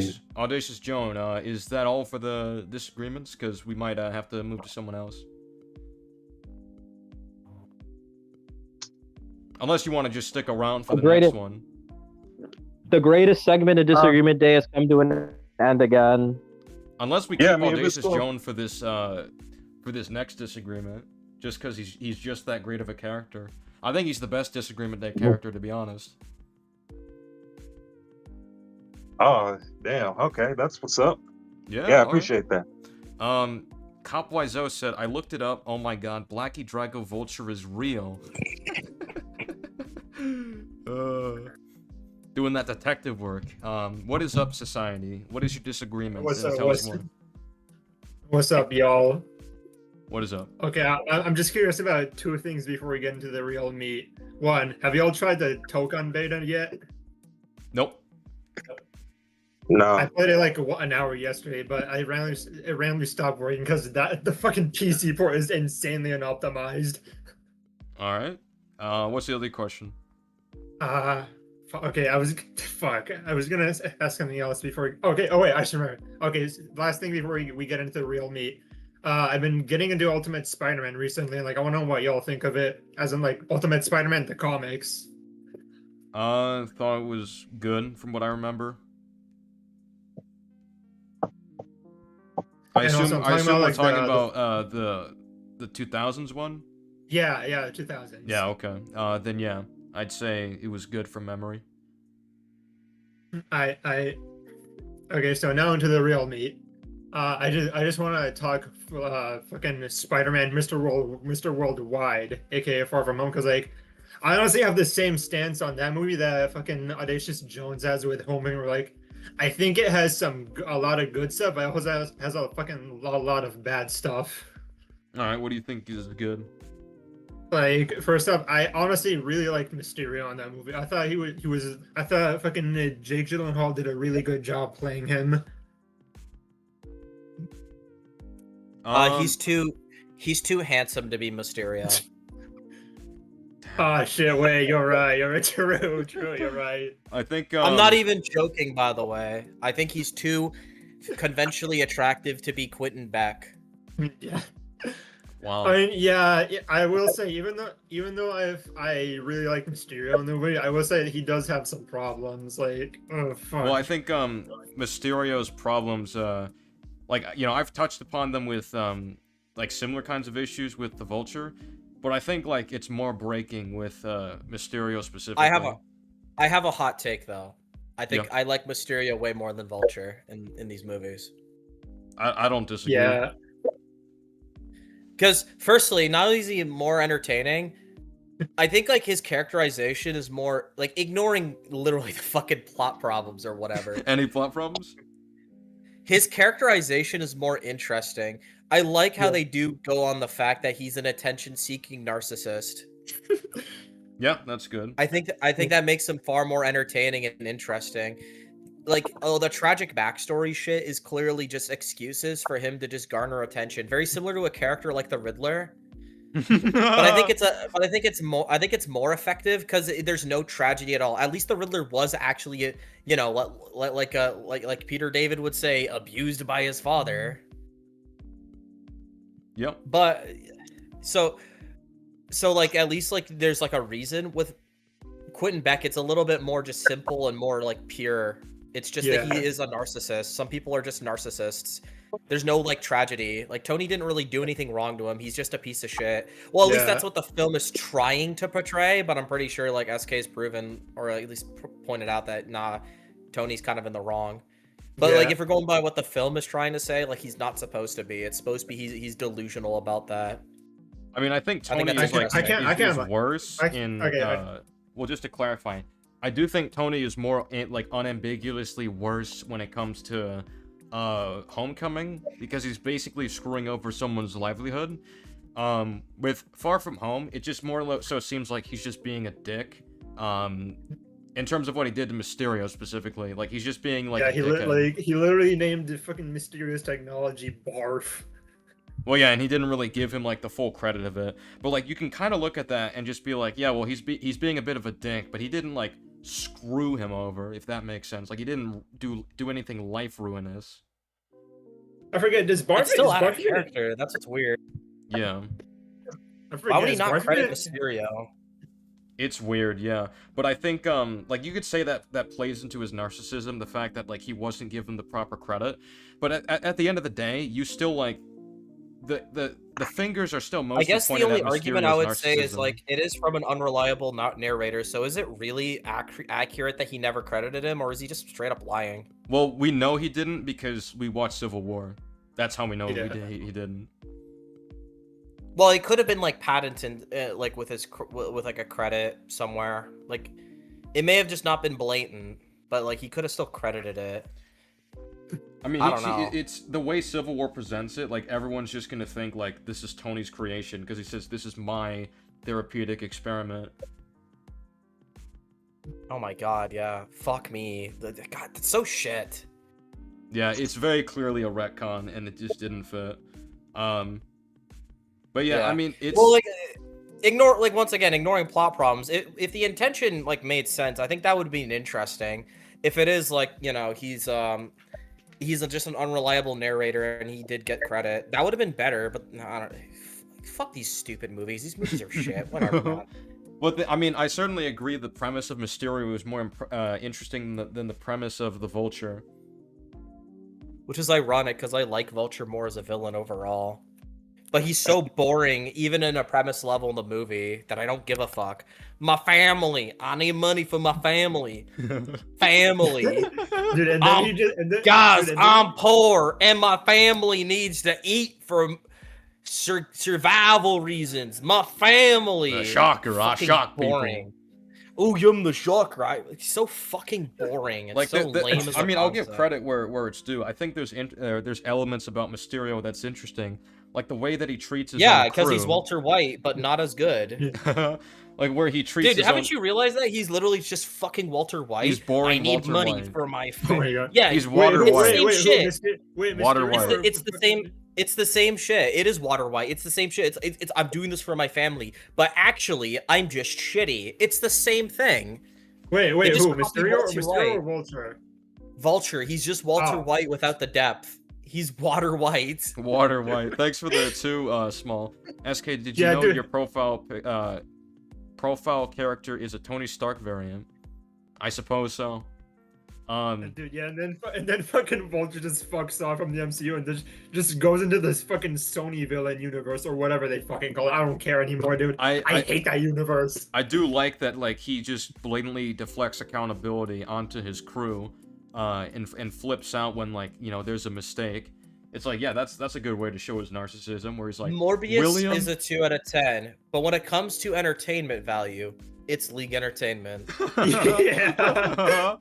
But yeah, when it comes down to, Dude, like, when he's confronting William, he's like, you know, when I had to kill Peter Parker because of this, just know that his blood is on your hands. It's like, yeah, I think that's a good moment in isolation, you know, plot problems aside. Honestly, I think Mysterio would have been a lot better if Peter wasn't so fucking stupid in the movie.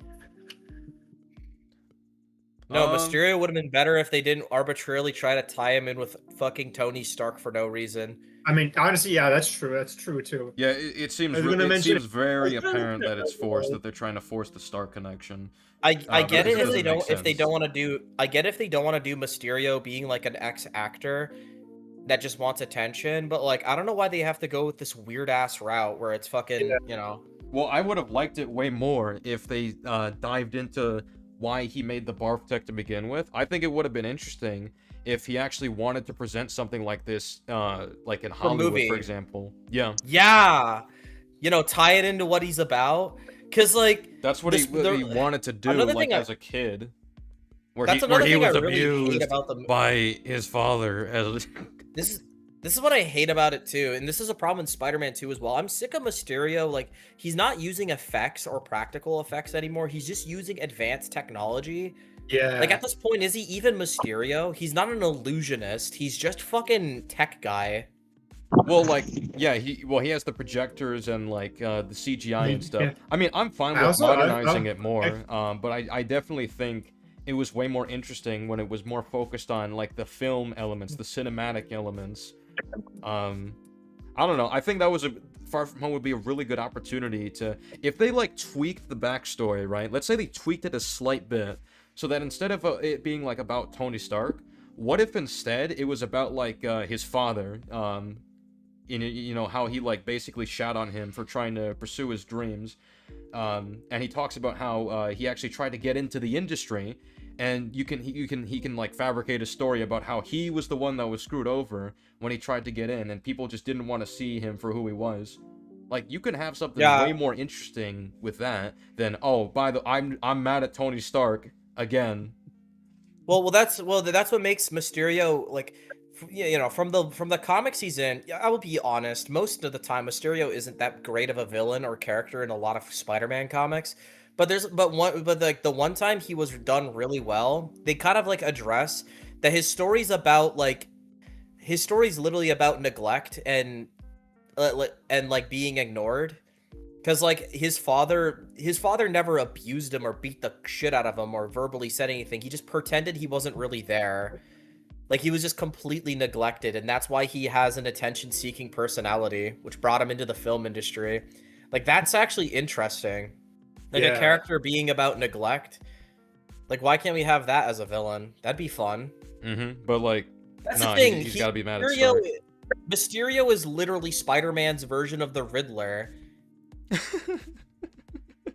Honestly, I never And saw in that. some, Holy shit! I and never some saw it that element, way. and in some ways, I think it's done a little better because I think it's even better, even more interesting that he's attention seeking and narcissistic and has nothing to do with being abused or any tragedy. It's just being ignored for so long. Yeah. Well, the thing is, adaptations have kind of thrusted Otto in that role a little bit. Being ignored? Kinda for the role you're describing. Like, the which ones are biggest you example referring I can to? think of is like Insomniac 1. I don't know if that was Otto. I don't think it was that he simply cared about not about being ignored. I think his issue in the Insomniac version is just that the world treated him like dog shit. It's more that he just has an unfair life. That's fair, yeah. Was Mysterio even actually the villain in Insomniac 1? I haven't played that game in forever. No, he was a villain in. Well, he wasn't in the game, but I know he was a villain in referenced- Spider-Man 2. In Spider-Man 2, he's referenced as one of the reformed villains, but they don't explain why, because I don't know. They just want reformed villains for the sake On of Spider-Man lore, let's skip over it.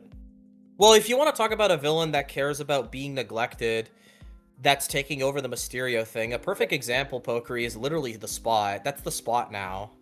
Yeah. But yeah, I mean, with Mysterio, like, I think that definitely could have been improved on a premise level.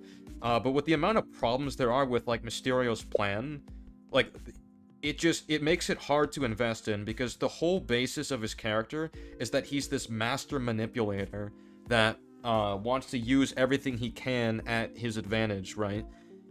But he fails at that on every single level. Like, from the very beginning, like, his whole plan... from the very beginning, his whole plan just doesn't make any sense. Like, you're just a fucking bigot, dude. Like, I don't know. Like, for example, why does he want to get Edith? Like, let me just ask that. Like, from your perspective, why do you think he wants to get Edith? I mean, from what I remember about the movie, I guess I'd say it's because, like, it would be a way to control Tony's technology, as like a way to get back at him or something like that. Well, wouldn't he want Edith because he's trying to be a big league Avenger superhero, so eventually he needs something practical to be useful with. So if he had Edith, it would be easier for him to fake it while also being actually useful. Well, yeah, I assume Yeah, that that's it's true, like... that's true. Well, what I assumed, and this is based on what the films tells you, is that it allows him to bring more damage than he has before, because now that they have Edith, they can actually cover an entire city. That was one of the reasons they gave. Yeah, now he could do an Avengers level threat. So like, yeah, see you guys, I'm the next Iron Man. Yeah, so my problem with that is, one, he's already done that. He's already succeeded that, because he already has drones. So I don't know why he needs Edith for that. But two, that could very easily just come with, like, a drawback, because one, SHIELD actually... Well, how many drones does he have before Edith? That's like a question too. And like, by the way, are they the same drones as the Edith ones? They are. And if they are, how can can he access them without Edith? No. What happened is that I don't know how, because it's so poorly explained, but they happen to Where have, did he like, get the the same... resources to make that? William built the drones. That's what they tell you. William built the drones, but they happen to be the same design. With How the fuck? I don't know how. I don't know how. That's a minor thing. It's a minor thing, which is why I don't mention it. But it's just weird that, like, they're just the same design, even though they were built independently. But setting that aside, yeah. So the drones, he uses them for the illusion tech. He's already used that to destroy cities. I don't know why he's going out of his way to get Edith, when, like, what if S.H.I.E.L.D. is tracking it? What if more than one person owns the glasses? What if Peter's like, why don't we share it instead of me just giving it to you?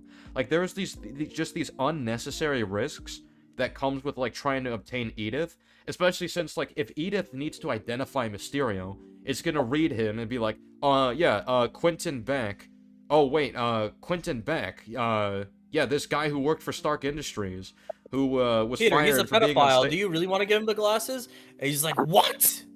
Exactly. It's like this would just backfire. This whole thing of trying to get the glasses from Peter, like, it doesn't make any sense. why even invest in the risk when he already has You enough know what would have drones to made that cover a city? better? You know what would have made that better if they actually went with the the movie theater practical effects shit. Like make it that he's literally just doing practical effects in the beginning of the movie when he's pretending to be Iron Mysterio. And then, well, in a way, he's pretending to be the next Iron Man, so I'm not fully wrong with saying that. But the point is, like, he fucking does that, and then he wants Edith because it's better, and it, like, just shoots projections, and it kills people, and it's powerful. That would have been better. Yeah. True. What else was I gonna say? Yeah. So once he gets Edith, and does this whole thing. Firstly, the bar scene is just like silly because because if Edith could just identify all the drones in the bar, like he's just screwed. And when Peter leaves the bar, like he hasn't even, the windows are still open, and you could just see the projection just going down. It's like, oh wow, that's really stupid. The windows can see what's in there. Whatever. Why did he have to make a fake bar? I don't understand. Yeah, I don't get why he does any of this stuff. And stuff like that just takes away from the immersion. Because, like, at this point, the only real appeal to his character is that he's, like, this master illusionist who's a narcissist. By the way, but, what's his actual fucking name? Because isn't it, like, confirmed he's not even Quentin Oh, Beck? yeah, he's not Quentin Beck. Maybe he's, like, a different name, and then Beck's his last name. I don't know. But, like, yeah, they imply that's not his real name. Why did they do that? There's nothing to it. I don't know what they were thinking. Well, also, like, him choosing to reveal his identity is, like, that literally gives them a way to verify what his actual name is. Well, no, apparently his name isn't Quentin Beck, but they never, like, confirm what it is. And I don't know, and by the way, who cares? I don't know why he needs the fake name, because Fury would probably facial ID him, because he worked for Stark Industries. So it wouldn't even hide that. Yeah, that's another problem. He doesn't account for S.H.I.E.L.D. and Edith being able to ID him, which I think all of that is just broken and stupid. And once again, if they actually took from the comics, those problems could go away too. Like, just imagine, like, he was just kind of a nobody that worked for Hollywood and worked in the movie industry and didn't get anywhere. So he's just relatively unknown. So obviously Fury wouldn't have anything on him. Yeah. Yeah, exactly. Like, even if he did a background check, he'd be like, "Oh, you used to be a failed, movie guy, but now you have superpowers." Like, if he changes the story from the alternate dimension slop. I just want to add that, like, from what I remember, I don't like the fucking bar scene either, because, like, Peter just kind of gives him the glasses, like, without knowing why he wants it, if I remember correctly. Well, I think Wait, sorry, what are you saying? Well, no, he acts like he doesn't want it. Oh. Yeah, he acts like he doesn't want it, yeah. To add on to what you suggested, Liam, I think it'd actually be interesting. Like, let's say we actually do get a scene where S.H.I.E.L.D., like, looks into his identity and they find that information, and he's just like, yeah, this was an unfortunate time in the past where my creativity didn't really get me anywhere, so I'm here doing better things. I would like to move on from that. Like, just make it seem like it's just uncomfortable for him. And, like, that would actually be a really interesting way to get people to overlook his past. Or Fury could just assume that it's like, or if Fury could just assume it's like most superheroes that are mostly, before they have powers, unassuming guys that are not really that special or important. And, like, that could be like a thematic thing where, like, Mysterio wants to frame himself that way so he could be special, but he's really not. And he never will be, because he chose the path of evil. Yeah. Like, there's a lot more interesting ways they could have written this, but, yeah, no, that requires actually liking and caring about the character of Mysterio. Which, in fairness, is not even that easy to do, because I don't think he has that many, like, memorable stories even in the comics. But, like, I don't know, man. Like, then use someone else.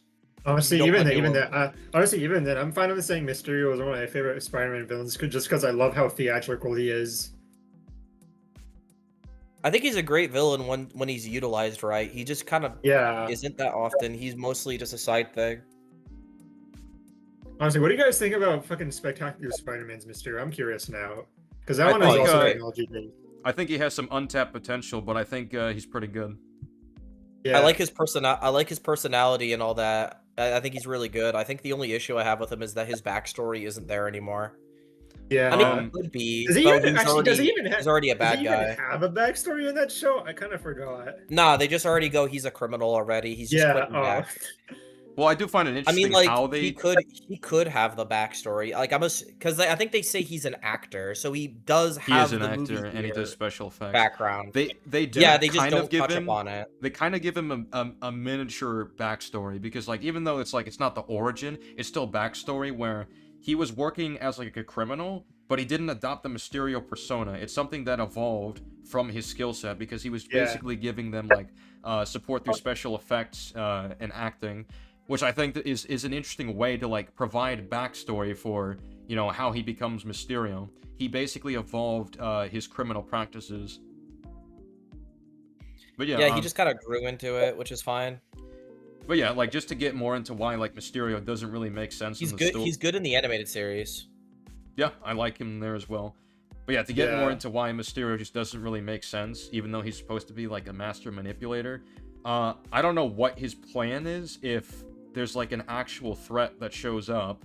Like what's his plan in the long run? That's why I brought up the what if he? I mean, like Edith could actually help with that. Yeah, but like what is he gonna do? Like, oh, I'm just gonna rely on the drones to do everything. Like that just makes him look less special. Well, yeah. Yeah, it just makes him look lame. It's like, oh wow, you hyped yourself up as this big shot hero, but you just rely on drones all the time. Like no one's gonna like him at that point.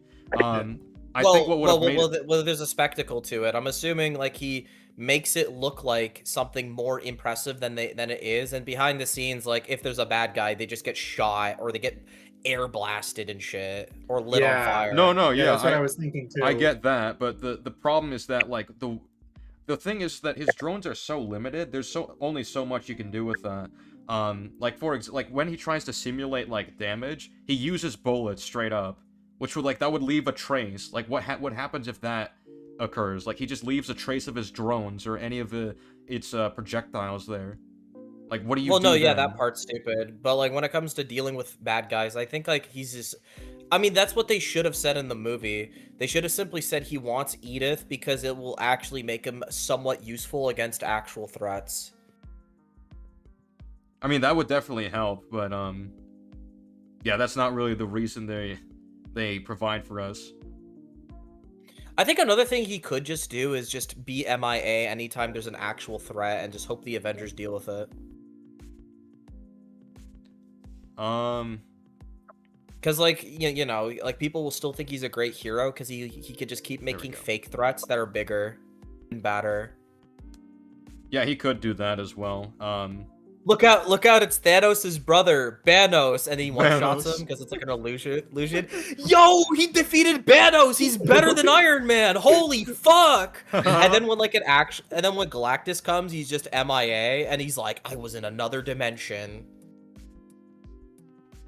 I was in another dimension saving aliens. We forgive you, Mysterio. You defeated Banos. He was tired We after hope you can defeating Thanos. we hope you can defeat Thanos' other brothers. He was Thanos.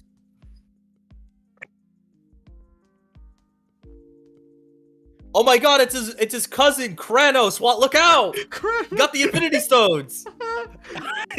Yeah. Mysterio just I think runs out that of would ideas. definitely be He just better. has stupid Like, he would- names for like Thanos' relatives. He'd also- okay, I have to. Yeah, I what? have to speak cryptically because we're on stream. Oh. He has responded to it. That's all I'll say. Okay. Oh, finally. What is happening? All right. Well, I'll look at it later. What was I gonna mention? Dude, imagine if there's like a big fat purple one and it's just Fatos. Fatos. Thanos just has this like unheard of family. That'd be hilarious. Dude, imagine if Thanos is just Grimace. Hold up, someone's messaging me saying, "How do I join VC?" If you're watching, it is not Wayne Manor. It is DD. Look in DD, not Wayne Manor.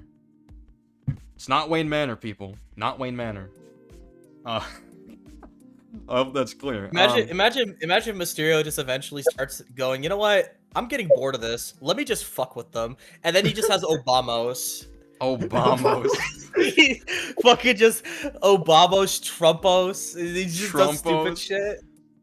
I can't even. I do feel like that's in character of them to just fuck with people. Yeah, that's just funny. But like the thing is that Captain Marvel, you're outmatched. Obamos is coming. It's hard to imagine that Mysterio would actually think these things through because generally speaking, he just does a really bad job like covering his tracks. For one, doesn't keep his identity a secret. Two, uses guns to knock down structures, which leaves bullets behind. Don't know why he does that. He also, like, for some reason, he thinks causing more casualties makes it better for him. He's like, you know, more casualties, more coverage. Which, I mean, yeah, it would be bad coverage, though, that, like, a lot of people died under your watch. Why do you think that's a good thing? It would be negative. Okay, like, SK, random Well, in fairness, what if he's just simply talking about, like, before he comes to the scene?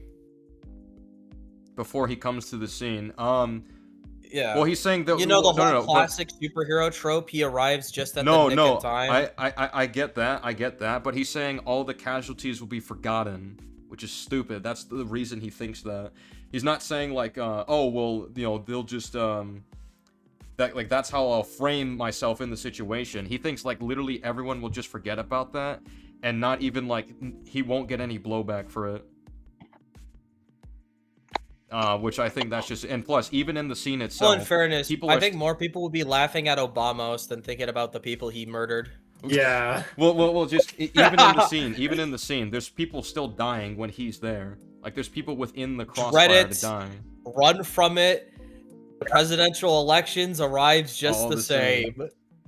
All the same.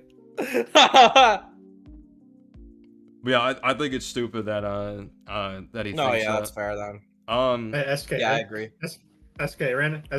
Like, do you think it'd be better if like Mysterio simulated damage using something like rocket launchers, something like that, or do you think it'd be worse because it caused more noise? No, rocket launchers would be like just as obvious. I think what he could have done is like the What lasers. about the air blast? Yeah, the air blast, like that would work because that's literally just like shooting air. Well, the lasers like a would be shockwave heat, of air. right?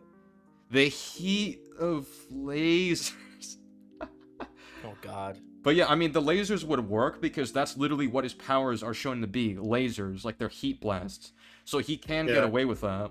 Oh, I thought you were talking about the bad guys. No. I'm talking about Mysterio himself.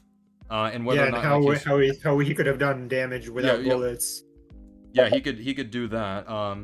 But like with the bullets thing, like he causes damage. Well, yeah. To be fair, with the bullets, I was talking about the bad guys, like they're causing damage with bullets. But yeah, specifically with the bad guys, you could just use like the the pulse blasts to cause the damage. I don't know why he didn't just do that. Well, I joke about Obamos and shit, but like, how is he gonna do villains that are not elemental? I'm not gonna lie. I'm not gonna lie. I guess if he has the technology to have the elementals actually do damage, and I guess he could find a way to like simulate like other villains and have them do damage or something like that. Well, I think what they certainly could have done was like, you know how Doctor Strange is like, you know, he has an astral form. What you could do is like make it so Mysterio has like a ghostly form and has to fight a ghostly threat in that form. You know, that would be, you know, that could work. That actually does remind me, like, if he's gonna fight with other Avengers, what if they just touch him? Wouldn't they go, oh my god, he's a drone? Because he's not actually flying around fighting, right? What are you referring to? Whenever he's flying around fighting villains, that's just CGI. That's not him. Yeah, that's CGI. Yeah, that's the. Yeah. So what if like Captain Marvel's fighting with him and like tries like, I don't know, touch his shoulder and go, you know, everything's gonna be all right, and she realized, oh my god, it's a fucking drone. It's a ghost. Yeah. Is he gonna go? Don't touch me! Don't touch me! Don't touch me! Like anytime he's fucking. To be fair, like Avengers. in that situation, he could do that. He could do that, like where he's like, keep a safe distance from this fight, or like something could happen to you. Like he could give those excuses. Yeah, I but would promise. someone like Captain Marvel really listen to that? It depends on the it depends on how he explains Yeah. it. Like here's the thing. I did- I'm actually, because the thing is, like, another problem with this plan is that he doesn't really seem to have a plan for if the other heroes show up. And I How don't is he gonna necessarily- trick Doctor Strange? That's another one, right? Yeah, there's no way. There's no way you're tricking him. If Hulk jumps at the elementals, there's just no way you can really trick him. My whole thing is that I think there is a way he can make this work, even if they show up. And you could literally just say, like let's say he's up against the elementals, right? You can literally just say they have like some kind of magical runes or whatever, so that if you interfere, you will get affected by it negatively. I'm the only one who's immune to it because of my power set. You could literally say something like that, and that would heavily deter a lot of people. And I think it would be better if Mysterio had those kinds of excuses cooked up. Well, that's something I like about Mysterio in the comics. He's more aware of his capabilities. Like the reason he goes after Spider-Man in the comics is because he knows Spider-Man isn't god tier. But defeating him would still get him a lot of attention and fame. But here it's like, I want to be an Avenger, and it's like, what the fuck? Like, how are you gonna keep that up forever? Yeah, like I said, as much as I like Mysterio in this movie, I do think he has problems. Like fucking, instead of being some fucking like actor down on his luck, he just wants to be in the fucking Avengers. Like, what? Why? Fucking why? Well, the thing is, it's kind of weird that he wants to, like, specifically join the Avengers, because that doesn't really stand out as much if he was, like, the greatest hero on Earth, but he was just his own thing. And I think that would be better, because there'd be less reason to, like, expect him to work with them, or to, like, you know, be called by them and shit, because he's mostly doing his own stuff. Like, that would be a way to minimize the trouble he would get into. I don't know why the And Avengers also- would even trust him. They don't know this guy. Yeah. Well, it's funny you say that. He tries to kill the one guy who was, like, trusting him at the time. He's trying to kill Nick Fury before he quote-unquote finds anything out, even though he didn't even learn anything. But yeah, I think that's just stupid that he's trying to kill Nick Fury. Has Nick Fury ever died under the watch of any of the Avengers? No, so wouldn't people just not trust him if he randomly died under his watch from, like, a slow, fat, moving elemental? Yeah, like what the fuck? How could you not save Fury from Thanos, dude? Thanos is a bum. Yeah, exactly. Like, my whole thing is, like, I think it's just stupid that he's trying to, like, the plan that he has, even though he's meant to be this smart manipulator, it kind of just, like, makes him impossible to take seriously, because that's what he really is for the rest of the movie. Which in concept, you know, that's not bad, but it's like the way he does it, he just can't be taken seriously. Well, that's the thing Yeah, about the villains that really piss me off. Their baseline ideas, in some sense, could be good, but they have to like either fucking like sanitize it so it's boring, or connect it to stupid Avengers shit when it should just be its own thing. Like I think Vulture would be way better if it wasn't Tony Stark. Because in the comics, it was a guy named, I think it's Charles Bestman. I could be getting the name wrong. But he had a business partner, and he was trying to create Wasn't a it business Gregory? with him. Yeah, I think you're right. It's Gregory Bestman. I don't know why I keep forgetting that. But yeah, Gregory Bestman was like a business partner that screwed him over. So then he realized that the world is full of nothing but corporate vultures, which is why he names himself the Vulture. Because vultures are known to, like, you know, be like really petty creatures that wait for like lesser beings to starve and die to take advantage of their body. Like, it's all a survival thing. They're just fighting for the death. It's survival where they pick on the dying weak for their own benefit, just like how you know, Gregory saw him. He's a dying weak old man that he could have taken advantage of, so he becomes the Vulture. Like, that's more compelling than fucking Tony Stark being character assassinated. It's just stupid. Yeah. Like, why couldn't it just be that, like, you know, he tried to play the game of society. He tried to play, like, the corporate game. He tried to build a business and be successful, but like, you know, because of his old age, people, like, underestimated him and, you know, like, took advantage and stole his shit. Dude, I'm just gonna say this right now. Even Never been- Spectacular does this well. Even though it's not Gregory, it's Norman Osborn. It works because Yeah. it's the same premise. Yeah. He's screwed over when he's Yeah. trying to. He's playing fair. He's trying to work under a corporation. He's a genius. He has insanely intelligent inventions, and he's doing shit that should make him successful and live a happy life. But because of how like greedy and vulturous people are, especially in the higher classes, he lost everything. He's a nobody who's poor when he really shouldn't be. And that's why that's why he decides not to play by society's rules and starts stealing shit. That's a great reason to, give up for a life of crime, because you try the normal way and it's not fair. Because that's reality. Sometimes it's not fair.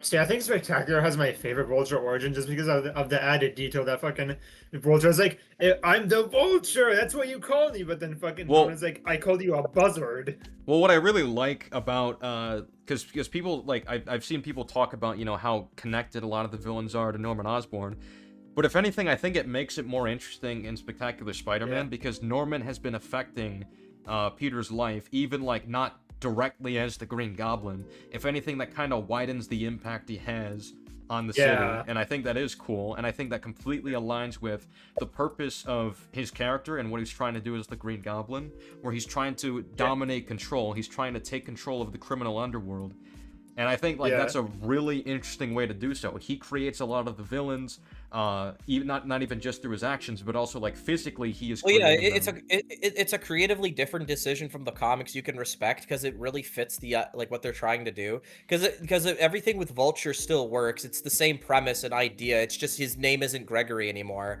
and it's a character that fits the same archetype. It is Norman Osborn, who's who's just blatantly a worse version of Gregory. He's more selfish, he's more greedy, and he's more fucking, corporate and willing to just hurt people to get what he wants. Like, he's the embodiment of people that Vulture would despise, and the reason why Vulture would give up on working in a civilized society and decide to just look out for himself. Because that's what everyone else does anyway, so why not just do crime while doing that? Yeah. Vulture can be interesting, but they just go and just, my family, guys. Tony Stark is my nemesis and my family, guys. By the way, I'll fucking kill you, but I actually won't, because I will. Kids. But then I will. Trust me. Actually, I changed my mind. I won't kill you. I'm not gonna kill you, Spider-Man. Dude, no, okay, yeah, I'm not going. Why- Liam gotta be the. Why Liam gotta am be I the not funniest killing you? person in Because this I got a family. That's why, I got man. family. I got family. I'm also a bit of a redneck now for some fucking reason, and I'm Batman. Michael Keaton, Vulture, guys. But yeah, just I'm to the add on to the cornball. Fuck, I'm the shocker. I shock people. Shut the fuck up. I'm trying to look out for my family. Fucking dog shit. He sucks. I also think it's interesting and spectacular how that kind of plays into the power and responsibility theme, and how Norman is meant to be like the opposite of that. The people in power have no responsibility. That's cool. Okay, he's getting jumped right now. It's bad. Oh man. Who's getting? God. Actually, doesn't matter. Yeah, it don't. We don't care. Yeah, we don't care. So some small Palpatine's asked getting in chat, SK, when is the Spider-Man 1 or 2 review coming soon? I'm gonna try to squeeze it in this week before Brand New Day comes out, because I don't want to like have those lingering over the back of my head, like, oh, you still haven't covered them. You still haven't covered them. It's like, yeah, all right. Covered what? Spider-Man 1 and 2, the movies. I'll try to get those out soon. Dude, I'm calling. Oh, you're making a video like how you did with the Arkham games? Yeah. Yeah, he's been making videos on all the Spider-Man movies. I'm calling it now. Spider-Man 2 is gonna be the only Spider-Man movie he likes. He's gonna fucking dunk on Spider-Man 1. I love Spider-Man 1. That better than Spider-Man 2, by the way. I don't agree. Wait, what? No, I think Spider-Man 2 is the better story. Spider-Man 1 has the Green Goblin. No, I agree. I think he's a better villain. I think Peter is so better. it wins. I think, so it's better. I think Peter is better Yeah, in it just Spider-Man wins 2 than he is because in that's the Green Spider-Man 1. Goblin. I think Aunt May is better. Oh, the Mary Jane Aunt May is amazing in Spider-Man 1. Yeah. I think she's good in Spider-Man 1. I think she's just a lot better in Spider-Man 2. That's all. You know who else is better in Spider-Man 1? Mary Jane. No, I agree. I agree. I don't disagree.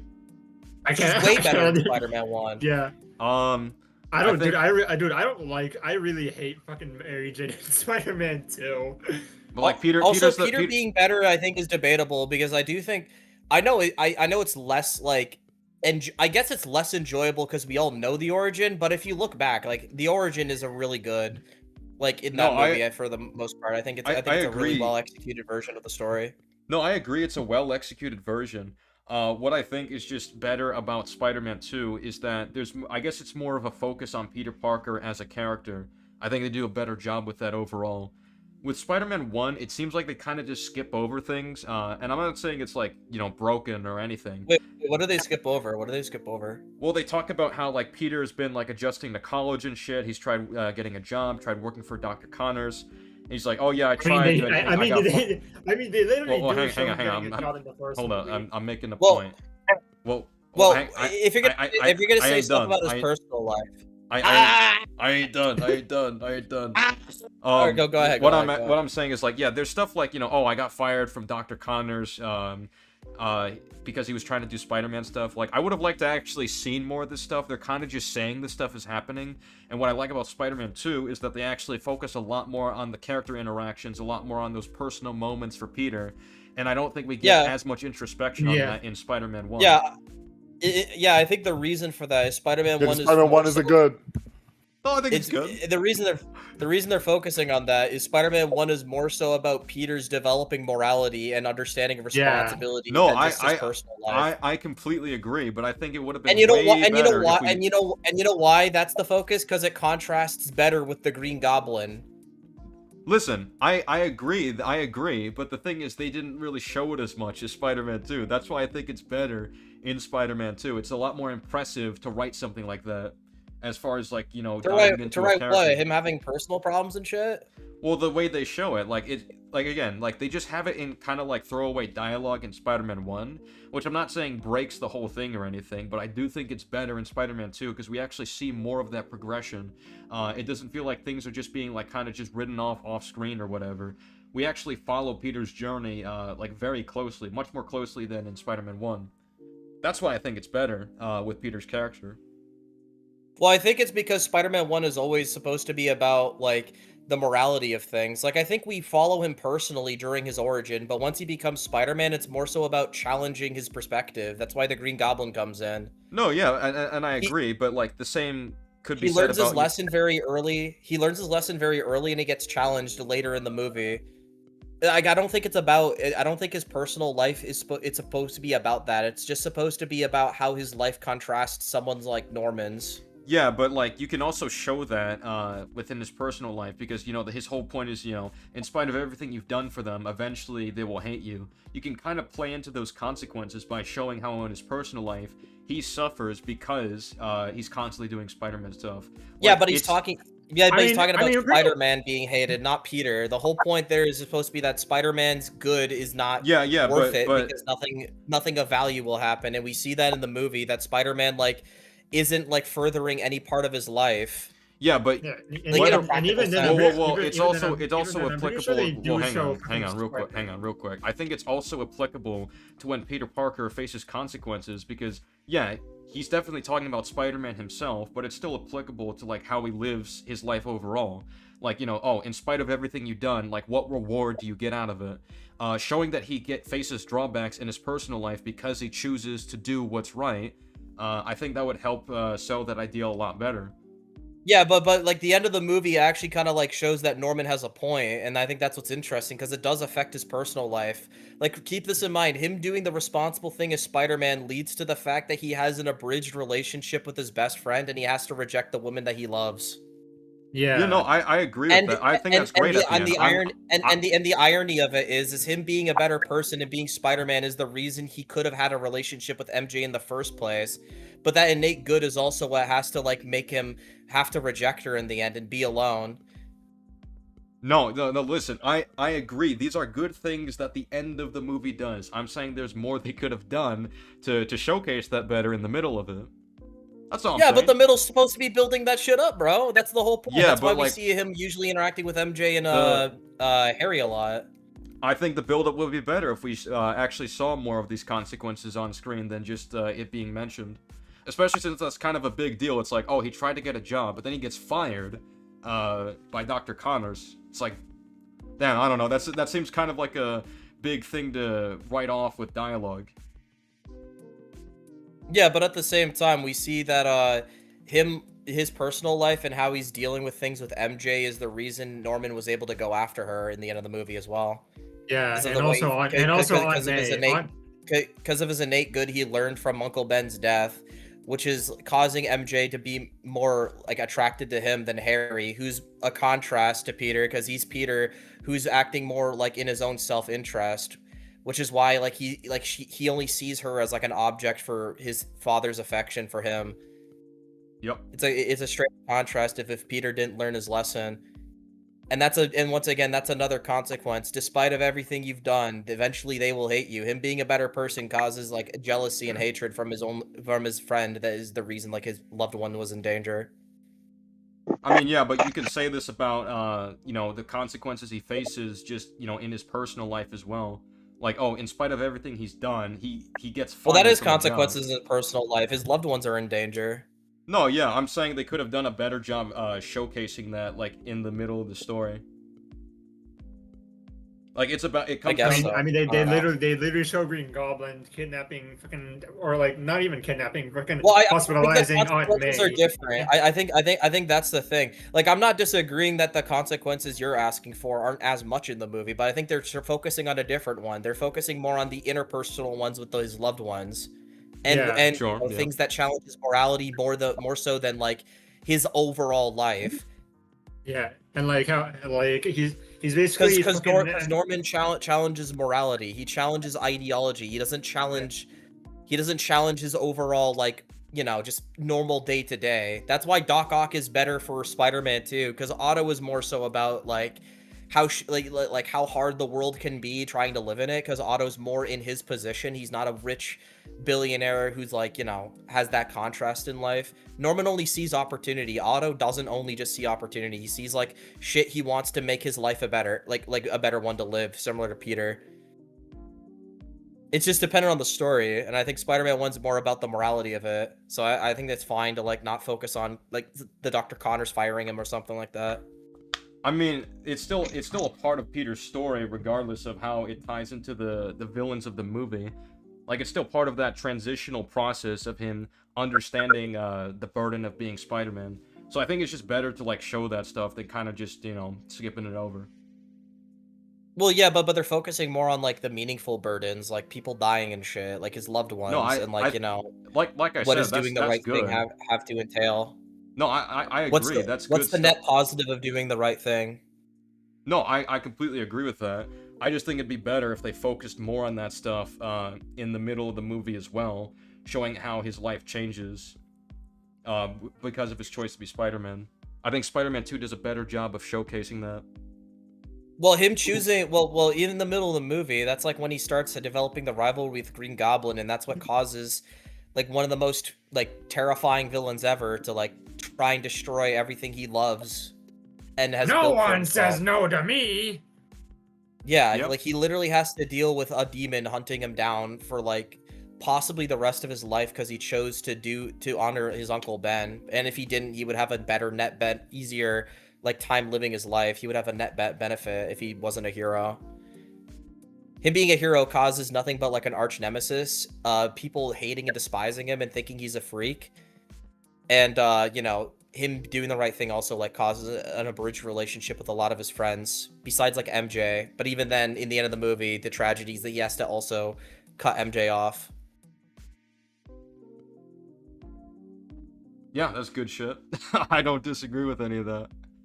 Well, yeah, I think they're just completely different stories for Peter Parker. One's about morality, the other one is about like coming of age and growing up.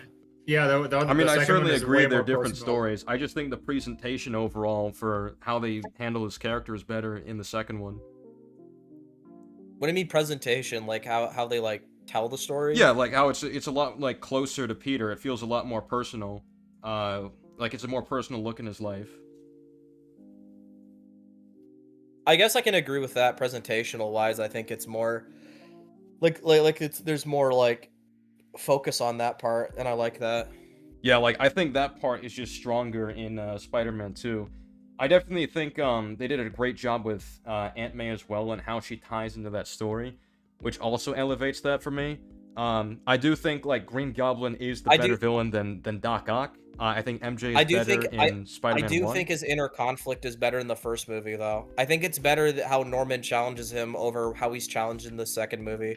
Because in the second movie, it is like, you know, Spider-Man is causing him problems, but there's no real challenge in his beliefs it's like there kind of is, but there's more so a challenge in like if he should be Spider-Man, not if he should be a better person. Versus like Green Goblin, which more so challenges his beliefs. Yeah. I mean, I think they're both. I think they're both around the same level of quality, but Green Goblin better villain, so better movie. True.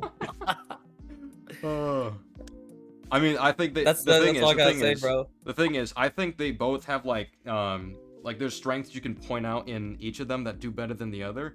But Spider-Man 2, it's a better looking movie. It has better acting. Has better effects as well, better lighting. Yeah, I won't and all disagree on that. So that's another but Green factor that Goblin plays better. in. That's another factor that plays into why I think Spider-Man 2 is a better movie. Like even if like the scripts, I do think the scripts are debatable, but I do think the technical quality is a clear upgrade in Spider-Man 2. SK, have you ever made a video on Spider-Man 3? Yeah, I did a while back. Yeah, because honestly, that was my favorite one, just because of how fucking bad that movie is. Oh yeah, it's funny at points. Yeah. I think we've gone on this quite a bit, so we'll let in Miles' evolution. He's been waiting for a while. But yeah, I appreciate you coming on. This was kind of interesting, the ways in which the conversation has spiraled.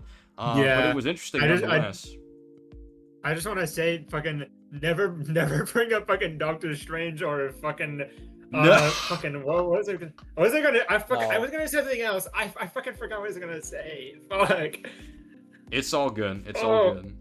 We got. If you bring up Doctor Strange, I'm bringing up pedophilia. That's the rule. Okay, so there's your motivation to not bring up Doctor Strange, everybody. All right, have a good one. Yeah, it's gonna give everyone Vietnam flashbacks. Just read it. Dude, that first one was my my god. That first one was fucking All right, insane, hold up. dude. We'll bring in Miles' evolution. Give me a moment, and then I'll check the chat. What is up, Miles' evolution? Miles evolution, what's up? Yo, Yeah, how's it going? I'm fine. All right. Yeah. What's your disagreement, and tell us why? Okay. So I have one thing to say. Uh-huh. This might be a little bit of a hot take, but I think Spider-Man 2 gets heavily glazed. Sure. That is, I love how that comes up right after we debate that the like 1 versus 2. That's funny. Yeah, that is funny. Well, I thought you were. You know, gonna I mention- agree. It is heavily glazed because Green Goblin better, Spider-Man 1 better. You know what? I'm on the side. Well, what I thought you were gonna say is like it's so funny, like because that can have two different meanings and just it lead to two different conversations. Spider-Man 2 gets a lot of glaze. What do you mean by that? You mean the Insomniac version know what? or the Raimi version? Yeah, how Well, mad do you want me to be? I don't know, the Raimi version is fine. I mean, I didn't hate how the movie was, but I mean, if I'm being honest, these movies have not aged well because they're kind of cheesy. Now, I get that Spider-Man kind of as a character, but they go way too over the top of the jokes in some of these movies. Oh, okay. What's an example of that? Look a web, go Spidey, go! Wait, come on now, really? Oh, I like that. That's cool. That's charm. What's wrong with that? Dude, it makes no sense. What? What doesn't make sense about it? I'm confused. The way that it's like, you know, handled, it just comes off as cheesy to me. What's wrong with a movie being cheesy? I mean, It's a movie about a guy with spider powers who fights a guy named the Green Goblin. Like, oh, I don't see that as an issue, but okay, yeah. None of this is an issue, but it is silly. You guys think Spider-Man 3 is a bad movie is kind of crazy. Well, yes, I think it's the weakest out of the trilogy. It's not as bad as people say it is. Okay. Well, so what about Spider-Man 3? Do you think works?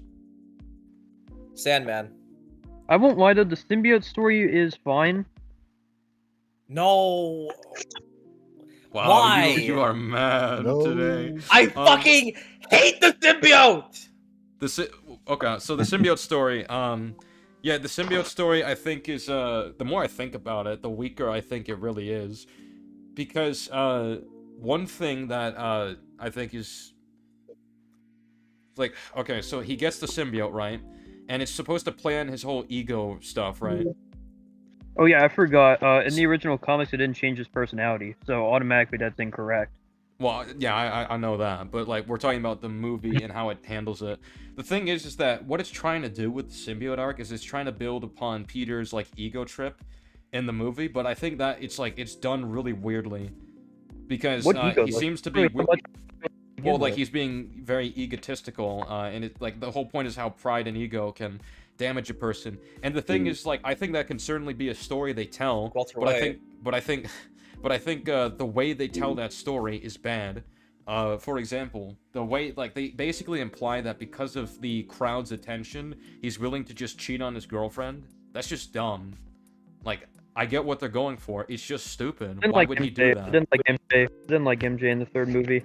She was handled pretty badly. Well, setting that aside, right? We're talking about Peter's character. I'm saying it doesn't make sense for Peter's character, especially since Spider-Man 2 was all about him, like, really trying to, win her over. And he did in the end, but he also learned the lesson of, like, sometimes you have to let go of the things you want to do what's right. And in the movie, like, so just for, like, attention, he's willing to cheat on his girlfriend? That doesn't work. That doesn't, like, that's just incongruent.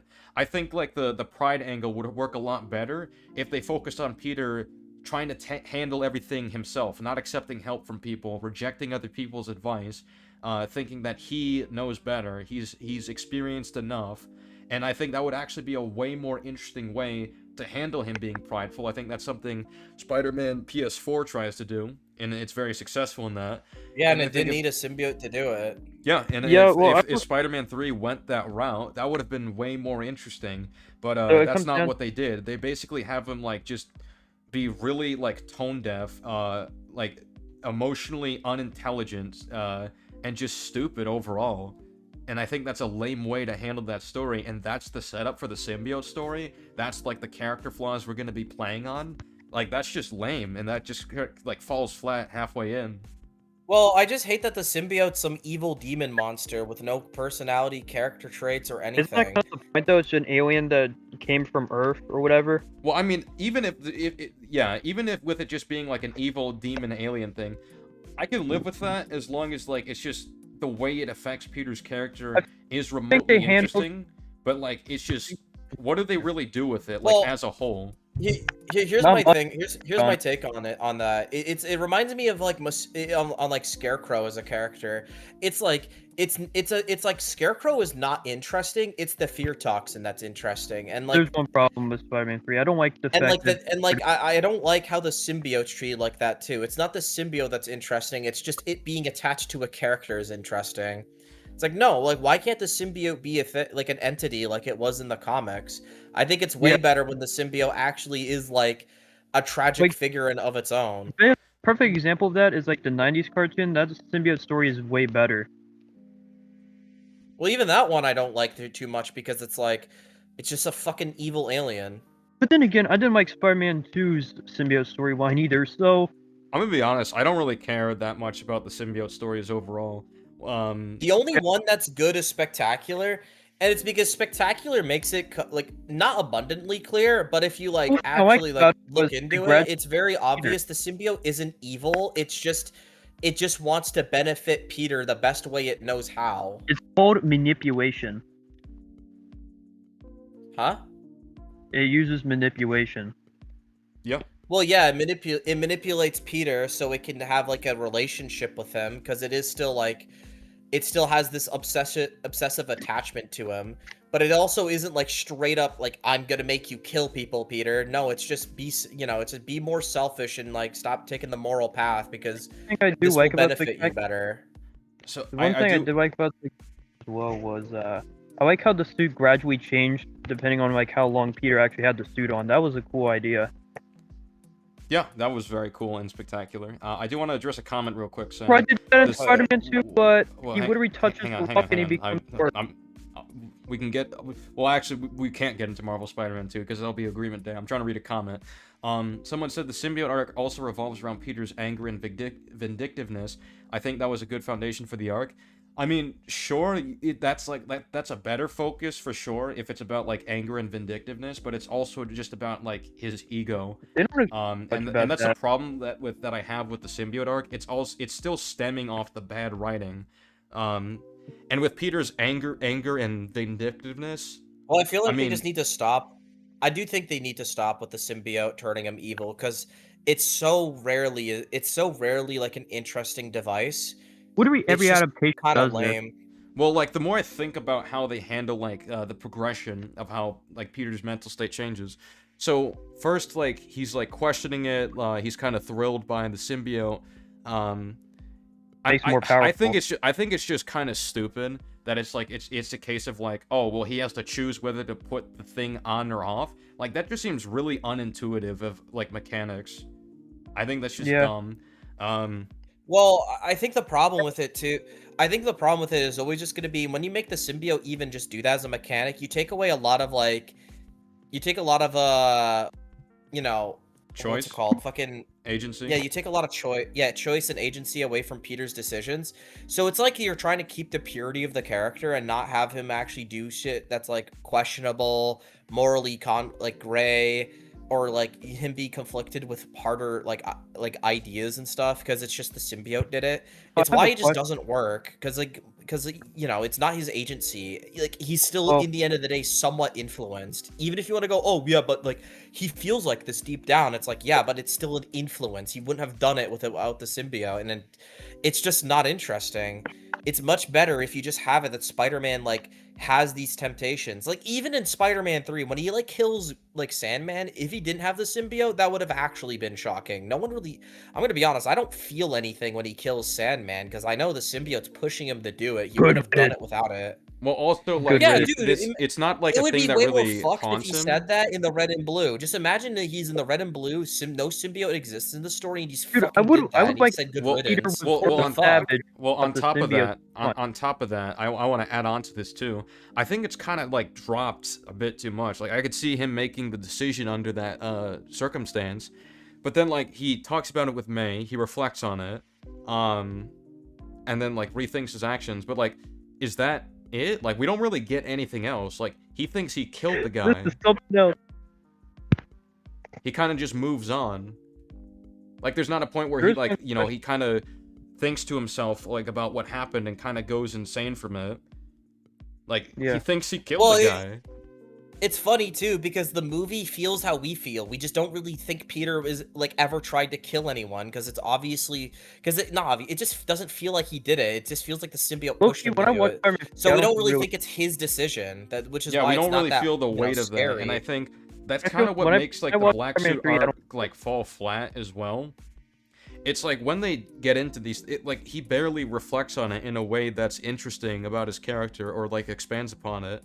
Like This is why Aunt May just gives Spectacular is him- the only one that does it right. Because Spectacular doesn't make him do like shit like that. What Spectacular does is just like challenges his way of being Spider-Man by like the symbiote showing that you can be Spider-Man and benefit yourself far more. You can take the deal with like the big man, make a lot of money, and you're still like crime fighting. Thompson Like, why do you not take these shortcuts? And like that's all the symbiote really does. It just helps him take shortcuts that are, immoral, but they're not. But it's not like, oh my god, Peter's doing something evil. It's like no. Okay, well, this is a question. Is Spider-Man 3's symbiote story worse than Spider-Man 2's? No, nothing's worse than Spider-Man 2. Spider-Man 2 has the worst symbiote story ever told in media. Yeah, that's very easily the case. I think the 2017 cartoon show did it better than Spider-Man 2.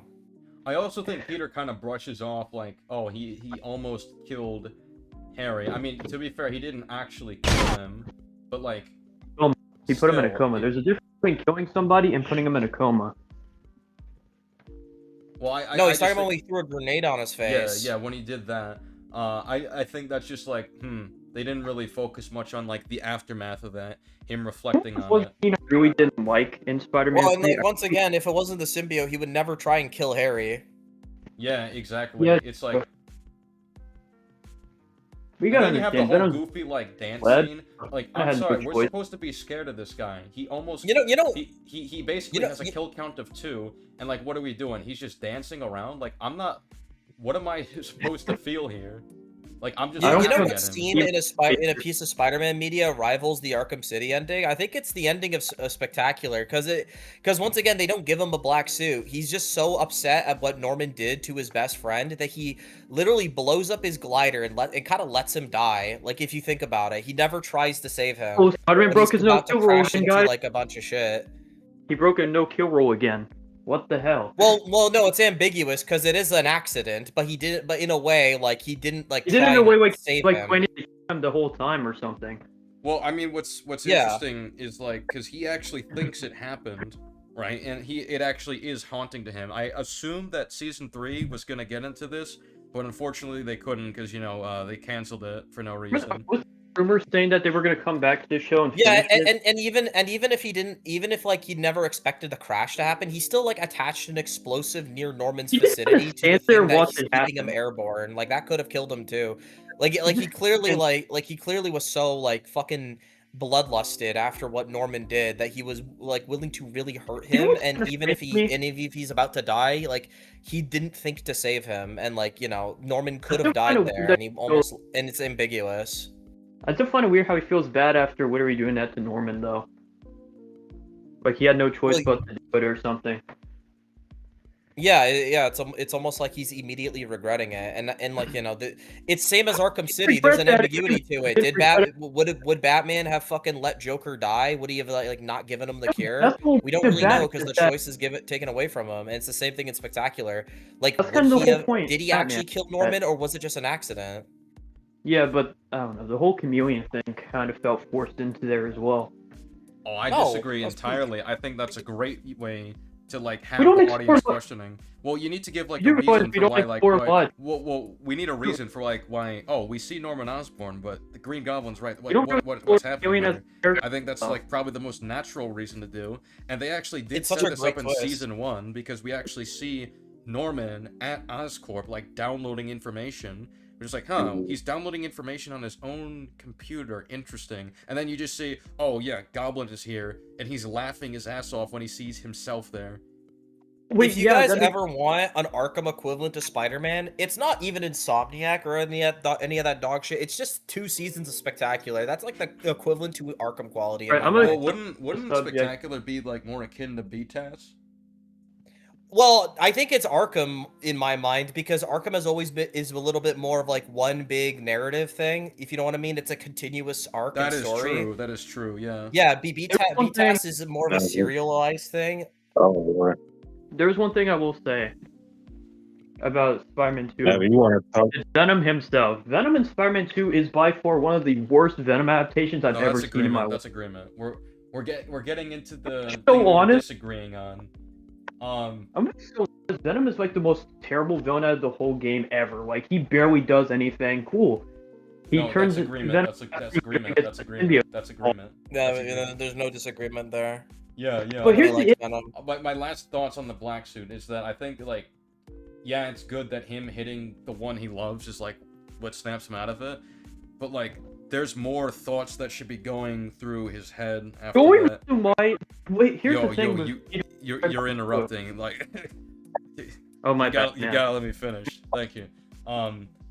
Yeah, what I'm saying is like I think the whole point where he removes the symbiote is just undercooked. They needed to like have more to make the moment really land and to earn the payoff.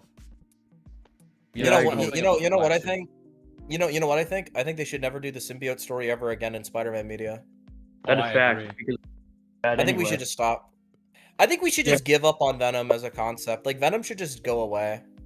No, he shouldn't. That's one of the, He's Venom horrible. is the Spider-Man character. You are so wrong. Venom is awesome in the comics. They just ruin him in other media Yeah, because that's they great. feel We have the comics. Yeah, we have the comics. We can read that.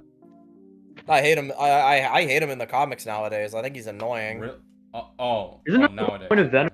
Well, I was just saying. Yeah, it's slop nowadays. Like, oh, the Venom has fucking dragon wings and he's fighting all. Like, get out of here. No, yeah. What I'm saying is that I think No, yeah. like we with Venom, we have enough of him. We have the past stuff. I don't think we need him again. He's just I've had my overused. fill with Venom. He was good in the comics. He was good in Spectacular. He was good in the '90s series, and there's that. Yeah. What else is he good in?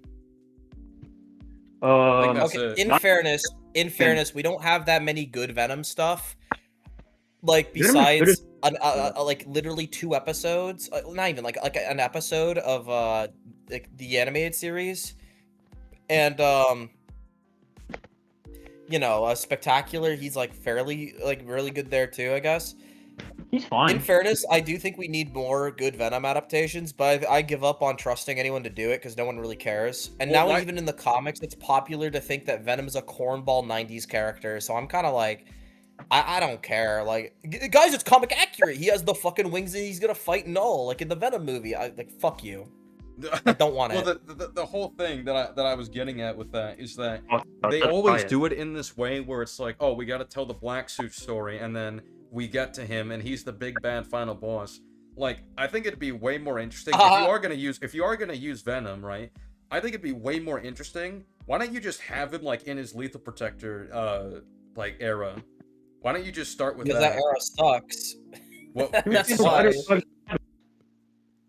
Dude, okay, name 5 Venom stories during the Lethal Protector era. Literally Lethal Protector. Like, do you hate that?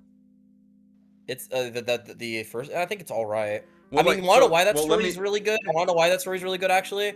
Because Spider-Man's in it. Okay. Well, like, what I'm getting at is, like, what I'm getting at by, like, the era is where, like, he's evolved. Like, I mean, like, in his personal journey. Like, where he's moved past, like, trying to get revenge on Spider-Man all the time, and he does his own shit. And then you actually evolve his relationship with Spider-Man. That would be interesting to see on screen. Well, they should. Well, I want to see that built up. They need to start Venom as a villain, and then have Venom turn into that, and then they should do. Then Well- they well, should that's- always make sure he's still an antagonist. They should still have it be like. I think the best use of Venom when he's an anti-hero is when he's like in shit like Maximum Carnage and he's challenging Peter's viewpoint on the kill rule or something. Yeah, that's what when I'm it's saying. good. Like, that would be good shit if they had, like, let's say they adapted Maximum Carnage in like an animated film. Yes, that would be fire. That'd be a great use of Venom. That would be fire. We haven't Because seen Venom's Carnage interesting outside of- when he has like that kind of perspective. Especially since, like, with Maximum Carnage, like, Venom has a point. Like, Carnage is like a fucking psycho, and he's like not redeemable. He's just a piece of shit, and he's like extremely powerful.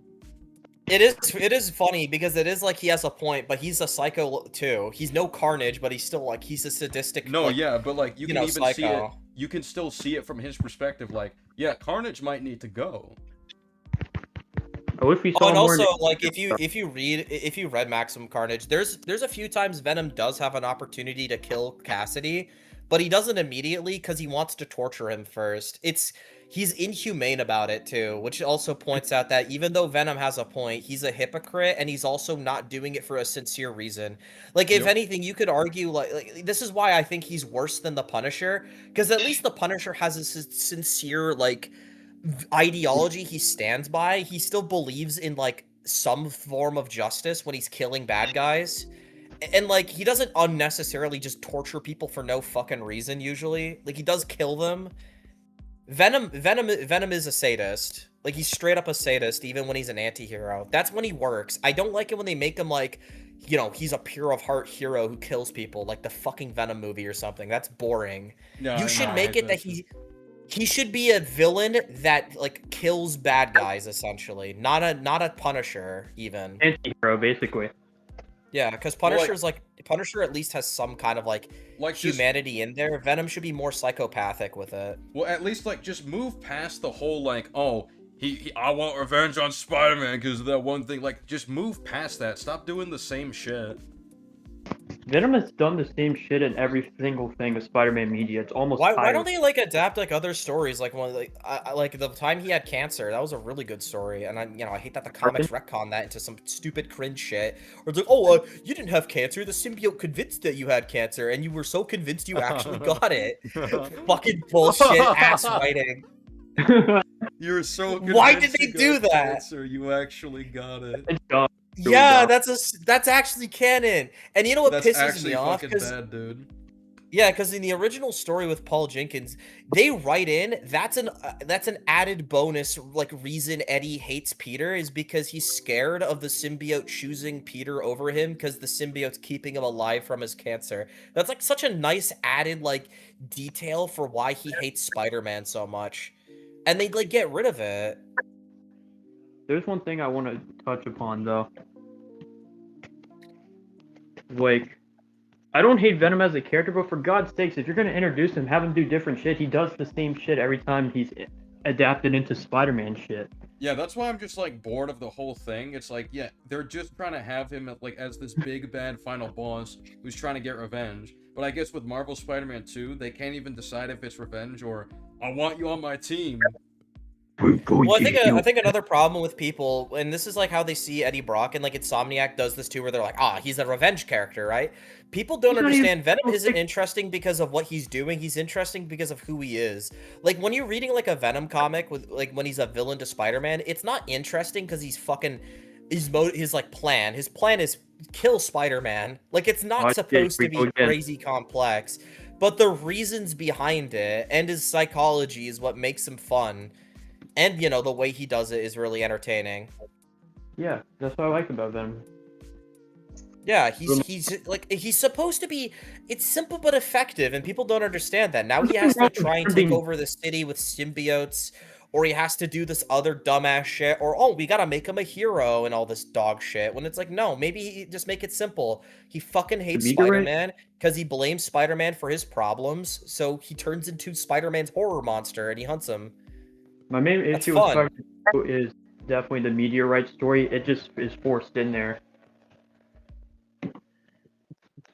The meteorite would make no sense. And the fact that, like, that's their version of Connors, and the fact that he loses his arm because of the symbiote latching on his arm is just stupid. Yeah, that's horrible. I don't know why. It also, like, diminishes, like, the whole, like, commentary of Connors losing his arms. I think it's way better when it's supposed to be he lost it, like being a field medic at war. I gotta use the bathroom real quick, but while I do that, you can kind of go on Agreement Day, since it seems like you're in a Spider-Man 2 hate mood. Yeah, I hate everything, bro. Listen, game has way too many plot holes in it. Well, yeah.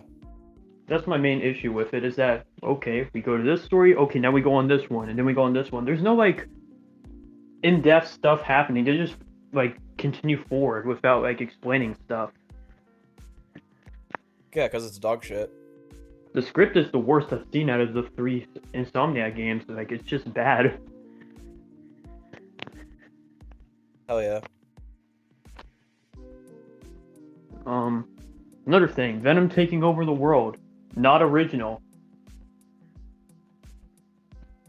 Well, yeah, it goes on to what I was saying. It's just I'm sick of people's mentality on Venom. I hate the mentality that you have to have him have a crazy plan. Venom shouldn't be a master planner. He's just a simple fucking character. There's Venom's nothing wrong never with had that. a plan that's ever gone good anyway. Most of his plans are just stupid. Like, I will say his plans in the PS1 Spider-Man game actually kind of made sense. Well, I don't think his plans are stupid. His plan's just really simple. Like, how do I fuck with Peter? Yeah. It's kind of like Reverse Flash, too. It's like, okay, in fairness, Reverse Flash sometimes can be a master planner. I guess I can go with, like, Joker, in a sense. Like, Joker doesn't want to, like, rule the world or anything. He just does shit that he thinks is funny. That's the whole point of like, that he torment enjoys Batman. tormenting people. He enjoys tormenting people because he likes doing it. Like, he has no reason to do it. He does it because he's the fucking Joker. Yeah, you don't need a crazy reason for a villain. Not even a crazy reason. You don't need a crazy plan for a villain to have a villain be compelling. Yeah, I mean Venom does- that's the thing. Bullseye is one of the most beloved like Daredevil villains. What's his motivation? He likes killing things. And that's about it. Well, that's End credits. Scene. that's the thing as well. Like this is why this is why I think with Venom you can't. It's really hard to criticize like his plan and try to like get into the logistics of it. Because he's doing what he does because this is what he finds funny. He's like, oh, how can I troll Peter? How can I do that? Like, if you're trolling somebody, you know, right? You're just trolling them. Do you really have this smart, elaborate, like, consistently thought-out plan? Not really. You're kind of just throwing things. And that's basically what the equivalent is for Venom. That's kind of how you have to look at it. Honestly, one of my favorite stories is just the one where he keeps trying to just simply kill Spider-Man, but shit gets in the way because he has the moral integrity to protect the innocents. So like he fights him in a zoo, and then a fucking lion breaks loose, so he has to stop the lion from like eating someone. Or like he's like fighting Spider-Man, a baby's about to fall down like a bridge, so he has to save the baby, right? And it's like so he's like, oh my god, I can't fight Spider-Man in populated areas because I actually also care about civilian casualties. Which is original, by the way. That's a really fun villain-hero dynamic. Both of them care about casualties is kind of cool. Like, that's different than just the hero having to save shit while the villain keeps killing people. Yeah. And then, like, you know, he just goes, oh, this is so fucking annoying. I'm gonna fucking capture Spider-Man, freeze him, bring him to an island. I'm gonna kill him in Epstein's Island where no one's around. I win. That's his plan. We're gonna take Spider-Man to Epstein, and he's gonna have fun in one of those rooms. Oh my god.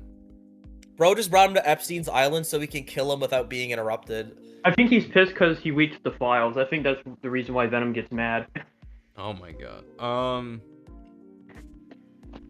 Yeah, Venom is... If you're gonna use him again, don't just repeat stuff. Let's do something interesting this time. He's just overused. He's more overused than Green Goblin, in my opinion. He's so, like, what's so annoying is if you just do him in the comics, he is so much fun because he's simple, but there's so much, like, fun layers to him. He's dude, charming. He's a villain that has, like, just the fact that he's a villain that has a moral code makes him fun. Because like I said, he cares about casualties. He's not gonna kill innocent people or stuff like that while he's fighting Spider-Man is cool. You do I that, don't but I don't know why they just ignore that in adaptations. You do realize this man killed a lot of Oscorp security guards, right? Yeah, that shit's ass. I just don't understand, like, how Venom was ever conceived of the way he was in Marvel Spider-Man 2.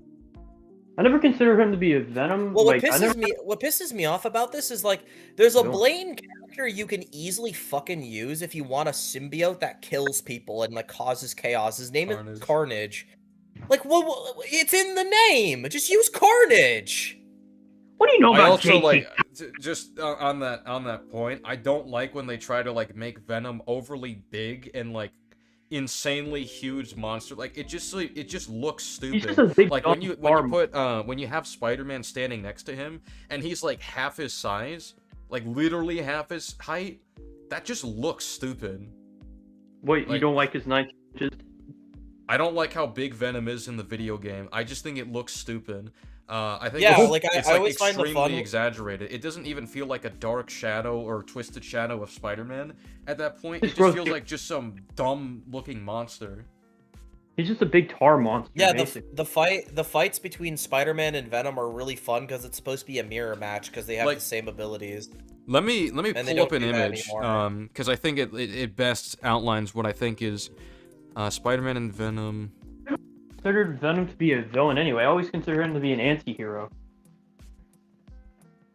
No, he's pretty villainous. Hold up, let me find an image. Well, that's the thing. That's why I think Maximum Carnage does that right. He's a villain. He's a very villainous Carnage anti-hero. that he kills He's not even. because He's no with- Punisher. Punisher's an anti-hero because Punisher deep down still somewhat has a heart, even though he's like a serial killer. Venom is like just kind of a psycho. He's a sadist. Okay, yeah, he this has is a moral code, but he doesn't make him like a great person. this is the build that I think is like I'd say it's ideal. I think it looks really good. Yo, you got some weird feedback. Are you good? Where are you sending Wait, it? what SK? is Where are you sending it? I'll send it in disagreement requests. St. Pete, challenge me to a NBA 2K26 basketball game. Hold up. Dude, that's the thing. I don't know why people. This is the fault of Spider-Man 3 haters who bitched about Venom being too small. Venom is perfectly fine when it comes to size in that I don't movie. mind him being proportional to Spider-Man. I don't mind Well, that. I think will say about Venom, I don't really his design. I don't really vibe with his design that much because I don't like the webbing. I think it just looks messy and weird. And I think like his mouth is too tiny. Webbing. Well, I think his mouth is too tiny as well. Like he just, I don't know. His face looks kind of weird. That's just me. I think a smaller mouth can actually look scarier at some instances. Like in the original, in his first ever appearance in the original like comics and shit, like he does like kind of look like he has big like human teeth and not like the reptile look. And I think like if you put that in live action, that would have been terrifying. Like I think they tried that in one of the concept arts, and it looks really scary. Well, the thing is, right? If he opens up, right, and it gives this crazy look, like that would be better. But we don't really have that in the movie. I don't think there's like a shot where Venom looks that cool in the movie. To be quite honest, he just looks goofy. He looks goofy. What about the one where he's like, you know, like you know the shot where he like turns his head around when he's like looking at yeah, that one looks kind of cool, but like, yeah, I don't know. Do anything cool in the movie? I think he looks great, and I actually do like the webbing on him. I think webbing on Venom can look really cool. He doesn't even say we though, so automatically you gotta knock points off for that. All right, I'm gonna send it in disagreement requests, and then I'm gonna put the image on screen because I think like that comparison, like of the build between them, that is what I think is ideal. Honestly, yeah. being an It reminds me of Bane. Bane should be a little bit bigger than Batman, but Bane shouldn't be fucking Hulk. I'm sick of people looking like the Hulk. It just looks stupid. Like this looks cool. I really like it. And that's what I think could have been, you know, cool about Spider-Man 3. I'm not really bent about the height, but like I think they could have given him better muscle definition. Yeah, I see it. Look, someone said perfect Venom build. Exactly. Like this looks excellent. This is probably my favorite image of like Spider-Man and Venom. Todd McFarlane Spider-Man, right? I have a shirt of it as well, so yeah. No, this is not Todd McFarlane. This is Mark Bagley. Oh, okay. I was confused because the Bagley Venom is the best looking Venom in my opinion. Agreed. Look, I'm tired of Venom. I actually like don't think Todd McFarlane Venom and Todd McFarlane Spider-Man, like it's cool and all. I don't think it's like top tier. What about Matt Gargan's Venom? His design. Sucks. Let me look. No, like I remember not liking his design, but I have to check again. It's been a while. I hate the eyes and Matt Gargan Venom. He has the eyes within the eyes trope. Oh, I really don't like this. Wow, I don't like how this looks. It's bad. It is really bad. Well, which one? Because like Matt Gargan Venom does have like multiple designs. In fairness, Here, I'll send it in disagreement requests. I don't like this one. This just looks weird. Oh my, yeah, it looks so strange. It looks like he has an eye within an eye. Yeah, that one's a little generic. Hang on, I'll send you one that I think actually does look good. That one's disgusting. Burn it with fire. This one, I mean, I think this one looks a bit better, but still, like, I think the eyes just look weird. The eyes I just don't, absolutely atrocious. I don't really like those eyes. I don't understand those. You like heard it, villains and folks. Comic Legends said size doesn't. Oh my god. What do you think of Spectacular's Venom design? Cool. I like it. I just prefer the one that was at the end of Intervention, which is the episode where he gets it for the first time. For some reason, they made the arms like really, really big. In in the finale. I don't know why they did that. I actually prefer how his build was at the end of that episode. Yo, SK, it's like it changed it like last minute maybe. But I mean, I still like the design overall. Is there real being in here? Because I've been an SK fan for a while. Epic. Hang on. Okay, let me get it. The one that I think looks good is right here. If I can get a better angle. Tony Todd does an amazing job of voicing Venom. All right, here's an image of him fighting Anti-Venom. I think this one looks good. From JR, John Romita Jr. That was shit. That's dope. I mean, Gotta make it's a little wallpaper. hard to see. I guess like the mouth area and like the head in general, it looks a bit better, but I don't know. I'm Still the eye. still not a fan of the design like at its core. The eyes are just goofy as hell. Like, I mean, I'll give it this. It looks a bit creepier here. Venom But the is- others, I've it always- just looks kind of dumb. The ones that I sent. But this one, yeah, I do think that this this one looks one's a bit little more creepy. simple, but I do think this one looks kind of dope when Oh, when it's that's right, wait, Scorpion wait. Venom mesh. Yeah, okay, this seems alright.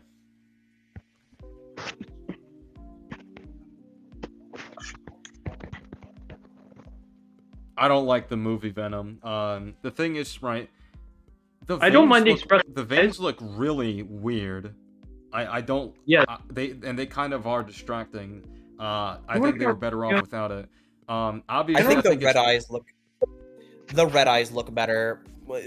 When you have images of Garrigan Venom with red eyes, this looks way better. That looks kind of. Okay, yeah. Then I actually like. Now I actually like the eyes there. That's actually cool. Yeah. What the whole Venom movie thing? It's like. The base design is cool and all. I don't like the veins, and I think like the fact that he doesn't have a logo. I know that it's just stupid that they don't have that. I have a theory on why Venom doesn't have a logo. It's because this version of Venom has not met Spider-Man in the MCU yet, so it wouldn't make sense for him to have a logo anyway. Oh yeah, this is the perfect mesh of Venom, and this is the perfect mesh of Venom and Scorpion, in my opinion. Like this looks like a proper Venomized Scorpion. Yeah. Yeah, dope as hell. Yeah, this one looks pretty solid. Like this is way better. No, those veins on Venom look like hot, dry, like hot glue that's been dried. That's what that looks like. He made an appearance in Ultimate Alliance 2. Like the Venom was Matt Gargan in Ultimate Alliance 2, and this is what he looks like. I remember it being pretty solid. I think it's What pretty about solid. Strike Force? What about Strike Force Venom? I don't know. I think I need to see it with red eyes. Otherwise, The it red just eyes- looks weird. He looks so goofy. You cannot take this creature for real. If you're seeing this and you're Spider-Man fighting this guy, you cannot take this dude seriously. You just can't. Here's a more recent Scorpion Venom that looks pretty silly. Like this one just kind of looks lazy. I think Son of Gods has the worst Venom design. Yeah, I don't. That seems like based on the whole like dragon thing they retconned for the Venom logo. It seems akin to that. That's just lame. I don't like that retcon. I don't mind the whole Venom having wings. Stupid. I thought like it's supposed to be a spider. Yeah, like that's what made it cool, but I guess not. Guys, remember this meme? Remember this meme? Like Venom is always supposed to be a like a twisted reflection of Spider-Man. So we You call visually this- should have Spider-Man things. You call this a twisted reflection of Spider-Man? Yep. All right, here's Venom in a Thunderbolts cover with orange eyes. I think that looks better. I don't mind the orange. It's a I think the little orange bit looks. better. Yeah, I don't mind Looks the like he has- orange that much. It looks like he has lava in his eyes a little bit. Fucking war white don't mean I'm colorblind. But yeah, I mean, just in general, I love how Mark Bagley makes Venom and Carnage look. When's the last time I've seen Carnage animated in like a show or whatever? I can't recall because Carnage is heavily underused when it comes to like the Well, cartoons, Carnage, in my opinion. he was last like I guess traditionally used in Unlimited, but since then they've kind of just like thrown in Carnage in just like the weirdest ways. Like I'm in not the a fan of Ultimate how- Spider-Man game, I think, or maybe it's not. I can't remember actually. But it's really weird how they utilize Carnage in. I know the Ultimate Spider-Man show. They made like Peter Carnage. Like Oh, why? God. I really like John Romita Jr. Venom. I think this one like speaks to me a bit too. John Romita Jr.'s Venom is like creepy in like a different way, That and I works. actually find that pretty interesting. See, that works as Venom. That's how I depict Venom as. That's a Venom right Yeah, there. that's And another really good one.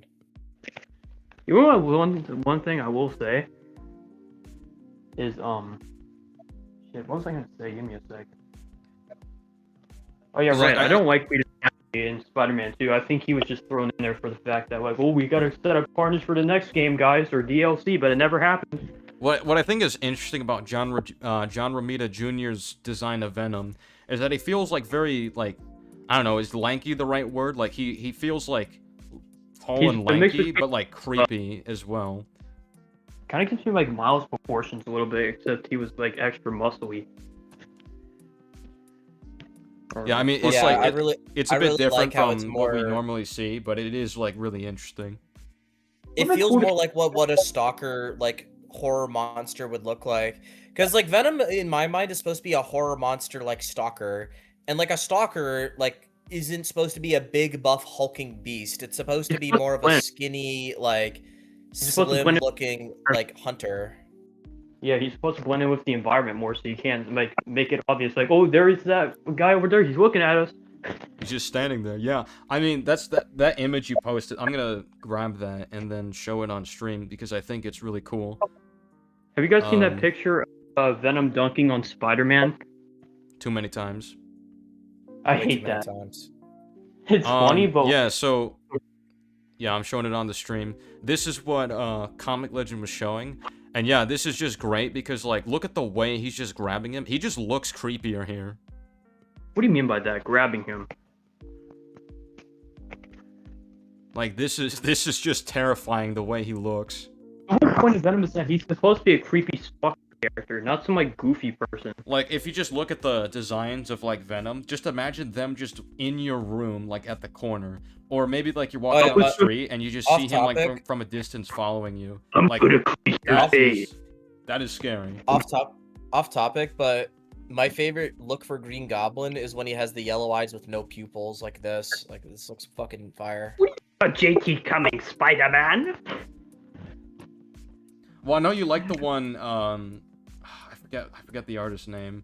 I love the tagger. Ramos. I know you like that one. Oh, that's sick. That one's funny as fuck. Already have, bucko. Already have, bucko.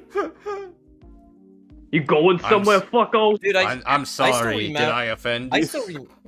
I still remember people like, I think it was like PJ or something was talking about that they think that the movie version of fucking Green Goblin has a better design than the comics. I'm like, no. You know what? Here's the thing about the movie version of the Green Goblin. It's like, do I like the design? Yes, but the color, it's just green. It's just green and like a bit of yellow. That's it. I wish he had more purple. I wish he had more purple like his comic version. Well, honestly, I think what would have been cool is if like, because I understand like, you know, there's meant to be a practical purpose behind it.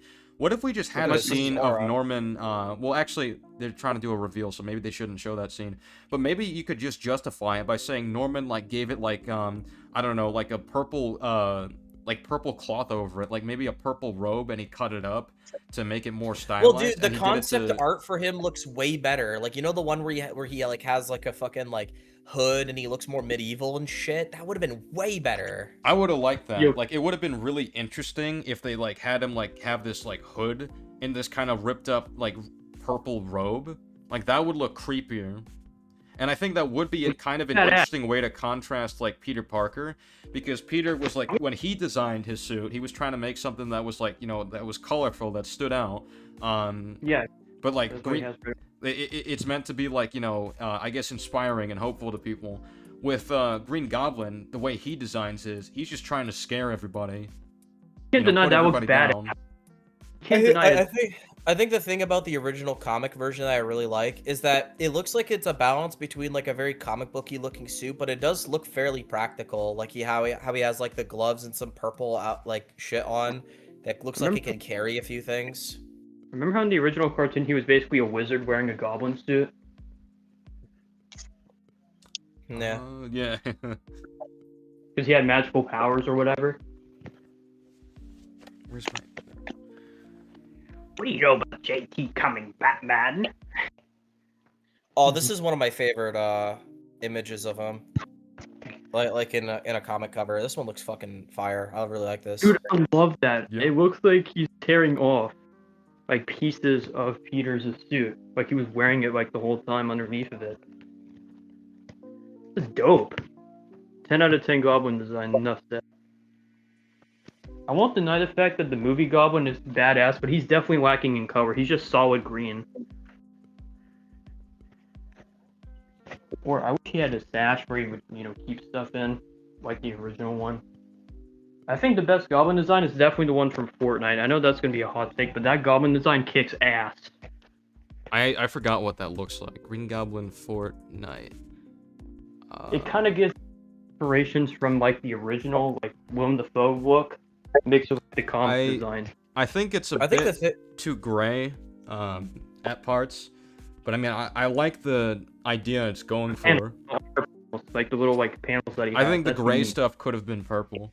That's my only major. I think the about thing it. too is people. I think people don't understand this, but I think what works about the comic version is that even though he can look silly, he can also look pretty terrifying. Like right here, I think that looks pretty intimidating. Ooh, yeah, I'm gonna share that as well.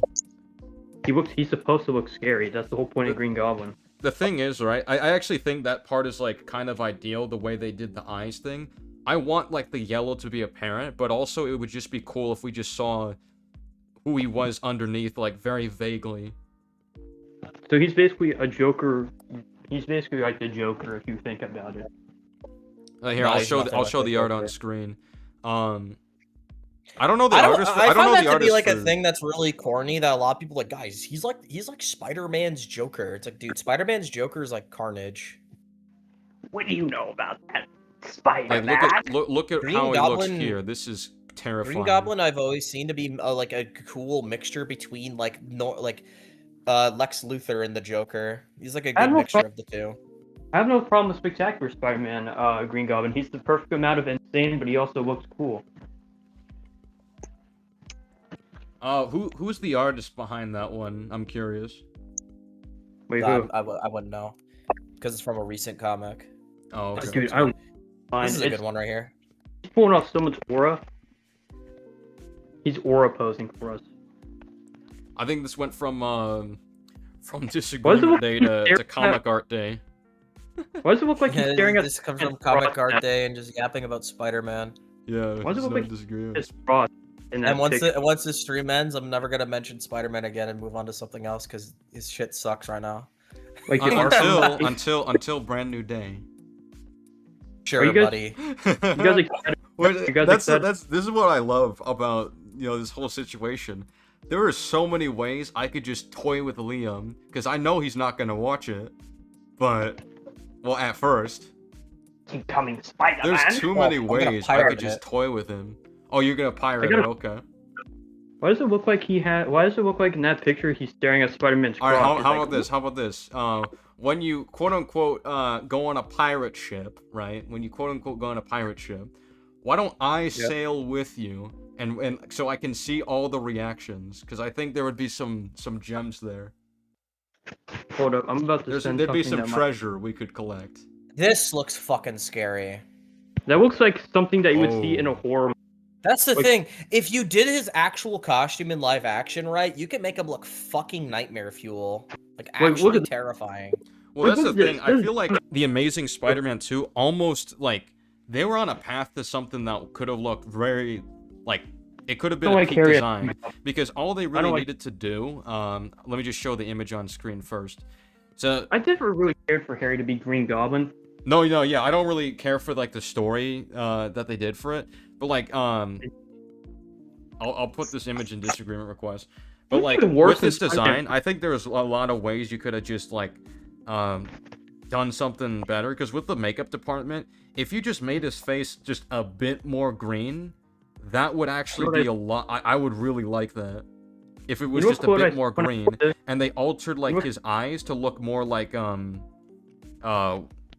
yellowish. I think about this shot every day of my life. This shot is fucking aura. I love this just right here. imagine.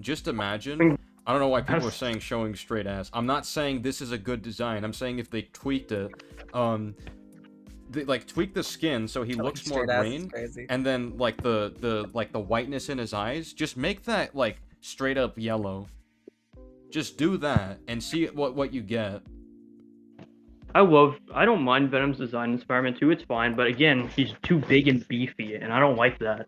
Like, obviously change up the suit, but like, just like that texture for Green Goblin, that would be terrifying. You know what really I don't like about Spider-Man 3 as well? I really do not like Venom's screeches or whatever. They give me ear bleeding. I actually I like love his his screaming. screeches. I I think love they're his good. screeches. It sounds fucking. It's so much better than a roar because it really fits the whole horror vibe. You don't like his roar from Spider-Man 2? His roar is fan No, fucking. that shit is ass. Venom shouldn't roar like some beast. It's boring. Isn't it? Him Doesn't he having sound like like a an dinosaur? alien. Yeah, he sounds like he sounds like a fucking inaccurate T-Rex from Jurassic Park instead of like fucking. Sounds like he's using a reused T-Rex roar from a Jurassic Park movie. No, I'm talking about fucking shit ass Spider-Man 2. In Spider-Man 3, his screech sounds alien. It sounds like something an alien would like sound like. Yeah, Yeah, it's they're like fine. if you if Venom's roar, if you can like hear that in a different animal, then perhaps that's not a good alien kind of roar. It's actually creepier if you can't recognize it from anywhere. Yeah, like it sounds like a raptor, which is something we don't really recognize because they've been extinct for years. And even then, a raptor wouldn't actually sound like that. Tony Whoa, Todd how does have a would good- you know? Have you been there? Well, Jurassic SK, Park. are you fucking retarded? Are you? Are you? Do you not know what paleontologists are? Stings, doesn't it? Wait, have you not heard what a T-Rex actually sounds like, SK? I don't think have. I've. Well, I haven't specifically looked into that. No. Yo! Stream it right now. He Stream it does right know now. Stream it right nothing. now. Stream it right now. Okay. Stream it right now. Type up what a real T-Rex would sound like on YouTube. It's Alright. so fucking nightmare fuel. It's actually creepy. All right. Real T-Rex sound. You know how you don't want to know how I got these scars? All right. All right. No. Stop talking. This is apparently the most scientifically accurate. So. Stream it. I will. Let me watch. My eardrums cry tears of joy every time I hear that creepy ass sound. Put it at Love max. This will be how I Max- end the stream, by the way. So, just to be clear. Because this has been going on, and I've got stuff to do. Eating fast food isn't being busy, SK. All right. Are you all in? Yep, play it. Alright, let's go. Hold on. This is. Alright, let's watch. This is the most replayed, so I'm gonna go here. Here it comes. I think it's a Madagascar stuff is just memes. What? Wait, okay, this is not working. Hold up. Let's try Takes this. forever.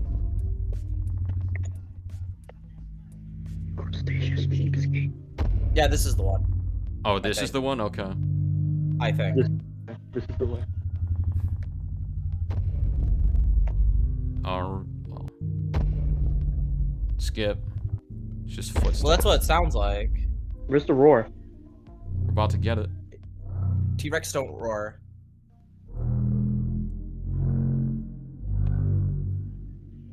They do. I don't think this is the one. Hang on. Just Well, maybe it's later.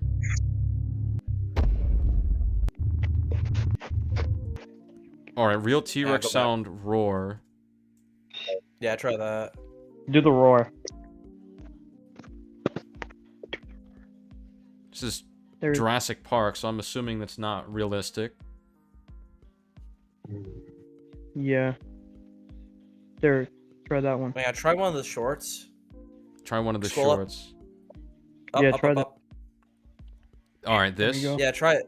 The one on the right. Many of us probably know what a T. Oh, fuck. We all believe that this is the That's the left. I fucking hate you. Scientists there. I discovered think the it's up. T-Rex sound is completely different than Hollywood made them believe, and 1,000 times more Okay. horrifying.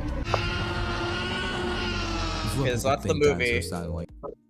That's the There's movie. Yeah, keep it from let it media play. like Jurassic Park and Jurassic World, which actually is just a combination of different animal noises Okay. created by Hollywood. But the reality, as theorized by scientists, is a lot more eerie. the T-Rex likely sounded more like a low rumble like this.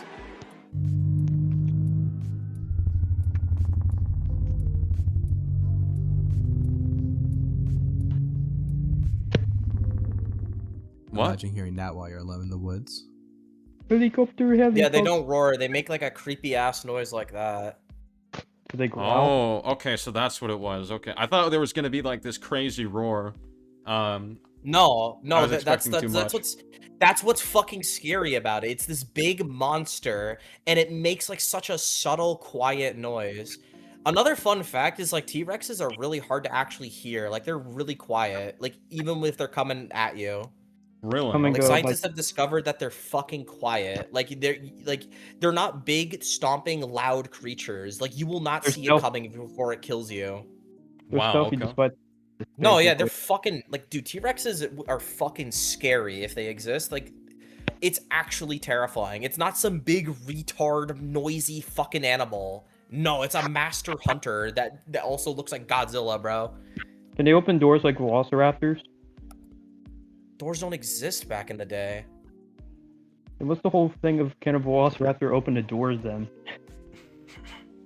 I don't even know if that's accurate. They're small enough. Maybe, I don't Hang know. on. T-Rex.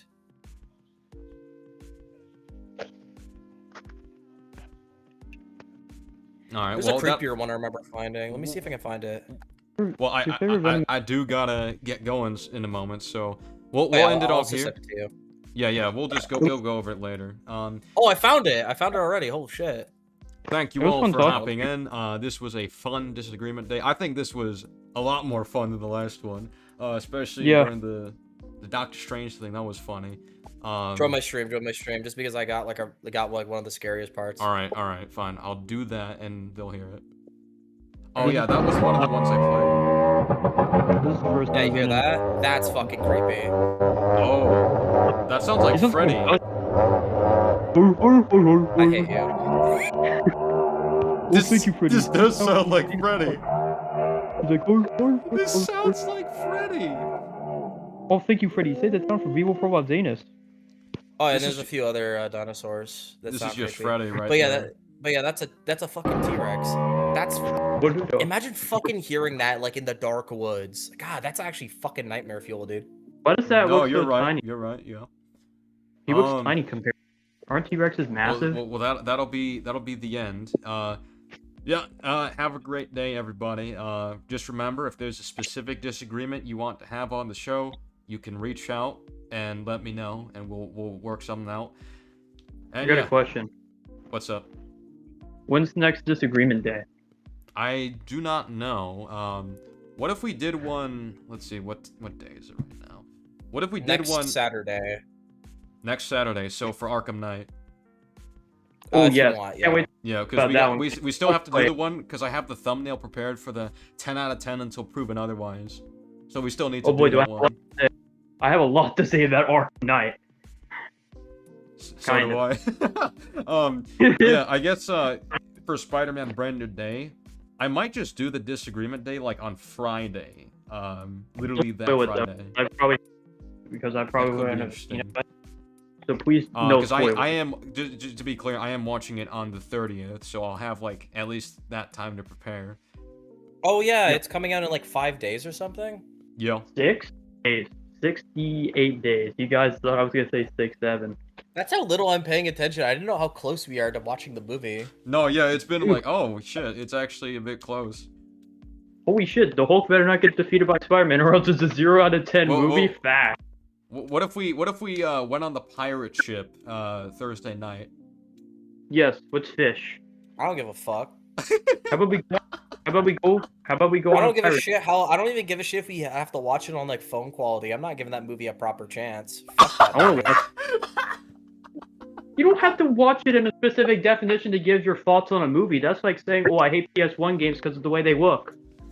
Yeah, come on, you gotta get By the way, it, is the stream